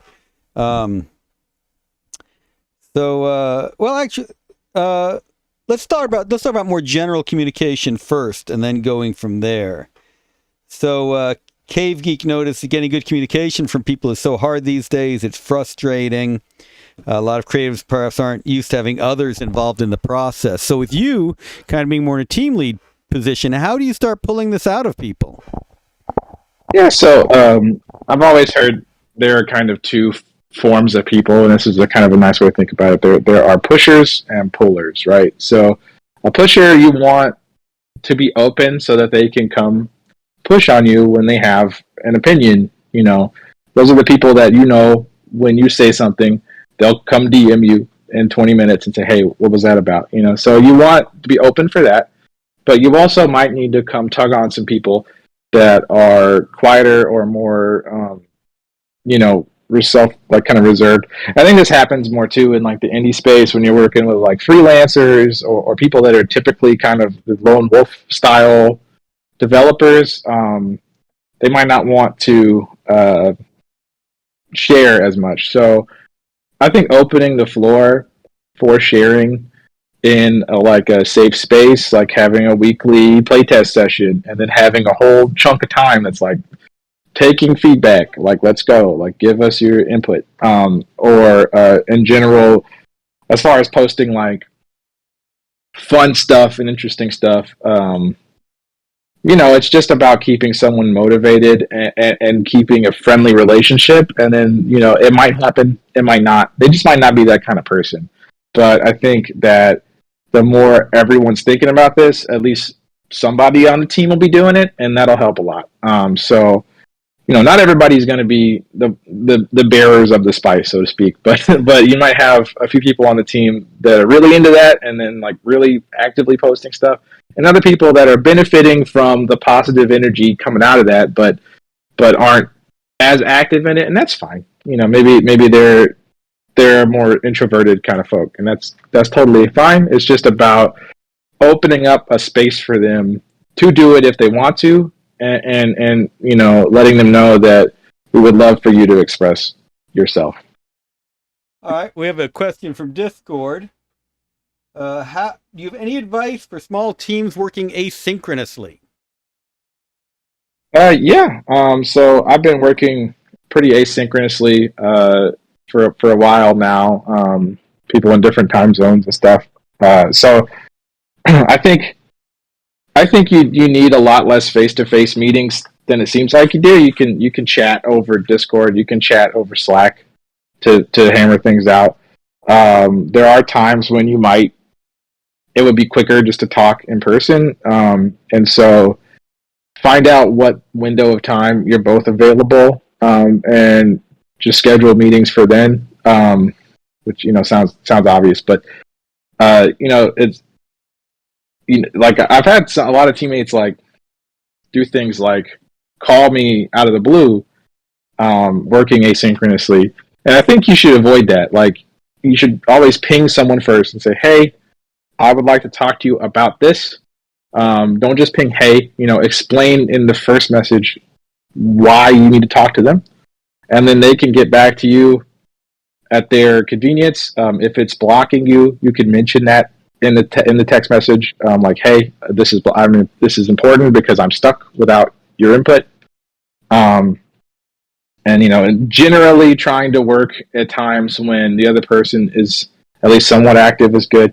I know it's like there's kind of two camps on this as far as like work-life balance goes, but because I work asynchronously, I keep like Slack, which is what we use on my team, on my phone, and I'll be responding to stuff late into the night. I'm not getting on, I'm not programming, but like if someone needs my help, I'm available. Just a quick text, you know.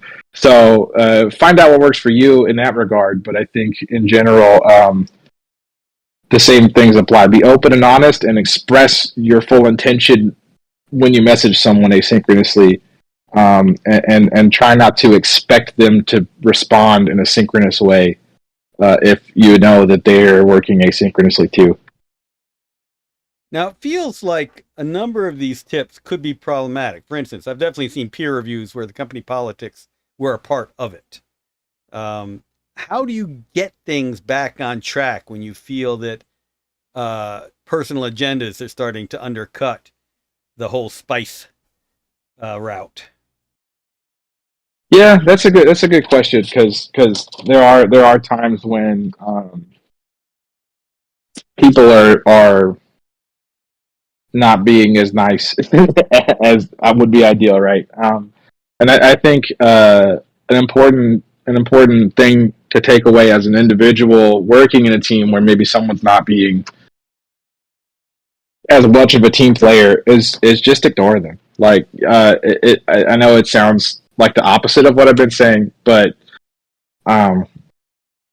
yeah, sometimes people are just they have their own agenda, and it's not aligning with what you're wanting to do or what the team's wanting to do, and it's okay to ignore somebody to the extent that it's not helpful, right? Like if their comments are not helpful, and there's a fine line between like they're actively disrupting the team, and then you should probably have a conversation with them or whoever's managing them and say, hey, this is getting in the way. As part of like clearing obstacles. If someone's not wanting to cooperate. And it could be a case too of, like I said, like not all teammates like the spice, the way you want to bring it, right? So like you're messaging someone a lot. Maybe they want you to stop and they're like, go away. So you have to be willing to be okay and stop messaging them. Like maybe they don't want that. You gotta play this fine line of being okay with being a little bit embarrassed, feeling a little bit annoying, and then when someone tells you to stop, saying sure, and then backing down. But yeah, I guess that's the main thing is just like it's more okay than you think to just let somebody do their thing and kind of ignore them if you don't agree with the way that they're talking about something, because peer reviews are just that, they're a review. So if someone's like dogging on you for stuff, you can just be like, I disagree, and commit it. You got to have a peer review process where that's okay as well, where you can say, I don't think so, and maybe you guys can talk it out. All right, yeah, and I will say that as a specific example of how to bring the spice, I found all the studios I've worked at, the actual gaming was the best way to get devs talking and hanging out and sharing effectively. So definitely game with your teammates, and I think board games are even better than computer games for that, because you are face-to-face. If you're in the same room on a headset, it's not as good as face-to-face. All right, let's talk one more thing about the peer review. Can you give some examples of good feedback from peer reviews and bad ways to phrase your feedback in peer reviews? Sure, yeah. I think you should, when doing a peer review, you should always phrase your feedback in an impartial kind of way. Like, do you think it would be better if, you use the const here? I recommend using this here because, and explain. Think about it as a teaching moment for both of you. Maybe they're doing something that you don't understand. Ask, just say, hey, why are you doing this? Can you explain a little bit about what this situation is? Maybe you don't know why they're using this particular parameter this way or whatever. You can ask things just as much as you can request them make changes. And if you have like a style guide or coding standards, those are a really good way to make it impartial, because you can just say, hey, this right here doesn't comply with coding standards, please fix. And that, that's just a very clean cut. It doesn't feel personal, right? What I wouldn't do is say something like, this is dumb, I don't like this, why would you do that? Like accusatory tone, or coming off as mean, because you got to realize that like this person, even if they're a seasoned professional, is going to have strong feelings about their code. You shouldn't just come in there with a sledgehammer and angrily smash stuff. You got to be a little bit more, like I said, staying positive, right? So yeah, I would just try not to sound too aggressive, and then try to stay impartial and keep in mind and keep in your tone that you're just trying to help the project shape up better. And they might disagree with you, and that's okay. Like, don't get too heated. Like, if they're like, no, I did this because this, maybe that's fine. All right. Great feedback, great input, and very spicy presentation. Much appreciated, Ryan. We'll be back next. So we've talked about a few different aspects of game dev. Next, it's the self-publishing side. So one more time, thank you, Ryan. Thanks, Ryan. He'll be in our Discord chat. Cheers.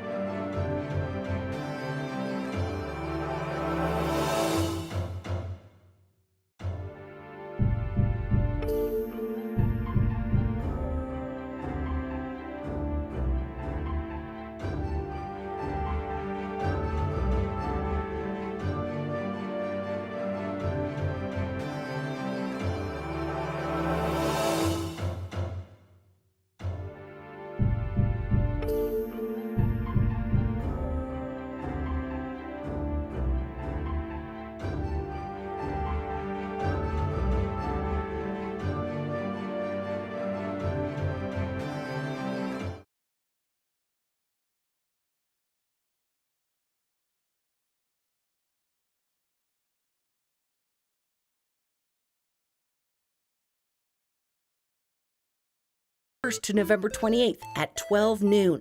To submit your game, visit our website, gwinnettpl.org, and check out our blog post. We will select games and creators to showcase December 8th at our Duluth branch from 6 to 8 p.m., so make sure to come and check it out. For more information about our game jam, head to our website, gwinnettpl.org.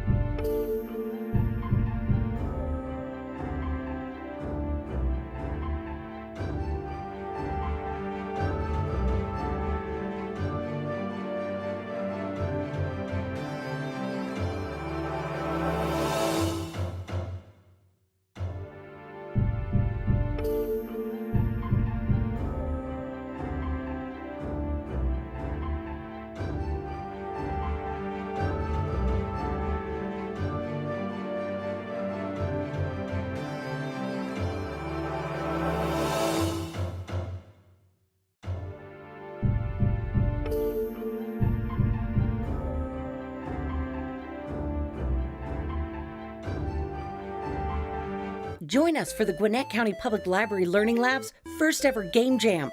The theme will be announced November 1st. Games can be made in any game engine or language based around the theme. Games will be accepted from November 1st to November 28th at 12 noon. To submit your game, visit our website, gwinnettpl.org, and check out our blog post. We will select games and creators to showcase December 8th at our Duluth branch from 6 to 8 p.m., so make sure to come and check it out. For more information about our game jam, head to our website, gwinnettpl.org.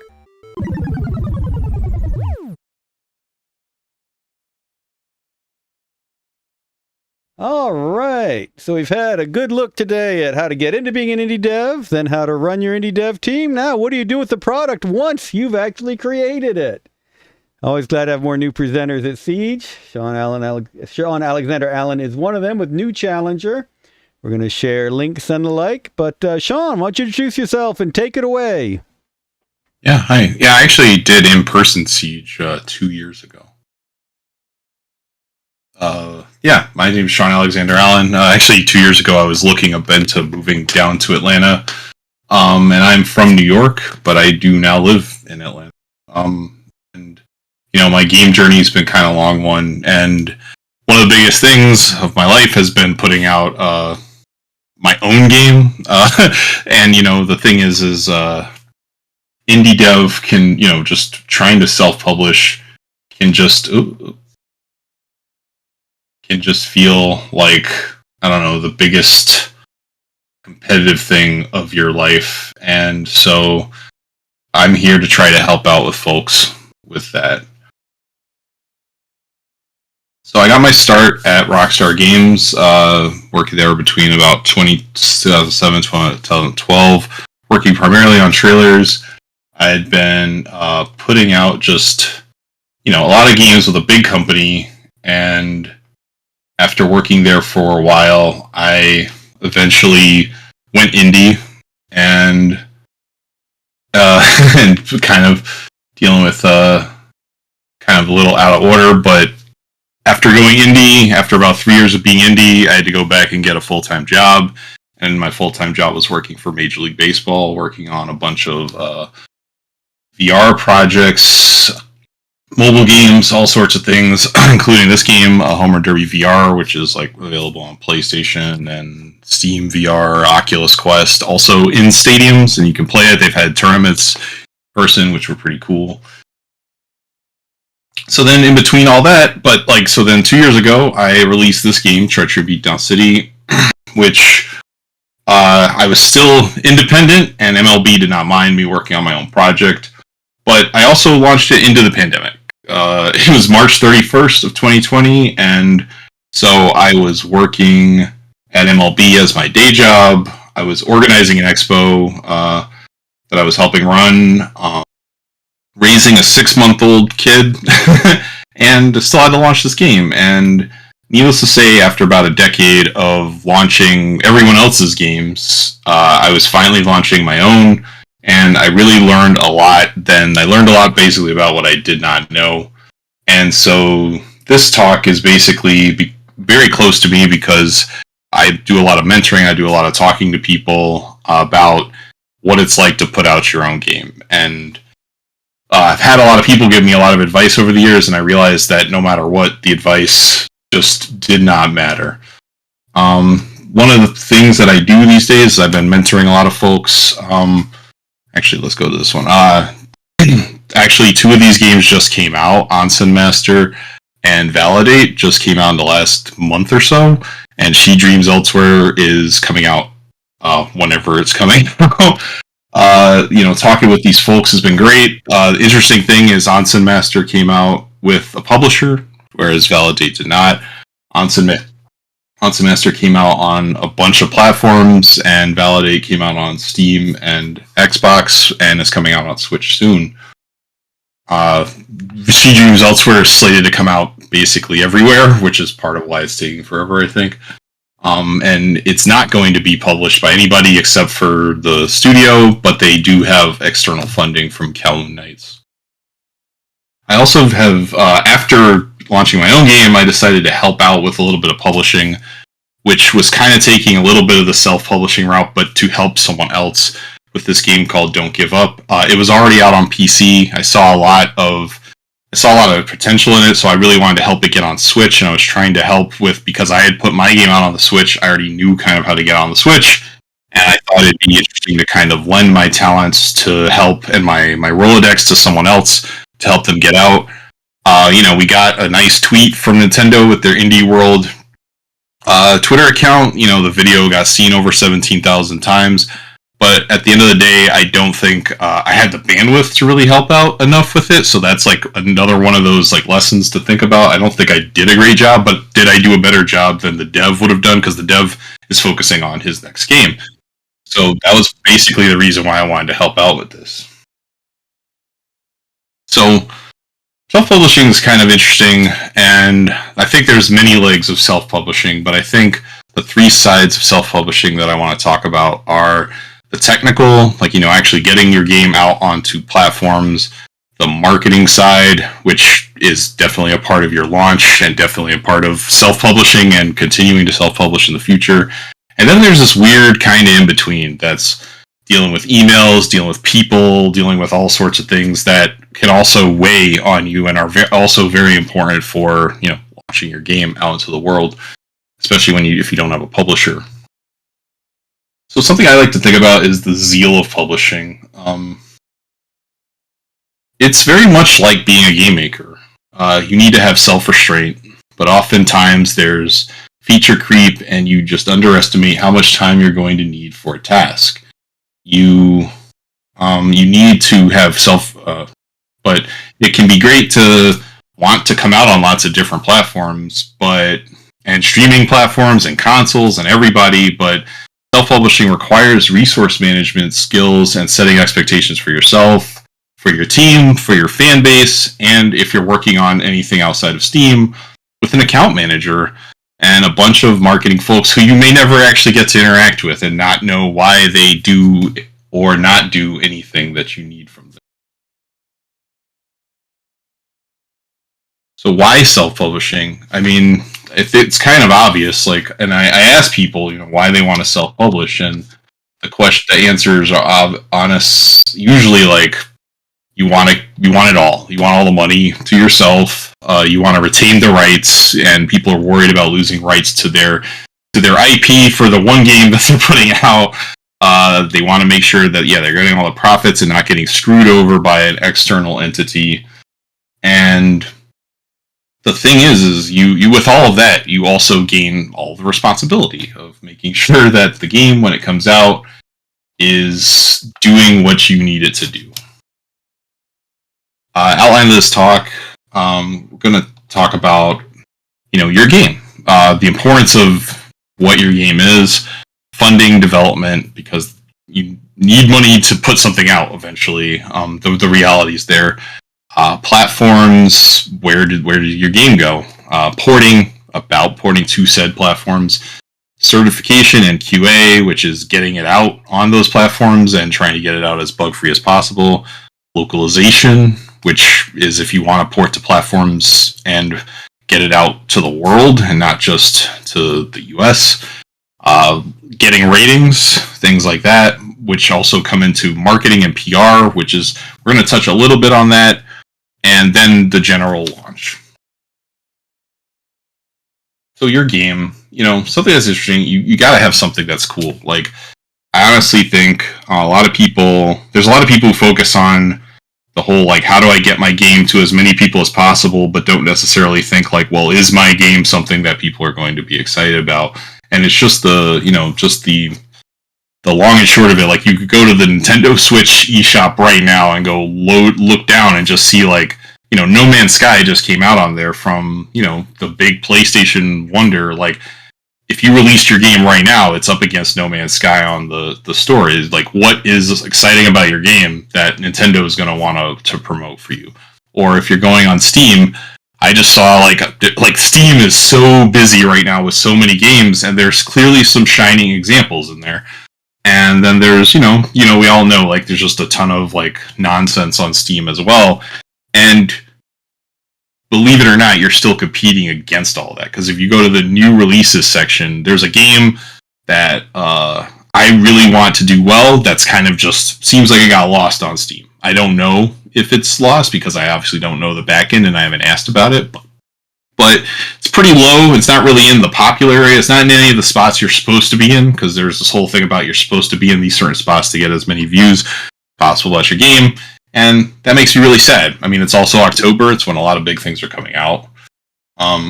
So I honestly think at the end of the day, like, you at least should care about your game because you're going to be spending a bit of time with it. It might be a year, might be 2, might be 3. And then there's the reality of funding. Like, well, that's the one thing I wanted to say.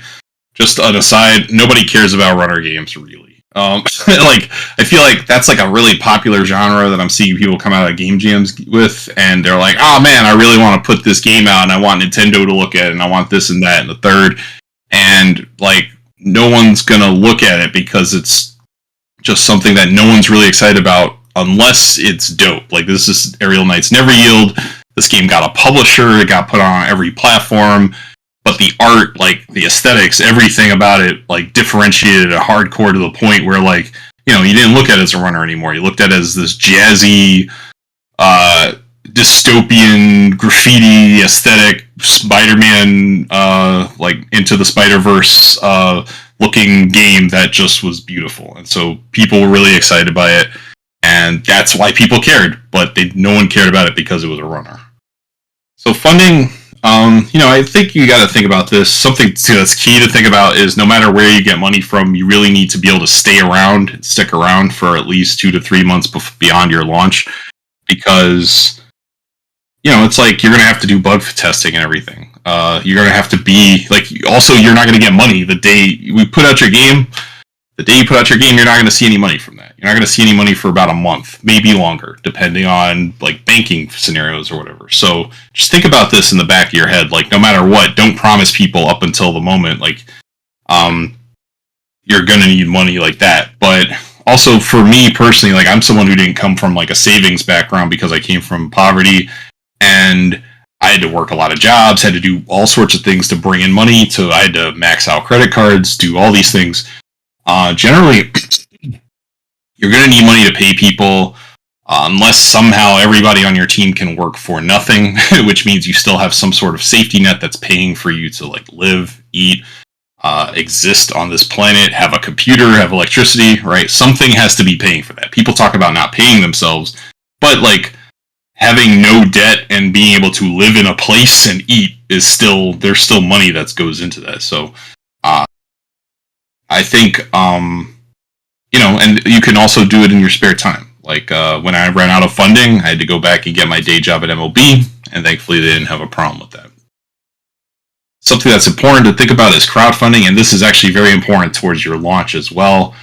I just want to talk about it quickly, but I did Kickstarter. Crowdfunding is great in that it can get you money, but it can also take 4 to 6 months of your life away just trying to market your project to get it out there. And I needed the money. I 100% needed it. It was like a last-ditch effort. I wouldn't recommend doing it at a last-ditch effort, but also it could be a good early or mid reminder of whether or not your game's something people are going to want that you want to actually finish, right? Like if you start a game, you go to crowdfunding, and you really just for some reason can't hit it, that might not be, or that could also be a path to finding alternative funding or something. Like there's fighting games that I've seen that have been picked up by publishers because of crowdfunding. So, this is a way towards launch. One thing that can mess you up with launch, though, is what you promise for your launch. I still haven't personally delivered physical goods. Other campaigns have delivered physical goods and run out of money for development. So, there's a lot to think about with crowdfunding there. I will also just say, don't promise your game for anywhere besides PC. That's one of those like launch scenarios that you do not want to be dealing with. It can affect basically everything of your life. Like I said I would do Mac and Linux, and the game runs on my game. Tontaveetong City runs on Linux via emulator on Steam Deck, but we haven't gotten it like natively running on Linux yet.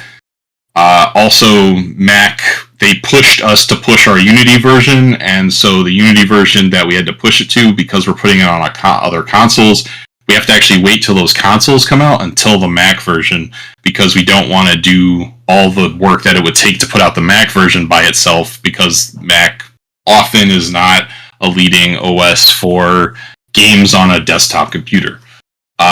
Getting Steam keys is easy on the PC. Getting PlayStation, Switch, Xbox keys, not as easy, which requires negotiations, which puts you kind of at the whim of the platforms. There's a whole talk, but there's a lot of talks that have happened at GDC about this.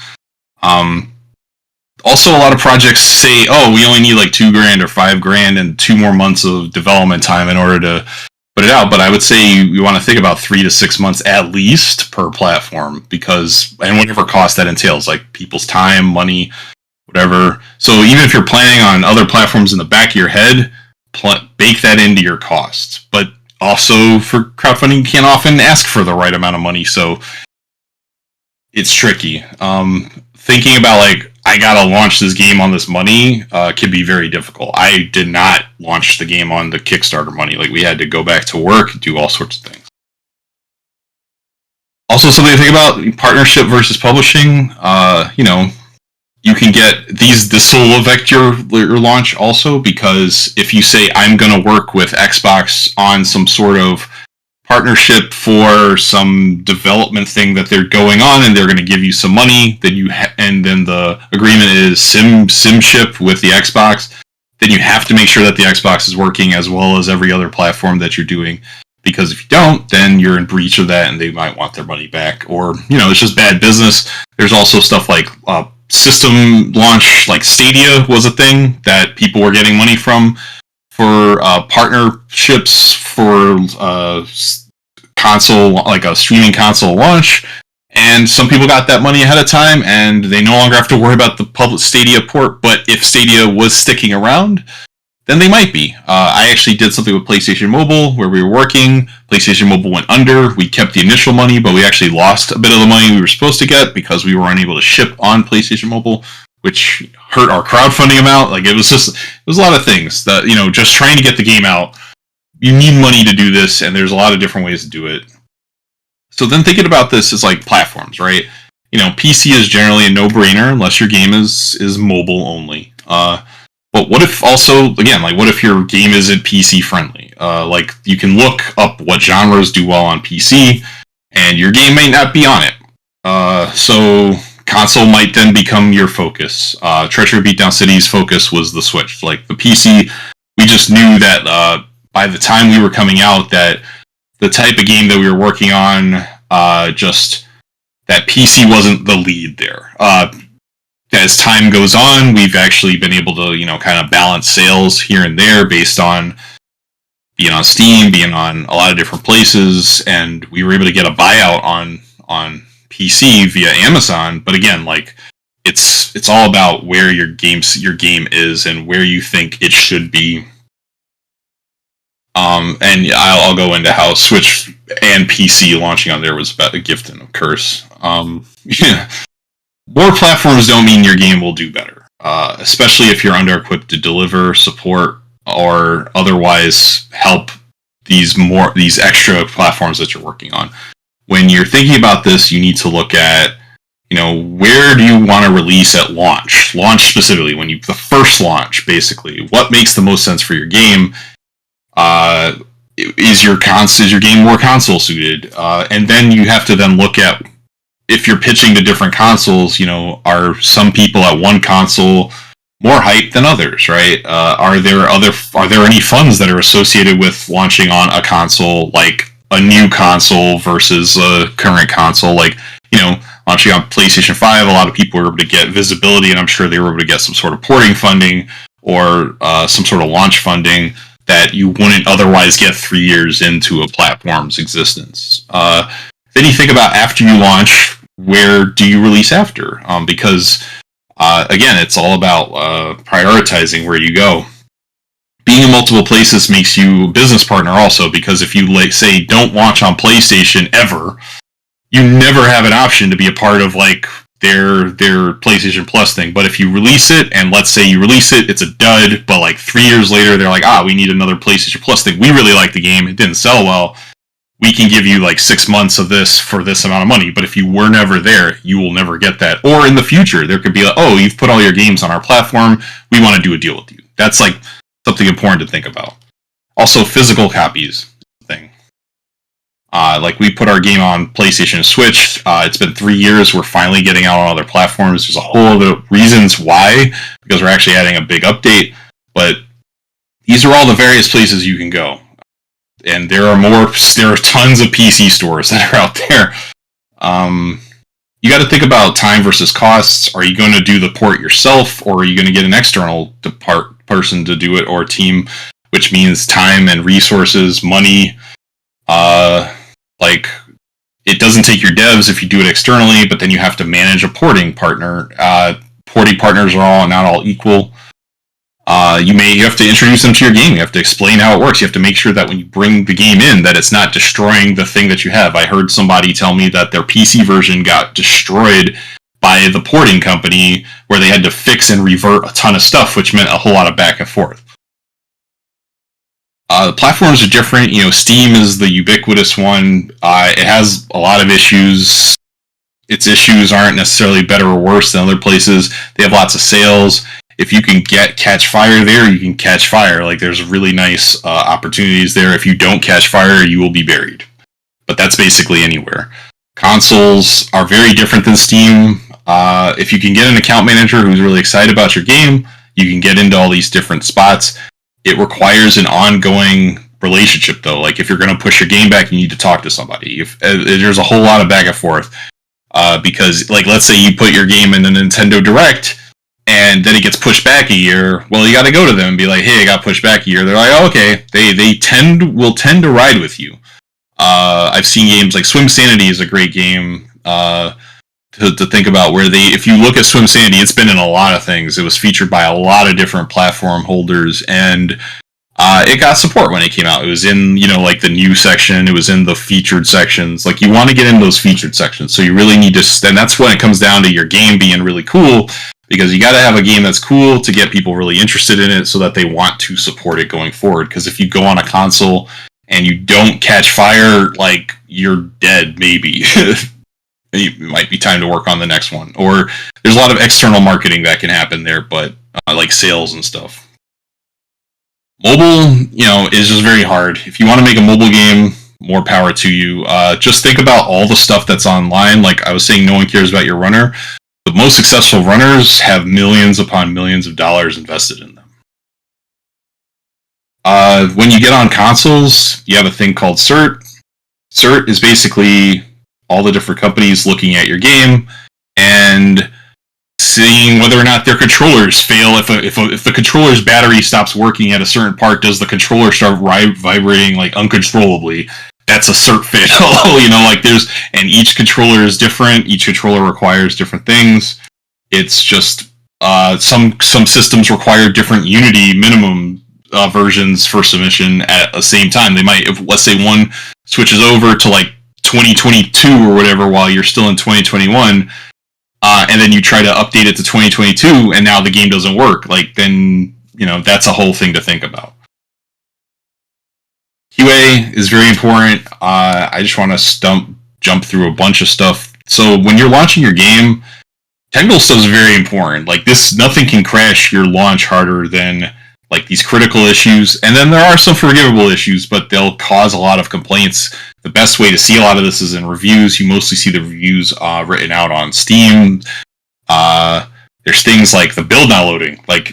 I've had games be sent to me to show at a conference or something where the build just never loaded, even though the person kept telling me it loaded on their end. It didn't load on any of the people's end, and we didn't accept the game just for a conference, let alone the store.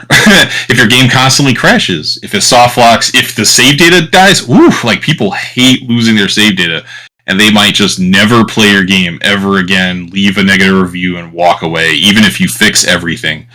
It's rough. Some things that people will forgive, maybe sound issues, cutting in and out, inconsistent frame rate, visual effects fidelity, just being not on par with other things, poor collision. These are somewhat forgivable, but they cause an overall bad feeling for players, which again is not good for your launch. Localization is something to think about. My game, Treachery Beatdown City, has 12,000 words. Some are image files. So if I have to ever update them, I have to update those image files in PSD manually because of a decision I made 10 years ago, basically. So if you have anywhere that you can abstract your text, do it. Also, localization can be pretty expensive, even though it's only 14 cents, 15 cents a word a lot of times. That can be $10,000, right? Very easily. So plan for localization as early as possible, especially if your game is going to be text-heavy. That's also important if you're going worldwide, launching worldwide. Also, if you're trying to launch worldwide and you don't have your game localized, people don't want it. They don't care. If you're trying to go on Nintendo France and your game's not in French, then they might not want to. They'll just put it on the store and just not care. That's just the way it is. And why should they, right? It's not localized for their area. Something that I've been asked by several people is how do you get your ratings? And ratings are free. Digital ratings are free. You got to go to IARC. Even Japanese ratings are now free. You don't have to have a Japanese address anymore. But if your game is T or higher in New Zealand, you got to pay $2,000. So I just didn't, and I didn't submit it to New Zealand, which is a weird issue to have. But I could do it now, but I couldn't do it when I was launching. I had to pick whether or not I wanted to do it. You need physical ratings for any reason. That means you're making a physical copy of the game, and whoever is making the physical copy of the game, you're probably working with a company, so they should be fitting the bill. So don't worry about that. But I had somebody I knew who almost paid $16,000 for a rating, and I had to be no, you need to go over here. And so it can be tricky. It's you get these on console backends. Also, that's important to know. So PR marketing's quick. You need all of these things: trailers, screenshots, key art, capsule art, thumbnail art. These are things you should plan for. Lots of different stores have lots of different places, lots of different sizes, lots of different everything for all of these things.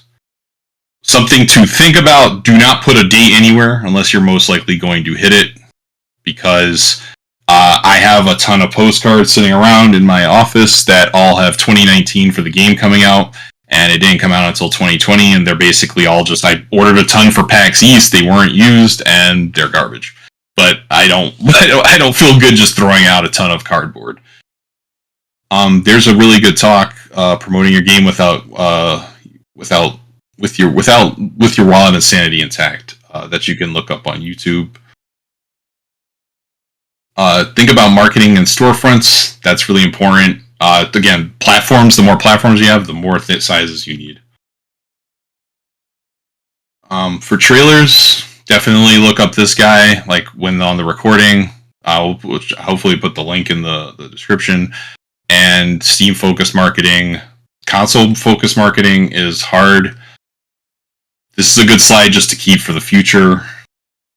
Definitely for launch, you need to give yourself 1 to 2 months between passing certain shipping. Don't just march to launch. Like don't be like, oh, I got through cert, let me launch next week. Because in order for anyone to support you, you need some time. You need to give them some time. You need to be able to say, hey, I'm through cert. I would like to launch in a month or two. How do I do that? And then people can say, oh, well, we can do this and we can do that. But if you say, hey, I'm through cert, I want to launch tomorrow, they're like, well, more power to you, but there's nothing we can do. On launch day, you need to be around because there's going to be all sorts of fires and all sorts of other things that you need to take care of. You can't just take a vacation at that point. Like I said, you need like 2 to 3 months. But after a few weeks, try to find somebody who can help you, who can replace you if you're in charge of a project. And you're going to need to be doing big bug fixes.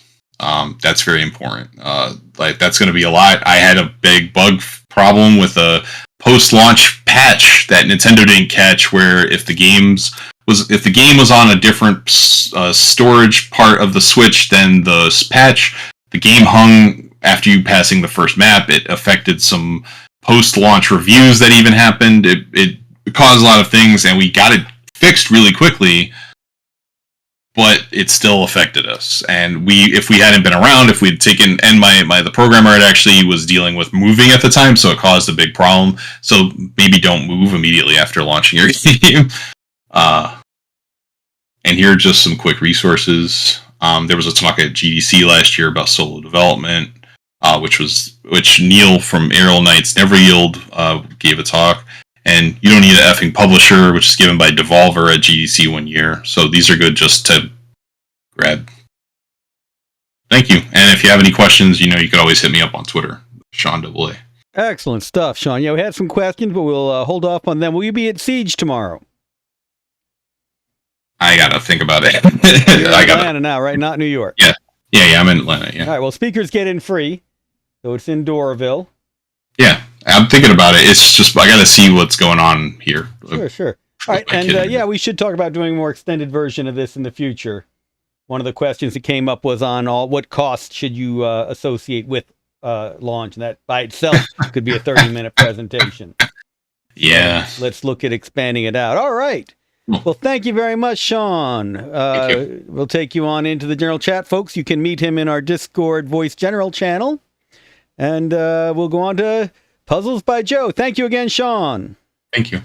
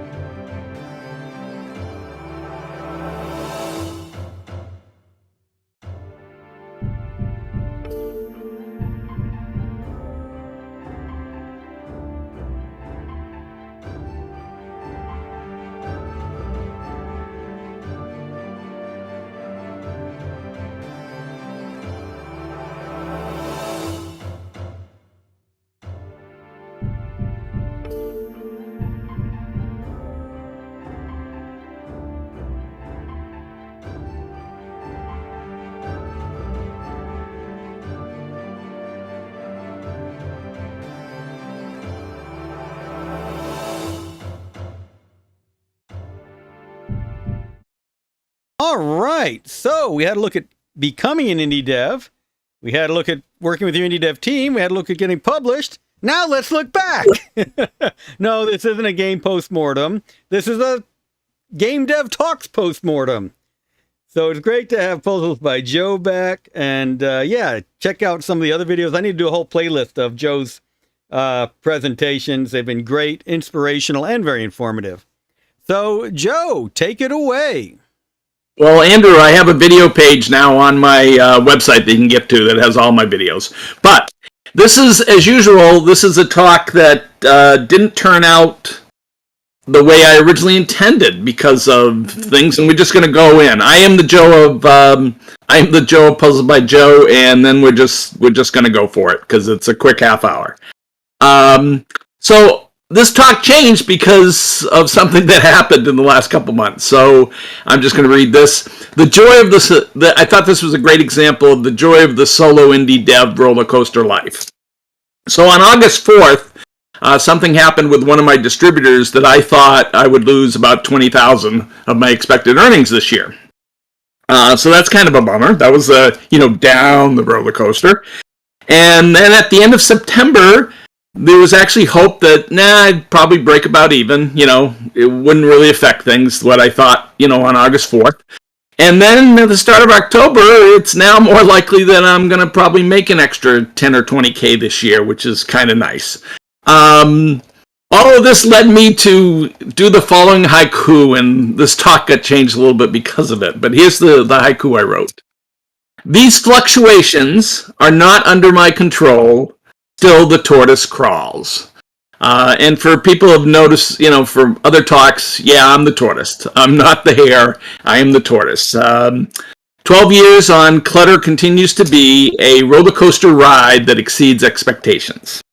Okay, so for people who don't know what Clutter is an idea I got 11 years ago, and it's basically a non-verbal hidden object game, and you just pick two things that match, like the two mouses, the two pink cakes, the two little mosaic things, etc. And over the years, I got lucky and decided to do a sequel, which led to doing more and more, and the franchise effect has actually kept me alive. But this is how the games have evolved. This is from Clutter 2, where I started adding specialized objects. Clutter 3, this is from Clutter 5. Clutter 6, where I hired 2 local people to help me with the story and art. Clutter 7, that's me taking any picture and turning it into a Clutter game. With Clutter 8, I started getting really experimental of what my customers and fan base would tolerate. And I love some of these, but I was really careful of how I presented the smileys and tried not to use them too much or whatever. And sure enough, it was a love-hate relationship with most of my fan base. And then this is just from the next game. Here's another nice little object set that some people just loved. It's the cats. And then this is another one that blew their mind, was these white cubes and stuff. This is from Clutter 12, the prior game to this last one. And these are all clocks and just a different way. And as you can see, there's a variety. This is all from my last game where I finally went full screen. It's a 1280 by 1280 by 720 widescreen, basically, 16 by 9. And again, I was just trying to show the variation of what I've done over the years. And each Clutter game is a mix and match of some familiar stuff and some old stuff. In fact, the basic Clutter game is still there. People want it. Some people don't want the motion, don't want the cartoony characters. They want to play, the Clutter game. But the objects are a bit more sharp than they were 11 years ago, etc., etc. Okay. And that is part of the version that I just released called Clutter's Greatest Hits. And it was the 13th Clutter game. And it remarkably made it to Big Fish Games, the top game on Big Fish Games, and they are still my biggest distributor. And I was shocked that I went to number 1. I don't know if it has to do more with their reorganization lately or how good the game is. But it's still at number 2 a week and a half later, and I tend to believe it's a mixture of both. But Clutter finally hit number 1 on Big Fish. The best any prior game did was, I think one popped up to number 3 for a day, and several popped at 5 and 6 for a week or so. But so this is really, really nice, and I got some really great early reviews where, you know, I'm over 5.5 stars, so that's just great. I did a talk a few years ago. Actually, I did the investment conference, and I was told to start with the money, you know, to get people to listen to me. So that's what I'm going to do next. I'm going to do a quick version of Show Me the Money from Mr. Cruz there. This is the first time I think this is after 5 games, I'm really noticing what I call the franchise effect, that every game I put out bumps sales to those earlier games. If I'd only done one clutter game, that first clutter might have made 60,000. It only made 50,000 after 15 months, and if it brought 10 more in, and I never did another clutter game, I'd be surprised.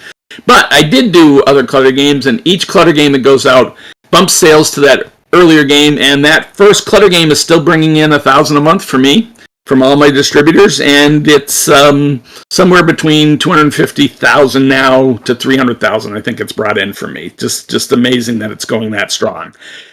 So 10 years. This is just the curve. You can see it's going a little bit, and I'm going to show you one more of these that has a point. But I used this in a talk a while back and told one of my favorite jokes, which is the dumbest decision I ever made was quit my job and make the first clutter game. And that's because that first clutter game only made me 50,000, and it took me a year, and I could have made 100,000 working for whoever I was working for at the time. So it was not a good use of my time.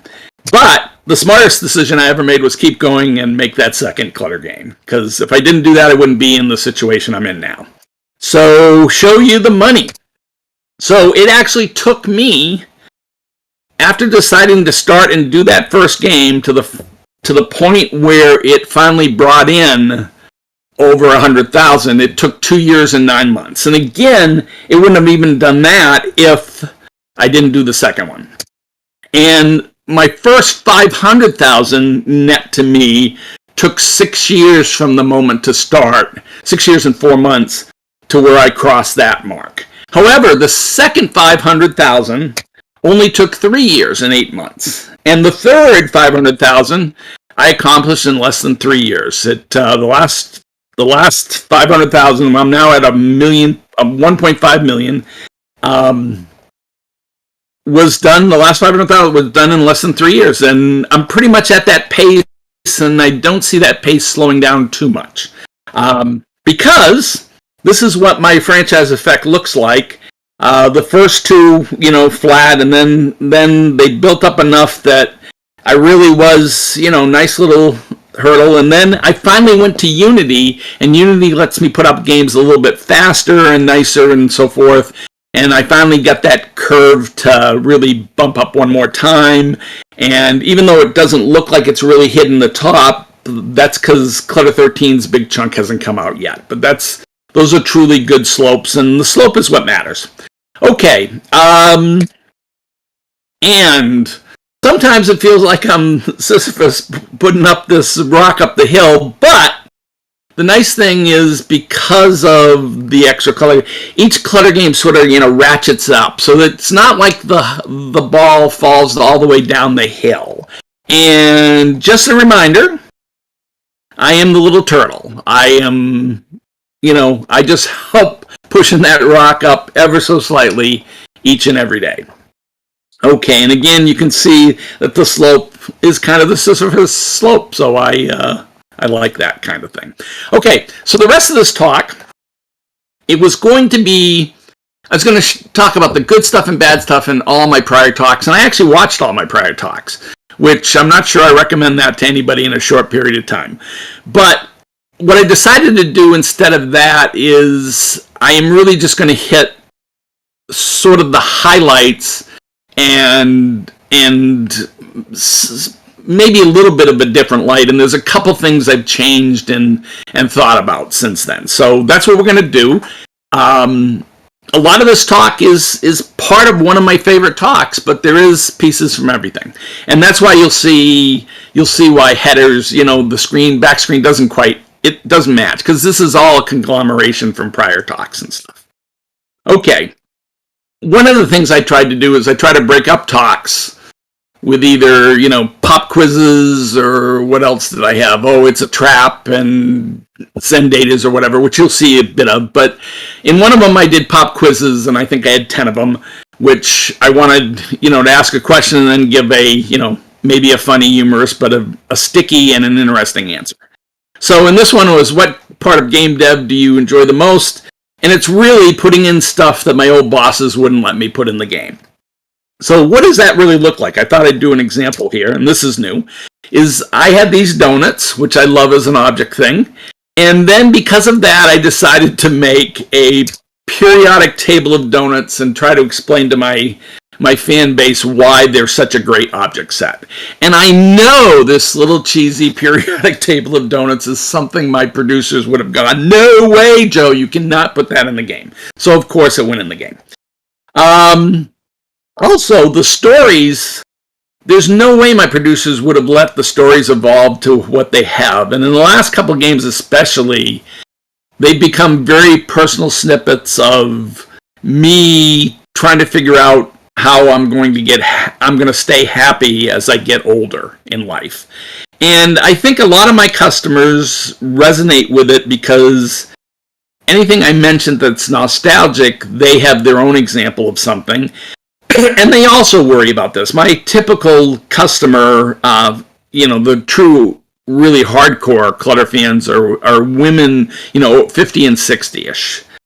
So their concerns, they also have concerns about this. So I'm just going to read just this quick one here. Every time you play a Clutter level, you get a picture and you get a quote and you get a little snippet. And that's how I tell my stories. So in this one it says, I used to love to play basketball and ping pong, but those activities are more error-prone than they used to be, and so I play rarely. And then it goes on and on about how I still like reading and other things. So, again, very personal, very true. And somebody playing this game, I've had feedback that they feel like I'm playing it with them, that I'm just sort of a companion, and again, they seem to like it. And especially this last couple of games, they seem to really like the meta story and so forth. Okay. Pleasing the haters. So this is one of my favorite pieces of early advice. It's a trap. You do not want to please the hater. If somebody, in fact, the last guy I think speaking mentions this briefly, but you don't want to go, it might have been 2 speakers back, but you don't want to please the haters. What you want to do is you want to listen to the people that love your game and then remove any annoyance they're telling you about. So forget the haters because you're never going to convince them to like your game. In fact, I'm happy that I have a love me or hate me game. If you have a game that just, people go, oh, yeah, it's pretty good. Yeah, it's pretty good. And then your game really sucks. Okay? You want people that really go, this is pointless, why would anybody play it? Where other people just love it. Okay. So, here's one of the annoying things, I think, again, annoying point of view, is I've always heard that, from game developers, it's hard to find the fun, it's hard to find the fun. I got so sick of hearing this, I wanted to share this little piece. Because this is my mindset, and it's right there with pleasing the haters and, removing annoyances. I finally say to them, but it's easy to find the not fun and stay the hell away from it. Okay, and that's really it. Forget the find the fun.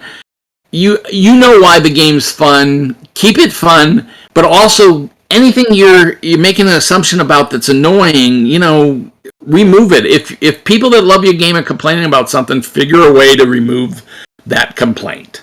Okay, here's one last one. I did a Star Trek reference. I had to do a Star Wars reference. This is from one of my talks. This was called Snippets of Wisdom from Zen Data. And here's this one that says, if everything matters, nothing matters, and if nothing matters, everything matters. And what this is don't get obsessed about any one thing in your game. What you have to have is a level of quality that's across your game. So if you have something ugly that people are notice, you have to remove, you have to get rid of it. But not everything has to be super perfect and polished, etc., etc. It's more important to get the game out. than that. And again, this is really, if everything matters, really no one specific thing matters. And if nothing matters, you really do have to you have to have a certain level of quality with everything. And that's what this thing is telling you. Okay. And that fits right into perfect is the enemy of the good. The point of the game, you got to get the game out at some point. And it can't be perfect. It's never going to be, or you'll never release it. It's not about being perfect. It's about effort in the right direction. When you bring that effort every single day, and remember the tortoise, that's where transformation happens. That's how real change occurs. Okay. Now here's one where I don't regret the screen. I ended one of my talks with this, but I'm going to comment about it afterwards. So the best game I ever played is called The Game of Making Original IP. The score is in sales dollars, not for exposure, not for how much your friends love it, not for how beautiful it is, not for awards, not for finishing it, not for how much fun for you it is, not for how much you learn doing it. Digital original IP and the long tail, the gifts that keep on giving. And the more I thought about this is, I wanted to make a point that, people talk about they want their game to be success, but then they don't think in these terms.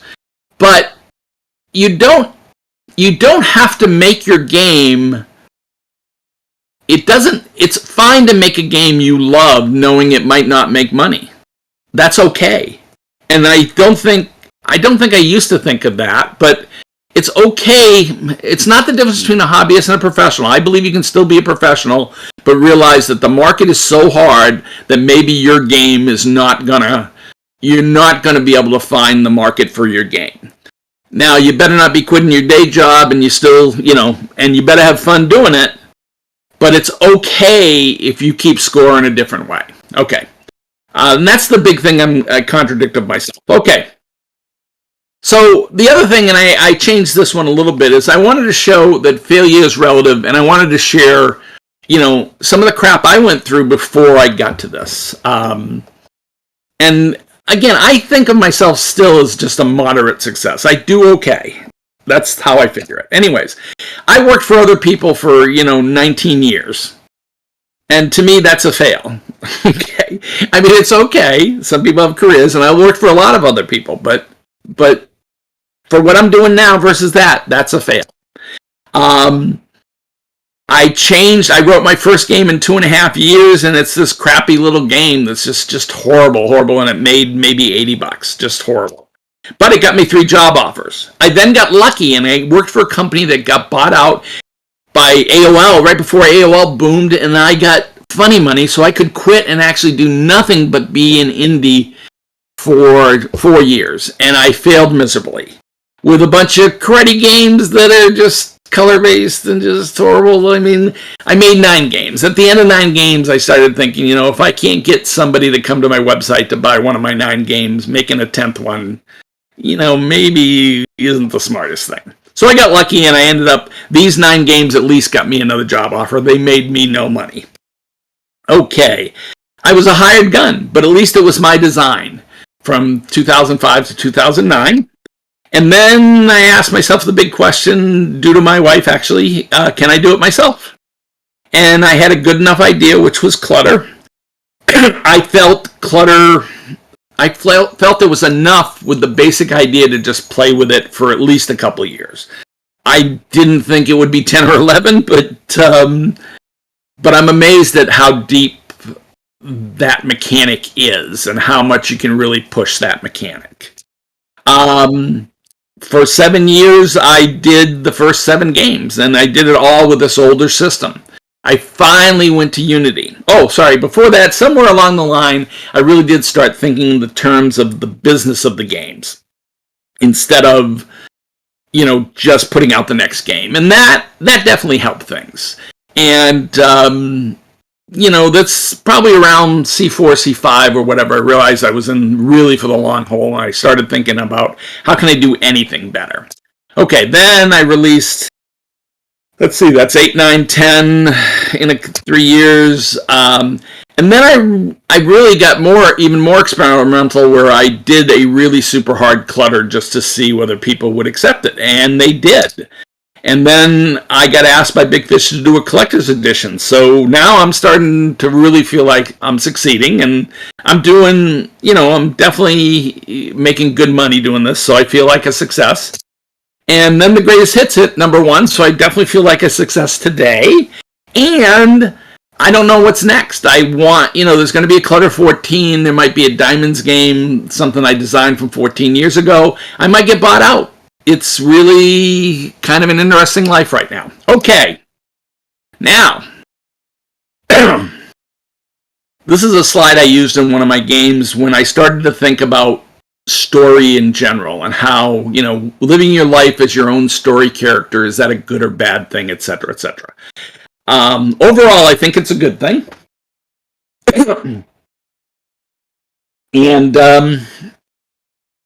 this is, by the way, this is Morpheus from the Sandman. And anyway, so the rest of this is all about story and how do you empower your life. And a lot of it's from a talk I gave called "How Do You Succeed at Anything," and some of it is definitely refined and snippet and cut down. So here we go. I just wanted you to currently know that I am in the middle of this talk, but you are always in the middle of your story, your own story. Okay. In one of my talks, I said, when you were 7 years old, you made a decision that affected the rest of your life. And if you want to re-examine that decision, you might actually change your life. I put it a little different, but that's the gist of it. And I took a few slides before I came back to tell you the answer of what that choice was, but we're going quick here. So here you go. The choice was, is that glass of water half full or half empty? And you really, before you're 7 years old, you decided this. You became an optimist or a pessimist. And it wasn't really a choice. It's just something you felt, I think. And the question is there a third choice between just feeling, or actually is there a third choice between half full and half empty? And the question, can you make a choice that's not just your feeling, right? Can you get beyond your gut feelings and stuff? And I talked a lot about the pause and the possibilities. There's a moment between, there's a moment between something happening to you and you reacting that you can get in the way of and change your life. Okay. And can you choose realism and so forth? So I went further with another talk. I wanted to tell you that basically, there's a truth about this glass of water, but you can also tell yourself lies about it. And it's actually memories. Every time you access your memory, you adjust it a little bit. And it's actually the story you tell yourself about the external world that is really what you carry with you everywhere. Okay, and that story is very, powerful. And the question is, are you, how much are you mucking with it and how much are you dealing with reality, etc. But the story you tell yourself, again, and reinforce, is what becomes important. Okay, so some really good advice. If you're going to be an indie, you better be brutally self-honest with yourself. You're, honest. And here's the questions I just threw out, and I think they're really good, so I'm going to repeat them. How do you handle stress? How do you handle uncertainty? How do you handle negative feedback? How much do you procrastinate? Do you think you make your own luck? How long can you go without succeeding? Can you accept failure? What scares you the most? Are you talented enough? Are you creative enough? Are you a problem solver? What are you risking by doing it? What are you risking by not doing it? Can you see yourself actually succeeding? And you better have good answers for that question. Okay. Next little piece, I almost skipped this, but I'm going to be really quick on this. Because somebody actually wanted, they requested, they liked it so much. So there's Maslow's needs hierarchies. That's basically, in a nutshell, you can't self-actualize and work on your self-esteem if you're starving to death from food, right? Food and your physical needs, come first. And I thought, really, that's also true of an indie. And I came up with this triangle, and my advice is don't fight the triangle. You got to work on that base first. So, and the base was, you need to pay the rent. Don't quit your day job. You need to buy tools and equipment, or you can't create a game. and you want some dev friends around because you want to feel good while you're doing things, and they sort of correspond to the love and belonging. And then you want to get competent at what you're doing, and most people do that by cloning other games, and that's good, and that's sort of your self-esteem. But then you finally want to create your own original product, which is more like self-actualization. You want your own self-expression. You don't want to just copy something. You want new ideas that are your own, and you want to implement them. Okay. Boom. Now here is the crux of the best idea I've had ever, I think. And it's basically, I got this notion that even when I was a kid, I knew I was going to have a better life someday. That I grew up in a small town. We weren't poor by any means, but I knew I was going to go to college. I knew I was going to leave that hometown. And I started thinking in terms of whenever I had free time, I wanted to do stuff that, instead of just dubbing around, watching TV or whatever, I wanted to do something that upped my odds of having a better future. And I call that the lottery ticket of time. So whenever I had free time, I'd read a book, I'd learn a new skill, improve at something, or I just imagine my better future. And that's a joke from one of the talks that I won't explain. But the whole reason this works is that the future is uncertain, okay? And this is the way I put it. I think this is, a good thing to memorize. Everything you do is in preparation for a future path that you can't predict. I don't think anybody can argue with this statement. It's true. Good or bad, dubbing around, whatever.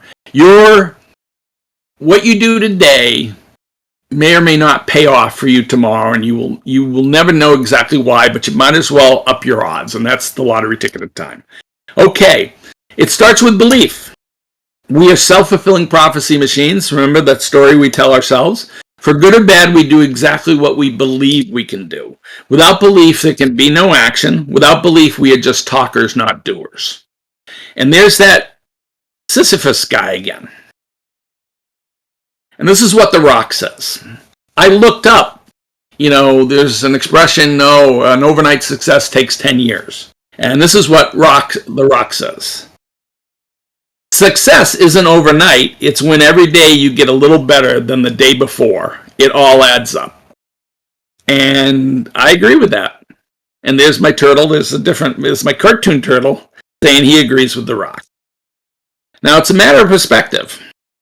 Once again, I am currently at the end of the talk.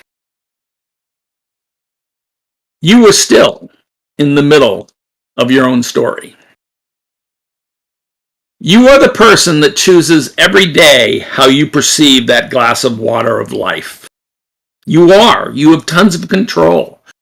You can't control everything, but you control how you react to something, and you can control how you spend your time. You can Netflix and chill, or you can work on your game, or you can work on your next game, or whatever, okay? Your path is your own. I wish you all safe travels. I ended one of my talks with that, and I like it, and it's true. You are the final person that decides, what your life is going to be.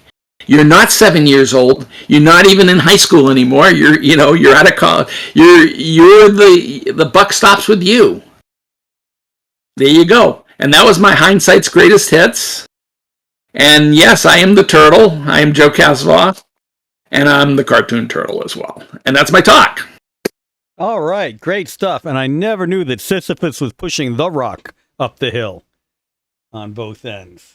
Yeah, I didn't realize that when I just realized that while doing this. I was calling him Dwayne Johnson before in my mind, and I don't know why I called him The Rock, and then it hit me. I almost laughed out loud. It was so stupid. All right, well, great views back. We've appreciated the looks. Happy accident. We love the looks back at what worked and where the mess-ups were, too. The unstinting look, the good self-reflection. And you're probably the only person who will say that game devs don't need to be delusional to do what they do and must be realists instead. So, yeah, really enjoyed it. But the one thing you don't have enough of is voice acting, and that's our next presentation. So we're going to move Joe into the chat. You'll get to see Joe at Siege tomorrow. Remember to come out tomorrow. And For sure, and I have tons of books to give away. Oh yeah, giveaways from the Puzzle Meister himself. All right. With that, we'll get Bob Carter, Ian O'Donnell up here for voice acting. Thank you, Joe. Thanks.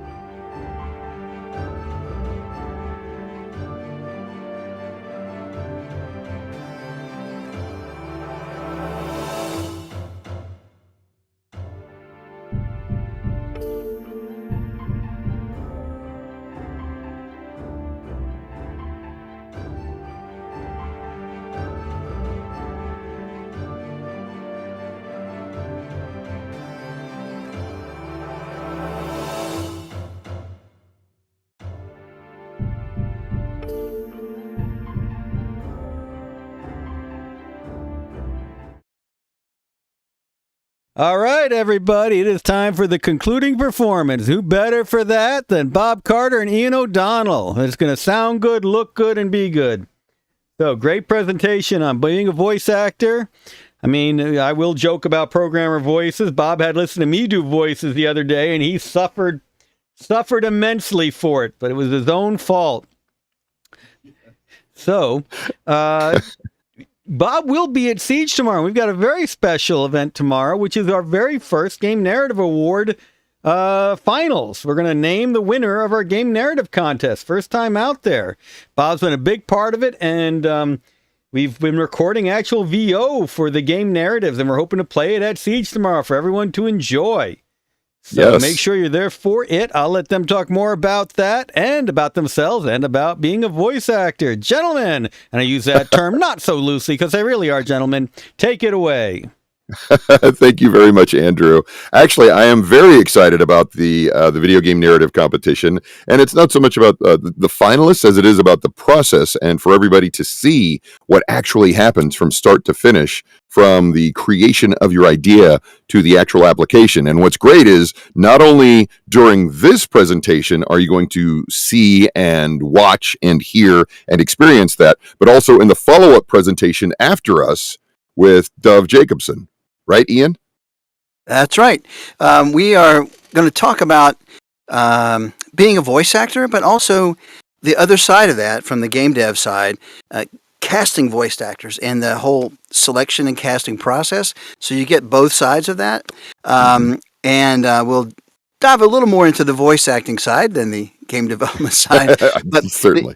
the interaction of the two and how we can all work together and help each other out is what we're here for. And at the end, we're going to look at one of the finalists for the script competition, and have a little fun with that. Sounds perfect. So now, to get things started for this presentation, Ian, I want to be a voice actor. What do I need to do? Well, that's a great question, Bob. The process of becoming a voice actor is not easy. I mean, we all make funny voices. What just happened? We lost our stream. I don't know that. It looks good to me. Yeah. Yes. All right. It's not. There we go. Changing. Did it change? Yeah, I see. Okay. Casting, Well, then, auditioning, creating a voice. I will just roll with it. Okay. So yes. So in today's session, we're going to talk about casting and auditioning, that interchange between the game developer and the voice actors. But from the voice actor side, you need a lot to do that. You can't just jump in. It's like you can't just pick up a guitar off the wall and jump on stage with a rock band and do a killer solo without knowing how to hold the guitar, what the chords are, music theory, and so forth. So get your foundation, get your basics, and then the voice process. That actually starts with good coaching. So just like anything else, you want to know how to do it, you want to know what to do, and how to improve. And as someone jumping into the field, you don't always have a good barometer on that. So work with the people who have been around a while, get some input and guidance from those who have been there before, as they say, and that will help your journey quite a lot. And This 30-second plug brought to you by the Neighborhood Studio, where we help aspiring creatives become working creatives. We are a teaching and production studio, and we take care of all your post-production needs. Seriously, I had to throw that in, Ian, because what you're talking about is exactly what I teach. And again, you've experienced that, so you know. Again, you're teaching it now. I'm really happy to see this because it's an honest, real, candid look at what it takes to be a voice actor. Just the other day, for preparation for this, we were discussing it's not easy. It gets easier, but it's not easy. It's never easy. You make it look easy, right? It's like a glacier, right? You only see the top 10% of what's above the surface, but the other 90% of the glacier below the surface, think like a duck, right? Just be cool and chill and cruise along the surface of water, but paddle like heck underneath. That's right. Well, let's jump a little into the presentation, if you don't mind. Just a quick disclaimer. These are ideas and concepts that work for me or for Bob. They may not work for you. Hopefully they will, and hopefully you'll get something out of it. There's some artwork in here that was graciously donated by some artist friends. So please recognize that that's proprietary and don't borrow it from them. And learn something, enjoy. And if you have questions, I don't know that we're set up for questions like this, but you will have our contact info and you can reach out to us afterwards. Absolutely. All right. So let's start with casting voice actors. So let's say you're developing a game, you're producing a commercial, starting a Kickstarter, and you want some voiceover, however you engage with the voice acting profession. How do you cast them?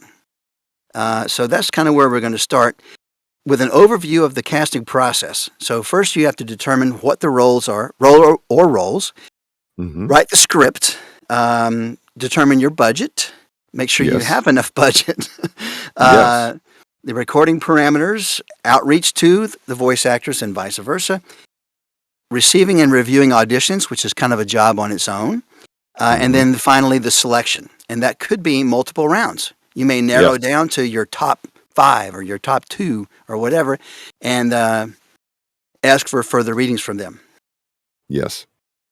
I want to go ahead and point out that when it comes to defining the roles, obviously when it comes to game development, you're going to have who the players are. You're going to have who the NPCs are. You're going to have the world that you're building. You want to make sure that that you allocate enough voices to go around.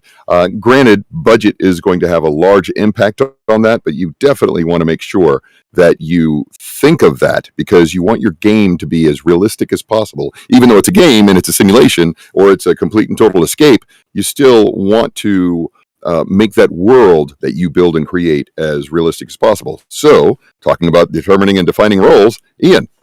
Yes. So when you define the roles let's just use the game example. So when you define the roles there, try to be as specific as you can. You have a vision. You've developed the game. You've designed it from scratch, and it's near and dear to your heart. Make sure you clearly define what it is you're looking for. Personality of the characters, relationships between them and the others in the game, or relationship between them and the player, perhaps, if they're an NPC. You know them best. So that information has to come out of your head and get onto a piece of paper, or electronic version of that, so that the actors, the casting directors, anybody that's involved in the process knows as much as you do, so they can get you the actors that best fit your vision. Yes. So if you have it in your head, but it's not articulated, they won't know to try to meet that parameter. Mm-hmm. Really important. Another piece that can help is artwork. And we'll talk a bit more about that later when we get to the VO side. If you've got a voice in mind, I want him to sound like Clint Eastwood. So if you want to have a particular voice, provide a link to that so they know what you're talking about. And if you're not quite sure, that's okay too. That's totally cool. Maybe this, maybe that, I'm not sure. Let the voice actor know that too, or the casting director. Let them know that there's flexibility, and they may surprise you with something really cool that you never thought of. So the goal there is to help the voice actors bring your characters to life in the way that you want them. Mm-hmm. So,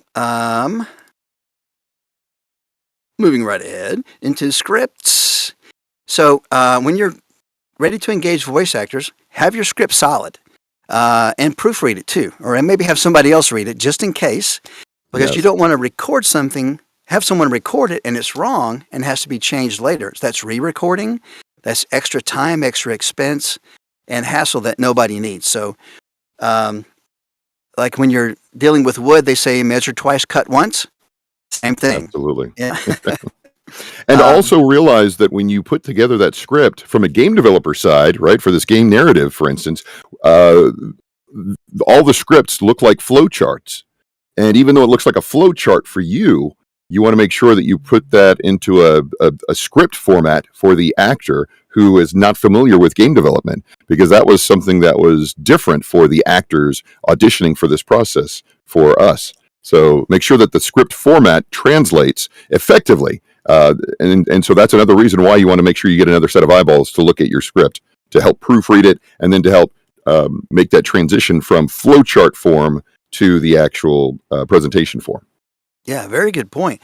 Because we are all used to looking at projects from our own point of view.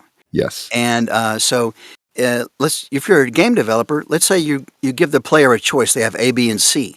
Depending on what they choose, different events may happen, or you might get a different response from an NPC or the game itself. If it's an animation or a movie or something, there's a script. It's linear. A, then B, then C, then D. It goes in a row, and there's no variation off of that.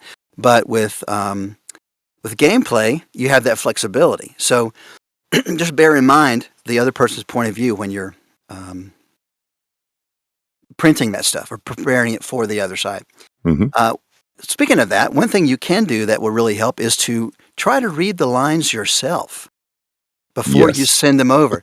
Out loud, not just in your mind. Read them out loud. There's a difference between mentally reading and verbally reading. We read and comprehend slower when we're listening to others versus when we're reading for ourselves. So it's extremely important that you read your script out loud. Absolutely. You might have put a sentence in there that's one whole paragraph long, and imagine the poor voice actor trying to read that whole thing all in one breath. I mean, or the words don't necessarily flow so well together. Or you may have used the same word multiple times in the same couple of sentences. So you get that repetitiveness that you wouldn't notice unless you read it out loud. So that can be really helpful. And then lastly, in this category, when you send the information over, I would recommend an excerpt of the script so that the voice actor and the casting director and so forth sees all the interaction and the behind the scenes. Oh, so-and-so walks in and they say this, rather than just 3 or 4 lines with no context. And if you you might have the context in your head, but they certainly won't unless you provide it to them. So I don't know how many times I've gotten scripts, and we were talking about this just the other day, where you have these lines, but you don't know what happened before, what happened after, who you're talking to, what the relationship is. So you're sort of working in a vacuum with no information and doing your best, of course, but I have to imagine the people on the other end of that listening to the audition going, well, this wasn't at all what happened. The wind blew the window open, not somebody walked in, but they didn't know that, whatever the situation. Or if it's combat, or if it's a stealth mission, or if it's any different type of scenario at different points in your game, and all you're doing is just, for time's sake, you're pulling lines from different points of your game, but you're not giving any context. Well, the actor's not, if they're inexperienced, they're usually not going to know what's happening. Typically, that's what separates inexperience versus experience, because they have an idea of, or they can interpret, or they can imagine for themselves what this line might need. But again, help them as much as possible. Give them some context clues. Make sure you remember to do that. Okay. Oh, absolutely. If you told somebody, hey, build me a house, they would build you a house, but it may not have the right number of bedrooms you want, or just imagine how hard it would be to build a house without a floor plan. So something like that. Okay, so not to belabor the point. Smite the giant. All right. So budget planning. This is really, really important. So as someone who's hiring a voice actor, there are standard rates for the industry. And if you're getting, big name Hollywood actor or whatever, it's probably going to be more than that. But there are standard rates for the industry. And if you don't know them, you can look for the GVAA rate guide as a starting point. And we have a link to that later in the presentation. And as they say in so many things, you get what you pay for. If you pay a small amount, that's the quality you're going to get. And so build it into your budget from the beginning. Keep in mind also that part of that industry standard is a minimum number of hours per session. So you think, oh, it's just like 5 lines. I'm only going to pay whatever. I don't even want to throw a number out there. Yeah. But there's a minimum number of hours that people are. Generally 2. You're generally going to pay somebody 2 hours, a minimum, for a session. Well, otherwise, your minimum might be 1 hour for a session. But understand, that might be $500 for that 1 hour. Some people might have a 2-hour minimum, right? Usually, whether they're driving to a studio or even if we're working from home, we still have to allocate time. Again, just like you as an artist, as a performer, as a creator, as a designer, as a developer, as a coder, you have an hourly rate. So do voice actors, and you want to respect that. You want to respect their craft, their professionalism, their time that they put into it. Granted, you might have a limited budget, but make sure that you're investing in your game because you want it to be the best that it can be. Understand that actors are doing the same thing, so pay them a decent wage to make sure that your game has a decent sound quality to it. And don't just think of it as, oh, we'll just get whoever we can, because it's not going to have the same weight, right? Again, some of my characters are iconic. I can proudly say that as the voice of Balrog in Street Fighter, as the voice of Shao Kahn, as the voice of Baraka in Mortal Kombat, those sounds, those game fighting sounds are iconic. You're going to remember the rest of your life how many times you rage quit because of how taunting my mocking laughter was, right? It took a lot to get to that point. You want to make sure that you understand your game has the same power to affect other people if you bring it right. If you make sure that the graphics look phenomenal, if you make sure that the voice quality is there, and you don't just cheat on that budget part because you don't care, and or just think we'll just leave out sound. A game without sound is like a movie without sound, and sound is, nobody talks about it, but sound is 60% of a movie. Sound matters for your game too, and you have to realize that, and so you have to make sure that you think like that as well, because sound is how we create verisimilitude, and that's what's really, really important when it comes to the quality and the character of your video game. Absolutely.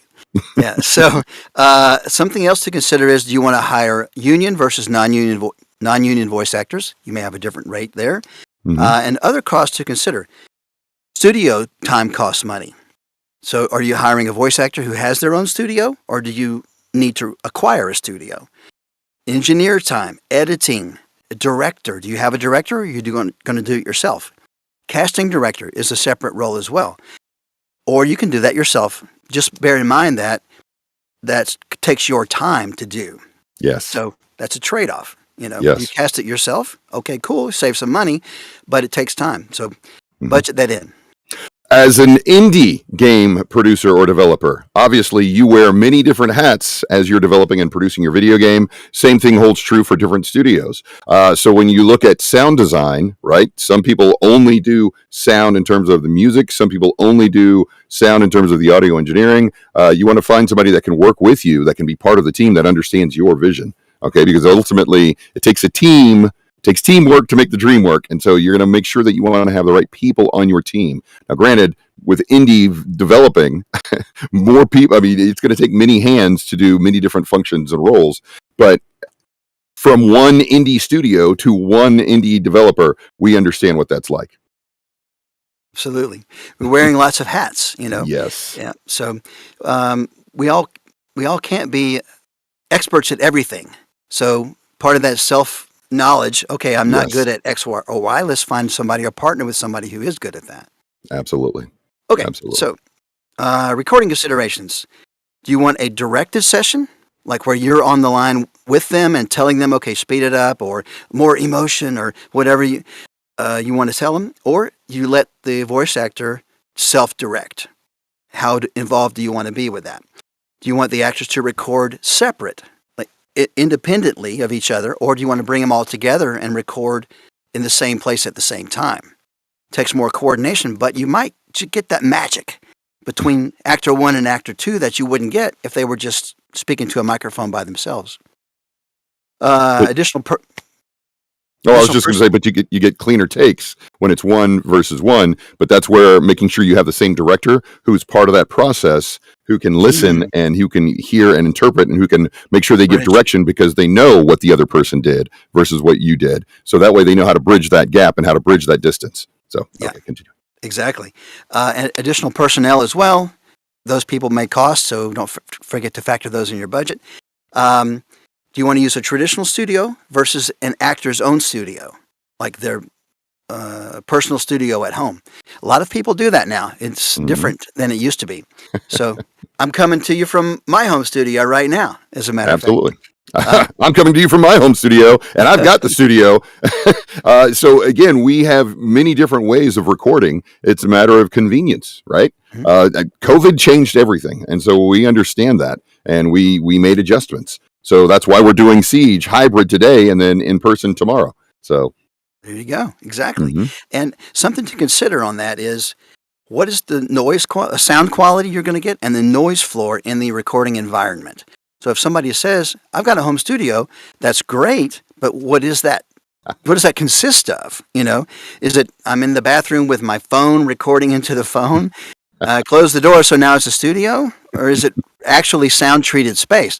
And you can hear that in the auditions when you listen back to them sometimes. Oh, yes. So consideration for recording. So how do you find voice actors in the first place? I've got this great game. I need some awesome voice actors to kick it to the next level or to make it come alive. How do I do that? Well, here's a few ways. One, networking. Build your network. It's like Bob was saying just a moment ago. We're all in this together. Build your network. And you'll see the same point on the voice actor side of it when we get to that in just a second. Yes. Build But your again, network. that's part of what the Georgia game developers are all about, right? We're all about networking and collaborating together and helping each other. And it just so happens that there's this amazing studio that actually has an amazing roster of talented voice actors for whatever needs you have. The Neighborhood Studio, where we help aspiring creatives become working creatives. No, really, feel free to check out the neighborhoodstudioatlanta.com website, because you can actually hear the demos of the different talents that we have. And so because we're in Atlanta, it's a working commercial corporate environment as well. We have commercial and corporate demos, and then we also have character demos where you get to hear that kind of expressiveness that you need for video game and animation and anime acting, which is very different from commercial and corporate narration. But again, you're with the GGDA, so that means you're going to be connected to the neighborhood, which means you might not use the Neighborhood Studio, and that is perfectly all right. But I know people that you can hire, that you can rely upon. Again, this entire industry, right? Referrals absolutely matter. If you don't want to work with me, that's perfectly fine. You've got Chris Rickwood from Rickwood Music. You've got Andy Lackey from Wabi Sabi Sound. You've got any number of different studios around town, and we all know one another because, again, we all work together for different projects. So it's perfectly fine for you to work with somebody else. And I'll be the first to recommend Chris Rickwood and, obviously, like I just did, Andy Lackey from Wabi Sabi Sound, because they're geniuses at what they do. They're absolutely amazing. And I would, again, I will use them for when it comes to sound and music and things of that nature. And actually, a few other people whose business cards that I got from the last Georgia Game Developers meeting over at, not the last one, but 2 ones ago from Gwinnett Tech. Met some great sound designers and some great composers who are getting into the industry as well. So again, it's all about networking, which is what the GGDA is about, and that's what Siege is about. So if you didn't know any voice actors before, now you know 2 of them. You know Bob, you know me. And we each have our own networks of people that we can connect you up with if we can't help you out directly, just like Bob was saying. So start your network with us and build it. That's cool. Yes. In addition to that, you could go through an agent or an agency. There's extra cost involved in that, but it takes some of the load off of you. You can hire a casting director. Again, it costs more. It could save you some time. But then again, you're one step removed from the casting process. So just factor that in. Don't forget to build in time for all the casting process. And then know what to send out for your audition requests. And that brings us to our next slide, which is audition requests. Yes.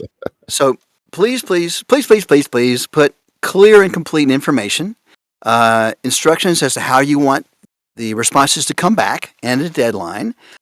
Things like file specs, file format, the name of the file you want. Do you want people to slate or not? Can they give you multiple takes? Do you want just one take? Things like that. Just think about them ahead of time. Include artwork for the characters, which we'll get to in a second. A voice reference if you have one. And then you might limit the amount that you ask people to read. The longer you give them a script to read, that's more you have to listen to later. Yes. So just give them just enough to give you a flavor of the character. Don't give them War and Peace to read. You got some poor sucker out there reading for hours and hours in their booth, sending an audition into you, and you're only going to listen to 5 seconds of it and go, "Oh no, he sounds like my brother-in-law. I hate that guy." Click. Which has happened, by the way. It happens, and it has happened. And probably will again. I understand. Assuredly. Just be selective. Choose some key lines. Yes. Don't forget the context, and that will lessen the workload on you when you're selecting. Yes. Use clear directions. So this one, I reached out to some voiceover friends, and I think we talked about this the other day. Sometimes the direction you get is not clear. So as the person communicating to the voice actors and the casting directors and whatever else, use clear directions. So here's some examples of what not to do, and you'll see why. The script says, "This weekend only big sale," but the direction is friendly and conversational, not an answering at all. So those two are opposite of each other. technical, heavy tech language, but make it conversational, like you're talking to a friend. Edgy, calm, with a Henry Rollins, Bob Newhart vibe. RP, but not too British. Wait. Also, let's go back to that one with a Henry Rollins, Bob Newhart vibe. Again, depending on your generation, you might not know who Henry Rollins and Bob Newhart are, right? So you've got to realize when you're giving direction, what comparisons you want to make. Okay, you got to make sure that you talk about that, and you understand that when it comes to voice acting, when it comes to game development, right? Who's involved in the process? Who are these people that they're using as a reference? And that's something that absolutely matters. Also, if it's global, video games are made now globally. And so if someone is using a great Polish actor as a reference, but you don't watch Polish cinema, that's a problem, right? If they're using a K-pop boy band or a J-pop boy band, but you have no idea of what K-pop or J-pop is, that's a problem. So it's something that you got to make sure that you relate to. Okay. Exactly. And that goes back to provide a voice reference. So if you want Henry Rollins, fantastic. Provide a link to something that he has recorded, and even if they have no clue who that is, they can listen and go, oh, I need to sound like X and Y. Right. The picture's worth 1,000 words. That translates to an audio example in this case. Yes. Here's one, RP, but not too British. So RP is received pronunciation. It's by definition British. I mean, that's just crazy. Yeah, but you say that to me, and I'm like, role play, but not too British. Okay. Again, we all have our own personal internal references. That's exactly a great point, because unless you're a voice and accent nerd, hello, you might not. Yes. You might not know what RP is, particularly if you're not from the UK. But that is a particular British accent called received pronunciation. It's a upper crust, often called posh, you know. So you can't do an RP accent if you can't be British. Anyway, love it. More energy, but also chill. And then read faster, but sound slower. Oh, I mean, it's just crazy. Yeah. And last but not least, here's one. This is the note sent from the middle management there. The editor says, we have no idea what it means to be not too American sounding, and neither did the client. But just do your best. So anyway, this is it's fun, but it's real. This is real stuff. Yeah. So, okay. Auditions. Be prepared to receive a lot of them. And you can mitigate that by just sending out select invitations and limit your pool to draw from. But also communicate how you want to receive them. Make sure you allow enough time to review them. It's probably going to take longer than you think, particularly if you haven't done a lot of casting. And you may need multiple rounds. I need to narrow this down to 10 from 100 and focus in. Or even 300 or 400, because again, for some of the games that we produce and for some of the games that we cast, because we cast from the neighborhood studio, I promise you it's going to be a lot of fun. We will literally have, it's almost like it's a watch party, but it's a listening party, because you want to make sure that you get comfortable. You want to put on your pajamas or your like kick at home pants. You get your food, your drinks, your snacks, and then we all listen to the audio together, and it's fun. And it's funny, and it's interesting, and it's interactive. It is a closed, confidential party, because a lot of inappropriate comments will always be made. But it will always be made. But it's a look, because you're looking for the right voices for your game, and so you have to understand that it's going to be. Usually, you're going to block out 3 hours at least. At least 2 to 3 hours for good quality audition reviews. So again, call it a party and plan accordingly, like 2 or 3 different nights out of your week for 3 to 4 weeks for that casting process. Because again, you want to make sure that you're bringing the best that you can for your game or for whatever that project is that you've got. Okay. Yeah. So just looking at the time, we're kind of pressed here, but there's so much good information. One last thing on auditions. is a request to communicate back to the actors who took the time to build an audition for you, at least to say, hey, thanks, we got your audition. We selected somebody else. We appreciate it. Just use the same note for everybody, but just let them know. So selecting. Which voice is right for the character? That's what you're ultimately after. The right voice for the right character. Something to consider, perhaps your actor choice could, choice for actor can do several characters.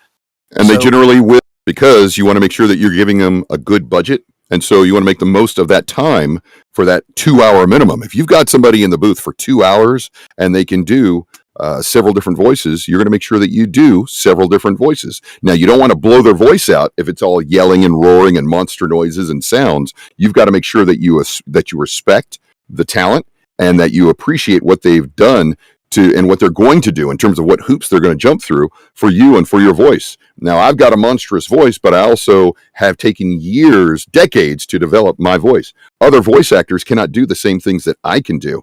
So you have to realize that.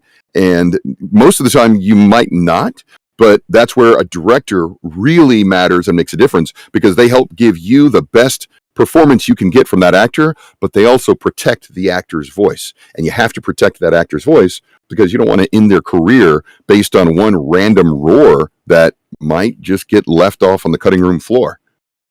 Yep. And as for the voice actors out there, if you get cast for something and there's going to be screaming or shouting in battle, incoming, or whatever, you might ask them if you could record that at the end. And definitely, generally, they'll be amenable to that.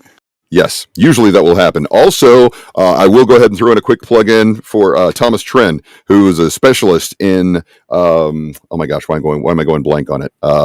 Like metal, like heavy metal singing, and it's based on not the Tibetan monks. It's based on, what's the monks, Ian? I'm going blank right now talking about this. Anyway, there's a special way that you want to strengthen your voice. Yes, thank you. So Thomas Tren teaches that from the neighborhood studio, but also Ian has certain circles and that sort of thing. But you want to make sure you are taking care of your voice and for the throat. Okay.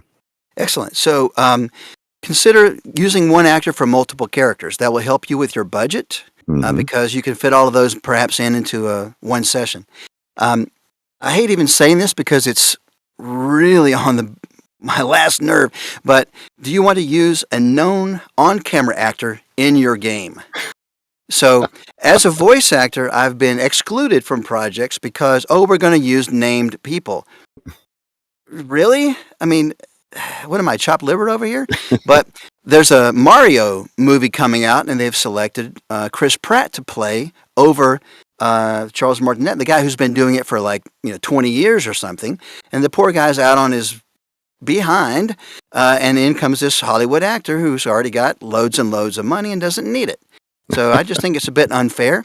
That said, business decisions happen, and they will do that for the name recognition.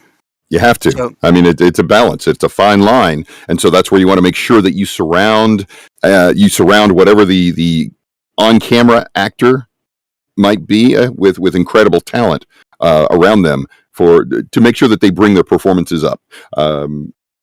Whoever you choose, obviously, you want it to fit your game. You want that voice to fit your game for whoever they are. But whoever you choose, you want to make sure that you give the on-camera actor the direction and the detail that they need to give their best performance, and then you want to make sure that you give them the support that they need. And when I say support, the other talent, the other voice actors that are going to be a part of that project. And don't forget that on-camera acting and voice acting are not the same. Just because you're an on-camera actor or a stage actor doesn't mean that those skills translate directly to voice acting. There is some overlap, but it's not the same. Last bit on this is, does your voice actor have their own studio, or do you need to acquire a studio to record them in? Self-directing, or do they need your time to be there to direct them? And then who's going to record, who's going to engineer that, who's going to edit everything? Those are questions to consider. When you're selecting the actor, if you know they've got a home studio, you may even put that as part of your specs. We want you to have a home studio of X quality. Mm-hmm. So that might be part of your selection criteria. So jump into the voice acting side. We've got 15 minutes left.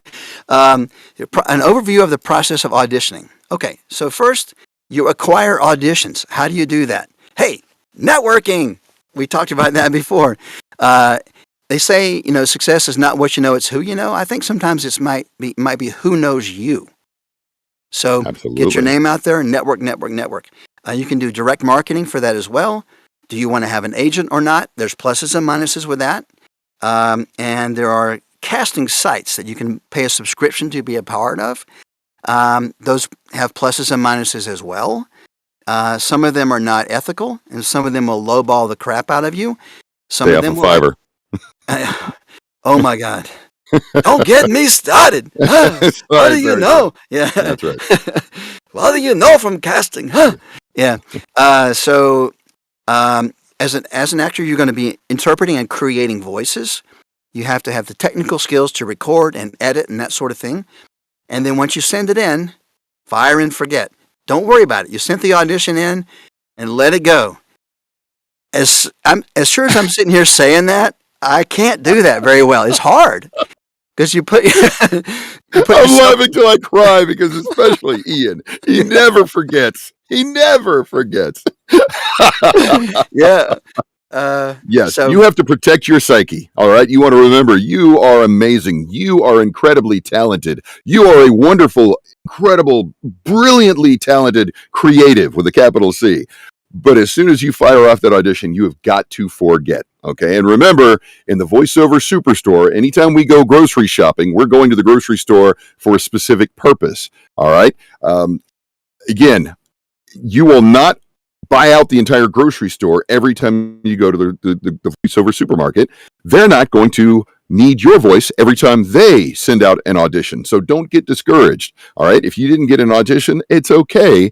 Just trust in the fact that at least you're getting invited to the party. As long as you're getting invited to the party, eventually you're going to get a piece of cake. Eventually you're going to get to go off the diving board, depending on the party, right? So understand that, accept that, and just continue swimming. Just keep swimming. Just keep swimming. Just keep swimming. All right. And I had a coach tell me one time, even if you don't get the audition, that person who's making that decision is probably has other projects going in the back of their head that might go, oh, this person doesn't work here, but they'd be perfect for this other thing I'm doing.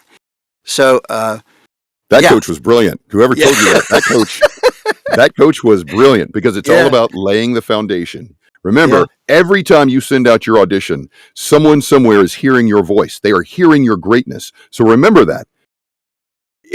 It doesn't matter if it's not even the production director. It might be an intern today who creates one of the biggest games of the century next year. And they will always remember the amazing accent that they heard Ian O'Donnell give on just the right amount of Irish Celtic Druid that this person needed, yet at the same time had that level of wisdom, but also had that fire in their gut and a sense of humor. So they were the perfect leprechaun king in their mind for their video game that they were working on. And then 5 years later, when they've finally got this $1 million budget, they can go back and hire Ian. Things like that happen, and they will continue to happen. So you've got to make sure that you are laying the foundation. Anytime you're sending out that audition, trust in yourself, trust in your ability that you will constantly improve and you will constantly, again, be memorable. Okay? You don't care about just one job. You care about the relationship for years to come. And sure, you don't cross the Leprechaun King. Yes. Yeah. Okay, so before auditioning, what are you going to do? Get some good coaching and training and practice. Yes. Take what you learn in the coaching sessions and practice. Get your recording equipment. Get it all set up. Get your home studio, however you're going to work that. Treat the space sound-wise. A couple of other things to consider, demo reels and an agent or representation. Probably not the first thing. Get your coaching. Get your foundational stuff. Build your foundation to begin with. Mm-hmm. Okay. Character voice creation. Oh, this is going to be you know what? We have 10 minutes left. Why don't we just skim this section and then jump to the the dialogue script competition stuff. What do you think? Yeah, I think, you know what? I think the dialogue script competition would be perfect as an example, because I happen to know for a fact that the person that designed this one game called the Legacy, it's so cool. It's such a really, really cool concept. I think we should apply what we're learning right now to that. Like, let's say we've got this character voice creation, and it's for this video game called The Legacy. Yeah, right? Yeah, let's do that. Yes. Yes, right, and so exactly. So there was this game called The Legacy, and okay, I'm gonna Ian, tell us about The Legacy. Yeah, go ahead and we'll skim through it. Okay, so yes, we talked I can't about do both that at the same time. So these are different types of characters, and you want to make sure that you're bringing your personality out. And just like a picture is worth 1,000 words, right? When you see that picture, when it comes to your voice, it's not just your words that you're using; it's the nonverbals that absolutely make a difference. It's the she's so amazing. It's the sigh of love and wistfulness that comes out. It's the, I'm going to tear you limb from limb. It's the growl that comes before you say it, right? It's the nonverbals that will add to all of those lines. It's the sigh of sadness, and then the tremor in the voice of depression. Whatever it is that you're going to bring to the line, make sure you bring your emotion to that. Remember, communication is 80% body language, and if we can't see you on camera, that means that other 20% really needs to be expressive in terms of your vocal tones and your vocal range, and also the context of your words. So absolutely go big. Make sure you have an understanding of the terminology and the etiquette. Again, make sure you pay attention to the GVAA rate guide. Make sure you check out neighborhoodstudioatlanta.com, where we help aspiring creatives become working creatives, and we got an amazing roster of talent. And now we're also going to talk about The Legacy. The Legacy. So the game dialogue competition required you to write a script that presented the player with choices. So there were you had to have two choices and connect them all together. The Legacy. This is so out of order. No problem. So here we go. There we go. So this is the script, and it's too small to see on the screen. But at the top, you'll see it sets the stage, sets the scene, and then the primary character, in this case, it's the Ancient One, who is a ghostly figure in robes, sage-like and timeless. He floats near a series of glowing stones in an ancient underground chamber. Torchlight flickers, casting eerie shadows, and the Ancient One speaks, and that's kind of sets the scene. Absolutely. So you gather a lot of information there, and we'll have that in a slide in just a second. So he speaks. You can see his line there. The player has three choices. After that, there are three different lines that the Ancient One character speaks. And then he sets another choice for them. They have to choose from that, and he has a line responding to each of them, which is different. Each of the choices, which is different. Here's some artwork to go with that. There's a cave with glowing portals, and then here's a piece of art of the Ancient One. An ancient sage. Now, here's also where we should talk about the plugin in terms of bringing your vision to life, right? We've got all the AI stuff happening right now with Midjourney and DALL-E and Dallas and all that stuff. This is the Cave of Wonders. Absolutely beautiful. Like you said, you set that scene in our imaginations, and then you brought it to life using the artwork, and then the Ancient One. Show that picture. It's back here. There. So, in case you didn't catch that, Bob's kind of teasing me a bit because I wrote the script and entered it into the competition. And we didn't know this, by the way. We did not know this. It was a completely blind competition. So when we all read the the scripts that we saw, we were like, "Oh, this looks interesting. That looks cool. Okay, yeah, we like this one." And I had no idea that Ian had entered this in the competition until after the finalists were named.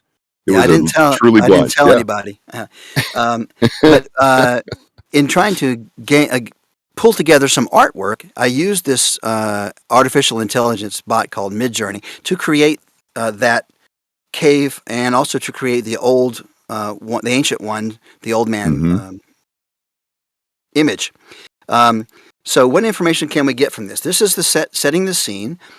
So as the actor, we're gathering information to determine what the voice sounds like. So he's ancient, he's old, timeless. He's like a sage. That's the knowledgeable person, not the spice.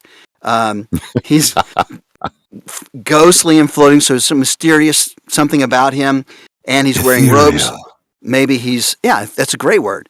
Maybe he's some sort of a wizard or something. And there are glowing stones, so there's magic involved. So we gather this information from those two sentences there.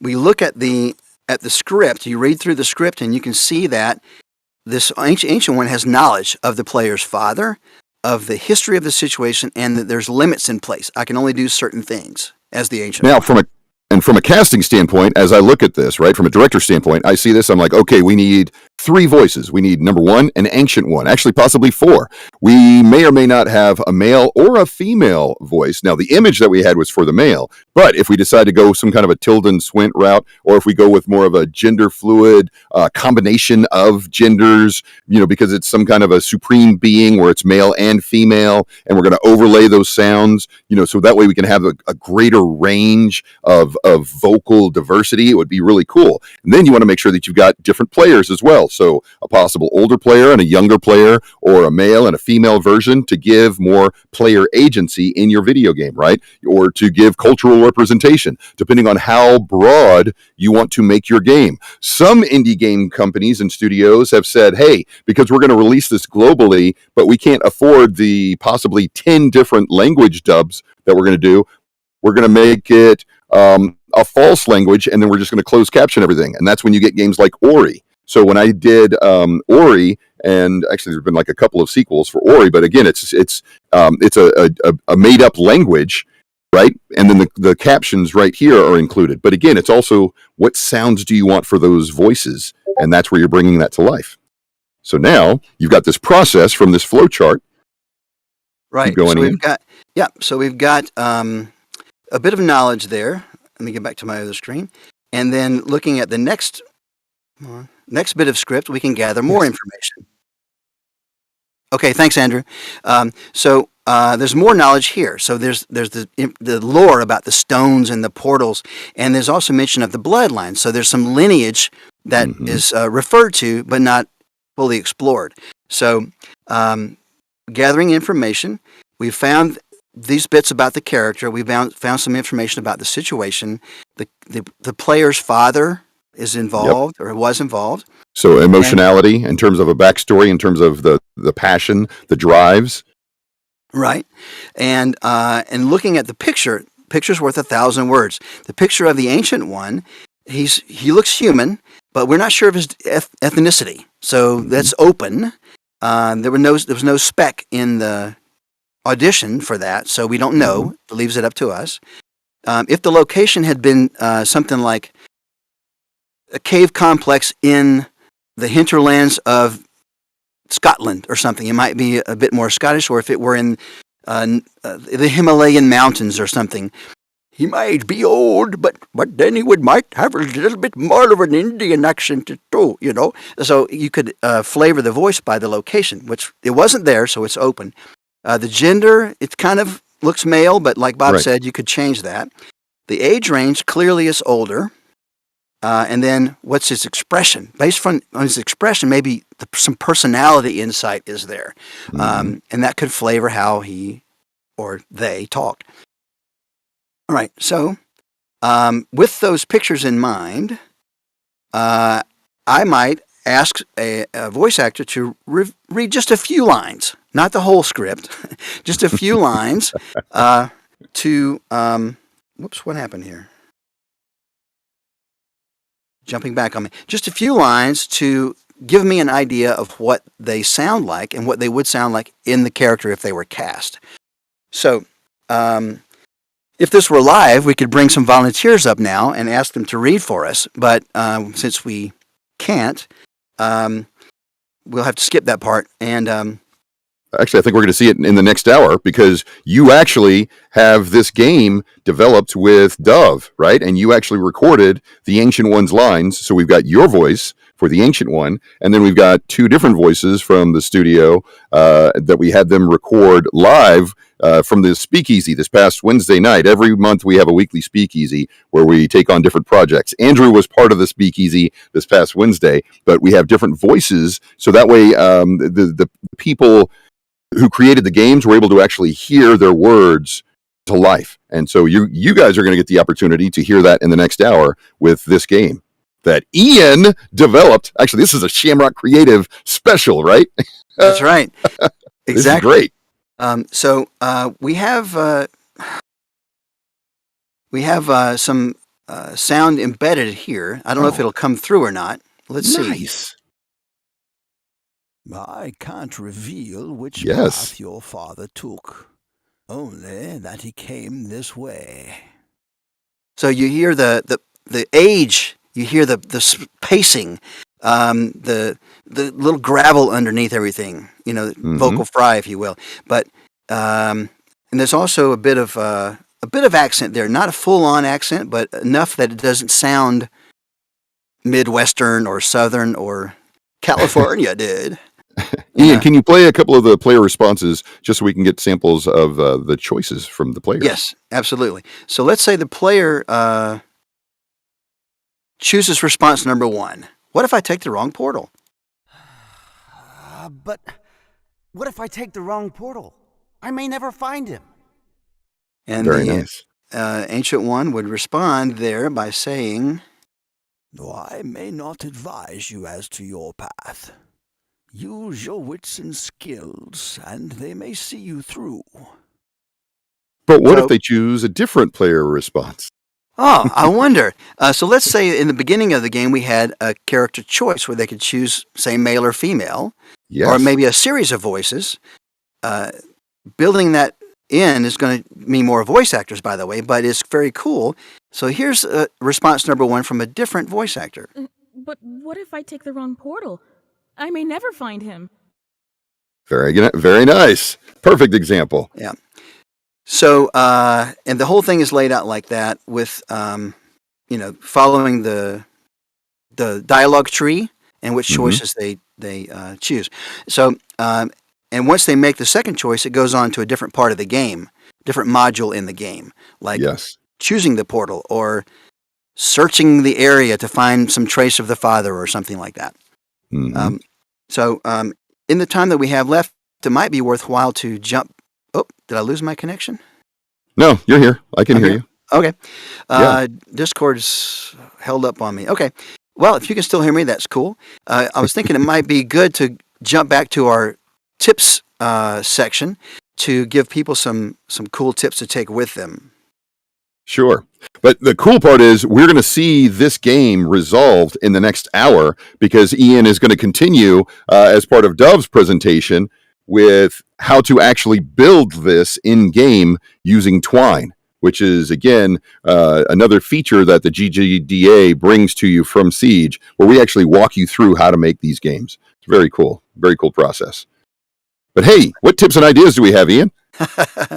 Tips and ideas. We have a few for you. So for the developer side, some of these might be reminders that you've seen before, but just reemphasize. Have a good idea of what you want. Communicate that well, as specifically as you can. Provide the artwork. And had you seen that part of our presentation, you would have seen us using artwork to clue us in on how to create a voice, how the character stands, how they express themselves, anything like that. Personality. Provide a voice reference if you can, and even collaborate with voice actors because they're creatives too. You might get some good stuff. Absolutely. Don't forget to include voice in your schedule and plan for it. It takes time to cast. You don't want to wait till the last minute. Oh, I need all the voices by today at 5 p.m. You won't have time to make the best choices for your game. And that's what you want is a good quality product in the end. So don't rush yourself. And don't forget that editing takes time too. If you have to re-record something, that's going to add a whole other iteration to that. So, and the better you can have your script to start with, and the better the direction is during the recording process. will help. Mm-hmm. Don't forget your other stuff, sound effects, music, and so forth. Absolutely. So, for instance, for the game narrative competition, I was only given those screenplays. I was only given those flow charts. And so it was up to me to find the right voices, have those voice actors audition and record themselves, then choose the ones that had the cleanest quality, sound quality when they submitted their auditions, and the ones that gave the best performances. And then I also made sure, for purposes of this competition, that I included some royalty approved music that I went ahead and included for the background. Ian, I hope you got a chance to hear the two choices that I submitted for you for the different caves for the background. Did you hear that? No, I was not aware of that. I got just the two player response voices. That's it. Also, go back to the Google Drive then, because I made sure that I included some of the audio for the background sound for you. So I'm pretty sure Dove saw it and he'll have it, but make sure you go in and just click on it and listen to it for yourself. Yeah. So as Bob said earlier, the audio is such a big part of it, and that includes background music, that includes sound effects, and so forth. Be clear with your scripts. Provide the context, please. It's helping you, actually. Helps you get a better result when the actor has more info to go on. Have someone proofread, and don't go cheap on the voice acting. Budget appropriately so you can have good quality voiceover in your game. Absolutely. What is it when it comes to sales? You get there are three main components, right? There's budget, quality, and speed. Yep. You get to choose, and time, right? So you get to choose two out of those three. Yep. You want good, fast, or cheap? Pick two. Yes. Yeah. So voice actors, here's a few tips for you. We didn't spend much time on voice acting, unfortunately, but as much as we would like to. But don't be afraid to move around. Just be sure you stay on the microphone. So. Can you still see me in the game? You've been frozen. But what that means is I can move all around. I can lambada. I can do whatever kind of like twerking I'm doing right now. I look absolutely amazing. But notice how my head is staying right by the microphone. Oh, yeah. Exactly. But motion creates emotion. Okay. I just don't want to hit the microphone like this because you can hear all that. But motion creates emotion. And so, you're going to move. You're definitely going to move. Absolutely. Watch out. No loud clothes. No bumping the mic like I just did. Watch out for jewelry. Keep the jewelry off. Who's going to see you? Yeah, to have fun with it, and let yourself go. Unless they're doing the facial capture recognition, because they've started doing that now for video games. That's different. Right, exactly. But you make sure you keep your camera off, because most of the time you're going to be sweating in the booth. Most of the time I have my camera off when I'm coaching and teaching and stuff like that, because you're hot in the booth. So you're going to be down the t-shirt and shorts or underwear, whatever, but you are going to give your best performance possible on the microphone, right? You're going to do what you need to do to give that best performance. And that means you're going to have to go big. Right. So you can always come back. If you don't go big in the beginning, the director may not realize how big you can go. Yep. So that absolutely happens. Always pull it back. We talked about vocal health earlier. That's just another reminder for that. It's easier said than done to let the roll go if you don't get it. I love that you put that in there. Yeah. Well, it's true. But yes. But still, it does. I mean, I think any voice actor, being honest, would say that you put your heart and soul into an audition and it gets no response whatsoever. That's pretty rude, actually. Yeah, It's like dating. Don't get ghosted, right? We say that, but it happens. So all you can do is you can trust that you're laying that foundation. Remember that. You make sure that you've got the confidence in yourself. And if you don't have that confidence, then that's where you follow up with me and Ian, because we have been there. We have more experience than you, so we can at least commiserate and we understand your pain. Other people won't know your pain, but we know your pain. That's right. So just like getting started in any new field or group, get the terminology down and the etiquette down. So when you go in to record, don't mess with the audio equipment. Don't grab the microphone. Don't put your headphones on the mic. I mean, just don't.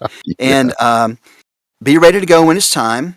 Leave your phone outside, all those things. And be nice. Be nice to people. Absolutely. You don't want them to say, oh, that guy had a great voice, but he was kind of a jerk. Let's not call him back next time. Don't be that guy. Here's some resources for you with links. The GVAA rate guide is good for both game developers and casting folks, as well as voice actors. If you're not sure what to charge for a particular gig, this is a good place you can check. Radio Garden is awesome to hear a variety of accents, dialects, and so forth from all over the globe. Yeah, it's worldwide radio. It's amazing. Mhm. It's very, very cool. And when you go to check it out, save some time for it because it's a rabbit hole you can go down. But you can hear live radio from all over the world. It's very cool. And then terminology for voiceover is an article here that has some good foundational things.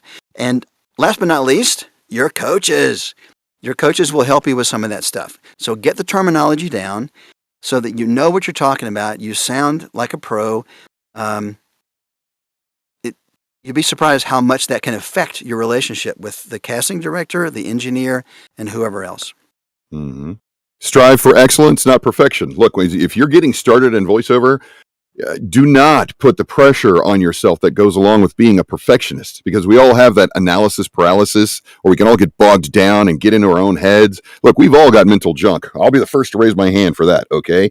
So that's why I'm very open about it. You know, my ADD, everybody that knows me knows I've got ADD and chaos all around me all the time. I'm also a workaholic, which is a good thing because I love what I do. But that's why I game therapy. That is my that's my therapy. So feel free to always contact us. If we don't respond right away, it's not because we're big timing you. It's just because we're busy, but feel free to follow up and text us as well. Okay. Because you want to make sure you're breaking through people's bubbles of busy, and until you do that, then they're not necessarily going to respond to you. It's not that they don't like you. It's just that they don't know. They don't recognize all the stuff that you're dealing with. We appreciate the fact that you took the time out of your busy day to watch us this evening. Thank you very, very much on such a beautiful, perfect Saturday evening for hanging out with me and Ian. We really appreciate your time today. And Ian. Yes, absolutely. I hope that this was helpful.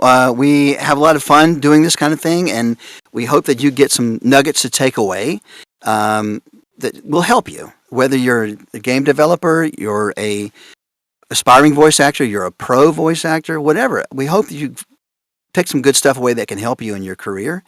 And don't forget, you now have a network of at least 2, and that we can put you in touch with other people so you can take advantage of our networks as well. So don't be afraid to reach out. You can reach us at the locations on screen there, and feel free to do that. And we are both members of the GGDA, so you may find us at an event in the future, like the one that's coming up at 7 p.m. Eastern tonight or tomorrow in Doraville.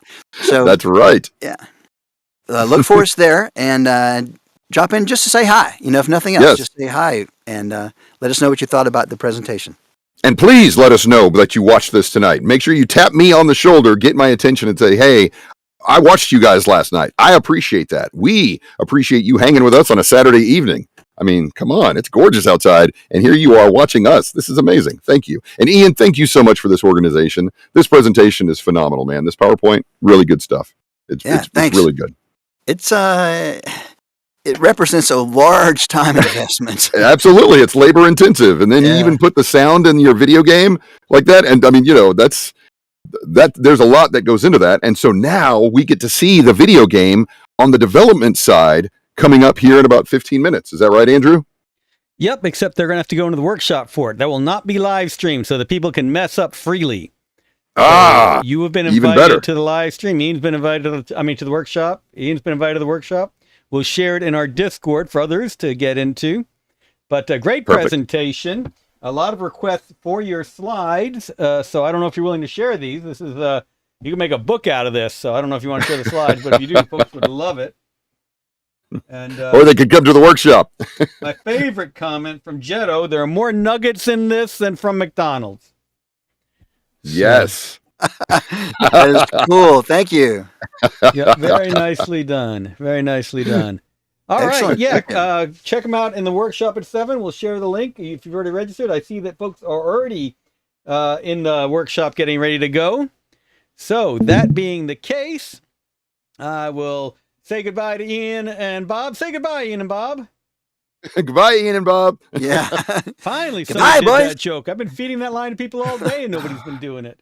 I apologize. Well, that's their loss, my gain. Yeah, that's right. Have fun storming the castle. Think it'll work? It would take a miracle. Goodbye, boys. All right. Thanks to Ian and Bob. That was great Yeah. stuff. See you later. We've right, got the workshop coming up we mentioned. Tomorrow we'll be in Dorville. We've shared the links. Thanks to our sponsors, especially the DeKalb Entertainment Commission, but also the Dorville Digital Studio, Indie Cluster, Gwinnett Public Libraries, etc. And also to our Patreons. We thank them a few times.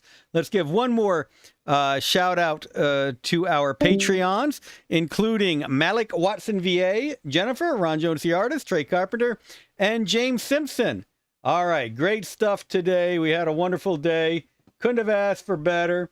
So do make sure you join us tomorrow. This live stream will still be up. We'll take it down soon and put up the individual sessions. But until then, take care, and we will see you tomorrow.